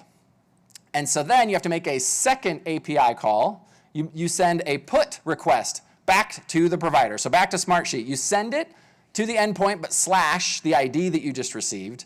And then you're sending a request to say, okay, now I want to verify this thing. And Smartsheet says, all right, that's nice. I know you want to update this and make it enabled and verify it, but I want to make sure that you have control over this endpoint that you gave me when you created the webhook. So this endpoint that you gave me, I'm going to send it a verification request that has a header in it that says Smartsheet Hook Challenge, and I need you to send that back to me as a Smartsheet Hook response. I need that same value back. And then if I can get that back from you, and then I'll take that, and my response will be sent back to your initial request saying, hey, okay, your application, your web hook is enabled, and now you're good to go. Because the interesting thing is when it hits out at that, when the subscriber, the callback URL, when that code is responding back to Smartsheet, it has to do it through an API call, which means it needs an authentication bearer token. It needs to have a token that's from your account. So Smartsheet can tie that response back to your account. So you have absolute control, or at least that endpoint also has control of your auth tokens. So there's that too. But usually you have control. It's a verification that you have control of that endpoint, of the callback URL. And so now Smartsheet can have that assurance that you're in control of all the different pieces that are operating inside of the webhook. One-time verification is also a little bit of a misnomer because in Smartsheet's case, they actually go through the same verification again, about every 500 or so, I think, webhooks. So about the 500th webhook or so, it basically sends a response saying, hey, by the way, these aren't verified, so I need you to go through this whole process again. And so your code then needs to have a check. It needs to be checking for that API response to say that these things aren't verified so that it can kick off the process again to do this whole verification process. So something to keep in mind when you're dealing with a one-time verification. So with one-time verification, it validates that the consumer controls your destination. It can also easily be combined with other forms of security and authentication. Although it's super complex to start up, right? I mean, that was 6 different steps. Rather than filling out a web form with one thing, like with one callback URL, you got to do 6 different steps in a process to get webhooks fired up. And then again, when you need to renew the verification. A few examples of folks that use this are Adobe Sign, OneDrive, Okta, and of course Smartsheet, as we've been talking about them a lot. There's other examples of folks that use these different practices that you can find also on webhooks.fyi. So now we're going to go from verifying that you have a trusted relationship at the beginning of creating the webhooks. Now we want to make sure that we have a trusted relationship as we're dealing with sending the message from the provider to the consumer. So we're going to start with the most basic and then kind of escalate with each one that we're going to be doing. The first one is shared secret, which is essentially the idea that you have a shared secret. The provider, the consumer, they decide on a shared secret when they create the relationship. In our case with Twilio, Twilio actually provides that. They say, hey, by the way, if you want to use verification, then it's going to be your API auth token. Okay, but if you notice, our webhook wasn't using that. Okay, so they provide the option to either use it or not use it. But in this case, you each have a token that you agree upon and that you check. It's going to have one on one side. It's going to pass it to the listener. The listener says, yep, I verify that we have this same value or this same shared secret on either end. Super, super low complexity to set up. Although, it's also doesn't really check to see if the message integrity is intact. Also doesn't check to see if or doesn't have any confidentiality controls on the message that's being passed over. And it also requires HTTPS to pass the message on. That way you can keep the credentials that are being passed over in secret. Datadog, DocuSign, VMware are some examples of folks that use this. Progressing down our path, you can also use HMAC, or otherwise known as hash-based message authentication. It takes the same concept as shared secret, but takes it one step further. Rather than just passing the secret back and forth, they both have the same shared secret, but on the provider, it takes the shared secret and then creates a signature hash or a signature hash using the shared secret and then also the body of the message, and then passes that over. The listener says, great, let me verify that by generating its same hash and says, yeah, okay, these match. And so I'll validate this, now I'll process this webhook. So it's great because it's very low lift as far as consuming the thing. And then the auth and message integrity are super low in complexity. And then also the secret keys, the shared secret doesn't have to be passed anymore. You can actually just use the keys to pass a different, or just to pass the signature. And some caveats, there's no confidentiality controls, and there's some complexity to the signature payloads, right? So now that you're passing that over, you have to do a little bit of, you have to do the verification on your end of verifying the signature hash. You have to generate the signature hash on your end. GitHub, Shopify, Slack, Square, Twilio. So Twilio, as we were using before, they actually use this HMAC methodology. Now we're taking it one step further. You can do the same idea, but with asymmetric keys. So rather than having a shared secret that generates that signature hash, you have asymmetric keys so that the server or the provider, they have a private key. You as a listener, you have a public key. That way, the server doesn't have to keep handing out a shared secret. Okay, you just have a shared understanding that, all right, I'm going to use this relationship to generate a signature hash of the message body using this private key, and then using the public key on the listener end, you can verify that same hash. This is, again, it extends on HMAC, but it adds a little bit more complexity than HMAC, because you have to have the whole key relationship. And then when you start dealing with the keys, it's issuing and rewriting and rotating, renewing and rotating those keys as time goes on. So, in this situation, there's been said to have performance concerns, so you want to keep that in mind as well when you're using asymmetric keys.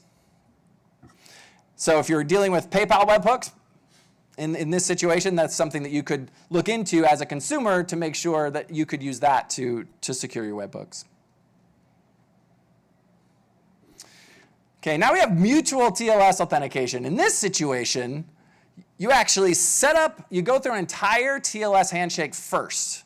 A TLS handshake is kind of like an asymmetric key situation, except for now, instead of having just private keys and public keys, you have a certificate that you're verifying as well that's been issued by a certificate provider that is trusted by the listener and that the server provides to the listener when the whole thing happens. So you create that whole relationship first, and then once you create that relationship, you still go through the process of creating a signature hash using the key on the one end and your message body, and the public key on the listener end and the message body, and passing the messages back and forth. In these situations, the nice thing is this also takes your messages and makes it so that those are now encrypted, so that it's the message confidentiality is actually a lot more taken care of, but that also that providers and consumers can revoke access from one another at any time. You can basically end the relationship if you feel that there's been some sort of compromise. It is highly complex. That's why we found a lot of folks don't do it, or even a lot of providers don't even provide it. But it is something that's there. And then also, again, has that complexity of the issuing, renewing, and rotating of keys. A few folks do it. DocuSign, the signature ones seem to be the folks that do it the most. So DocuSign, Adobe Sign, and then PagerDuty, interestingly enough. They do that with their webhooks for incident response. So dataless notifications is another way to secure webhooks, more of a way of abstracting information out of the webhook notification. And in these cases, you saw in the Twilio webhooks, we had everything come across. We had their phone number, we had their text message come across, everything, all the data that happened in the notification came with the webhook. But in a dataless notification, it basically just says, hey, by the way, something changed. I'm not gonna tell you what, but it's over here. And if you want to find out what it is, you've got to make an additional API call back to us to find out what that is. An example of a folks that use this is Microsoft OneNote. So imagine OneNote, those documents could get pretty big. They could also have some pretty sensitive data inside. And so they basically let you know, okay, here is all the information you need to get to whatever has changed, but you need to make the API call back to us to check if this is there. There's a few things, right? So this kind of is nice in a way because it could reduce API traffic for the provider in the sense that the provider only is providing just a little bit of a webhook over to you. However, you have to make an additional call back to the server to get any change that has happened. However, I've used the Smartsheet API quite a bit, and there are some situations where you get a webhook and you say, well, I don't want to act on that. So I'm not going to act on webhooks in this particular situation. And so you aren't going to make that additional API call back. And there, Smartsheet has already figured out, sweet, we've reduced the amount of data that we have to pass, the number of API calls we have to handle. But also, they can take out sensitive, they're not running the risk of passing sensitive data, sensitive information in the webhook. You have like cells in a spreadsheet, you could have some sensitive information, or inside of a OneNote, right? You could have some sensitive information there. And so by doing it this way, you have to have your auth-bearer token to make the request back to the API to get that information as a user. So as a user, it's a little more work, right? You have to make twice as many API calls. You get, well, at least you get the webhook that comes in, and then you have to make an API call back to the provider to get that information. So replay prevention. Replay is essentially what happens when you have a third party intercept, and then they're going to start repeatedly or repeat or replay a request that's come in. The way that folks address replay is through timestamps. So what they do is they take the timestamp that when the webhook comes through and they concatenate it to the payload. And then they sign that value, and then they send that signature and the timestamp with the webhook. It's interesting. It's one that in the research I've seen and when I was doing my reading on when you would use this and who uses this and why, it sounds like it's something that would be used in addition to one of the other methods, right? It's more of like a second level of security check. And so you're basically saying you're going to mitigate replay by associating a timestamp and making that involved, but then the listener and the provider also have to have fairly synced times and also have a mutual understanding of your time formats, your time zones and things like that. So there's some folks that do use it. Calendly, Slack, PayPal use the methodology for securing their webhooks. All right, so now that we've gone through some of those providers, and there's some other practices that are on webhooks.fyi if you want to dig into that afterwards. You can see there some more practices that you can do or look out for as a consumer, or if you're a provider, that you can implement on your webhooks. But for providers, I want to talk about a few things you can do as providers and a few things you can do as consumers. First is operate on HTTPS. It seems like that's table stakes, and folks do, because that's what most internet situations require. However, it's a good reminder. But also, notice that like we used the Twilio. So who uses webhooks today? I probably should have asked this at the beginning, okay? And then who has used webhook verification? Okay, wow, okay, about a third of the folks. So, okay, but the situation here is, for me, as an early webhook consumer, I didn't know that it was part of webhooks. So you want to absolutely document all the things. You want to make sure that your users know not only that you have verification, that you provide it, but also that they know how to use it. You need to show in the documentation. I'm a big fan of showing almost too much rather than too little, because you don't want to make assumptions. You know what happens when we make assumptions between ourselves, right? You don't want to do that between you and your users, because you want your users to understand how to use your webhooks, how to use your APIs as quick as possible so they can make good, secure software that's efficient and runs well. So you want to make sure that the payloads are fully documented. You want to make sure that you can demonstrate that verification and that it's obvious, not just buried down at the bottom. It's like, oh yeah, by the way, we also verify our webhook payloads. Show the whole process from end to end. Have videos, honestly, or I'm a big proponent. You want videos, you want written, you need pictures, you need to hit people everywhere where they are, depending on how they learn. So in our research, this is what we found with the providers. HMAC, far and away, the most used security method among the providers that we researched. But what's number 2? Yeah. So we have some work to do as an industry. We have as users, as listeners, we need to demand from those providers that they provide this functionalities for us so that we can have secure webhooks when they come into our system. And then as users, we should probably also be looking into what is provided, right? What verification is provided by the different providers. So some things as consumers, I might have jumped to the end there a little bit. So again, using HTTPS, just keep that as standard table stakes. The thing is, when we're doing webhooks, what we should be doing is using the verification that's offered by the provider, right? We should be using the shared secret or the HMAC ways of doing things. However, most of the time, we're probably just doing this, right? We're usually just happy that we have information coming in from the other system, and we're good. But let's think about how we can make this a little bit better. So in our previous situation where we had our application, we were receiving HTTP requests freely. And so I go back here. I'm actually going to kill that.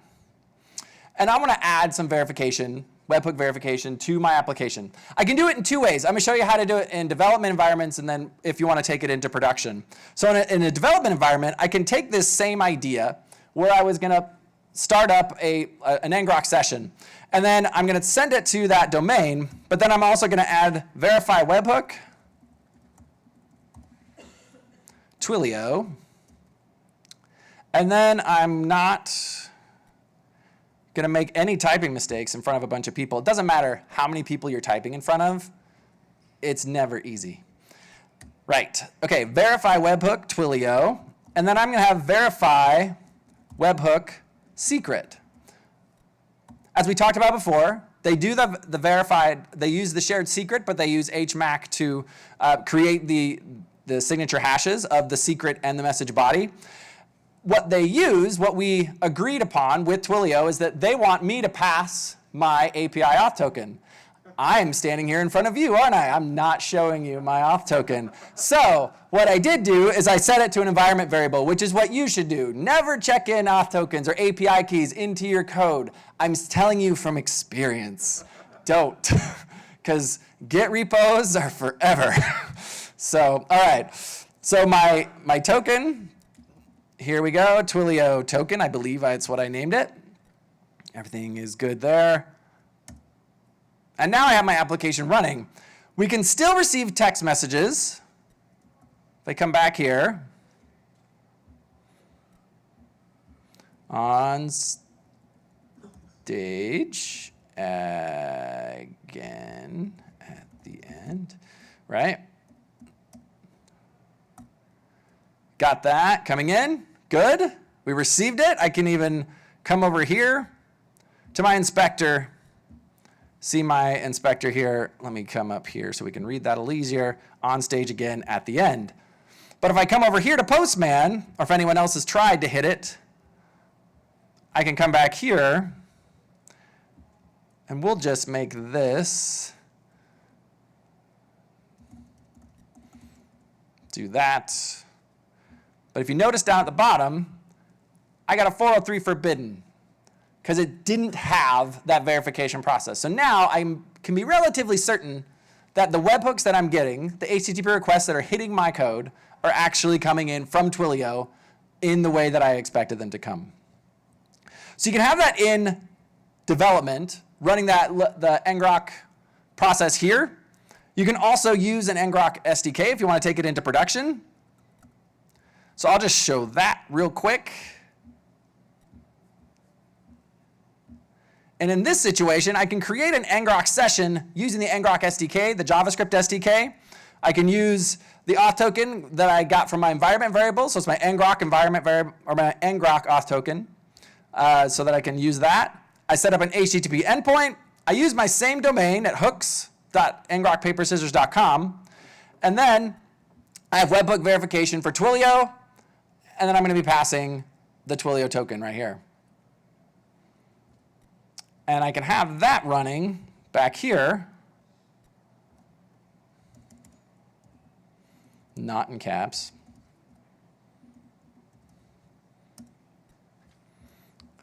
So now I have a tunnel passing through to my application just like I had before, and all the things are still working. Now, because it's in production, you don't see it in that inspector anymore. But I can say, this is prod.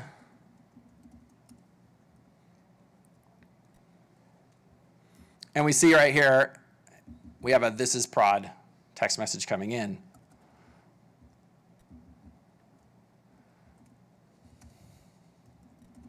I can have my bad message, but then again, I still get my 403 forbidden.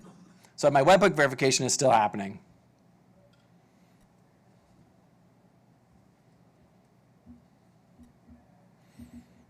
All right.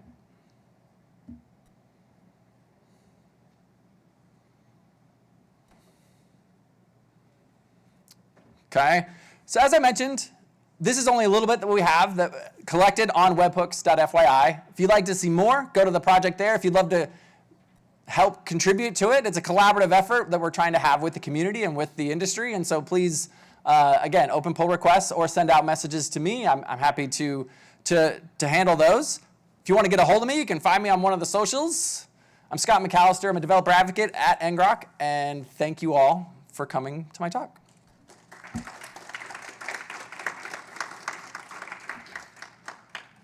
think we have a little bit of time. Anybody have any questions?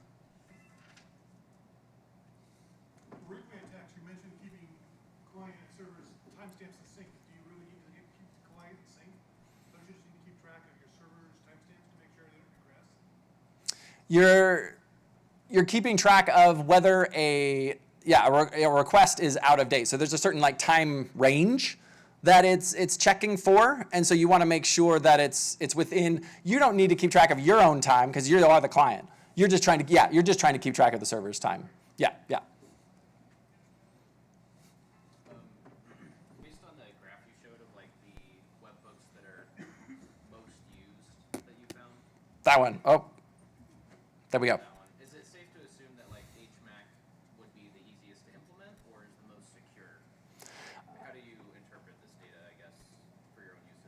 I think the way I interpret it, and this is how me personally, Scott, interprets this. I look at this and I think shared secret's the easiest to, but HMAC is the easiest, you get the most bang for your buck, right? It's the most secure, easiest way to do it. Yeah, and I think the fact that it's so widely used is to say that, or to show that. Yeah, good point.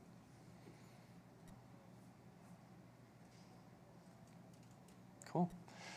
Thank you all for coming.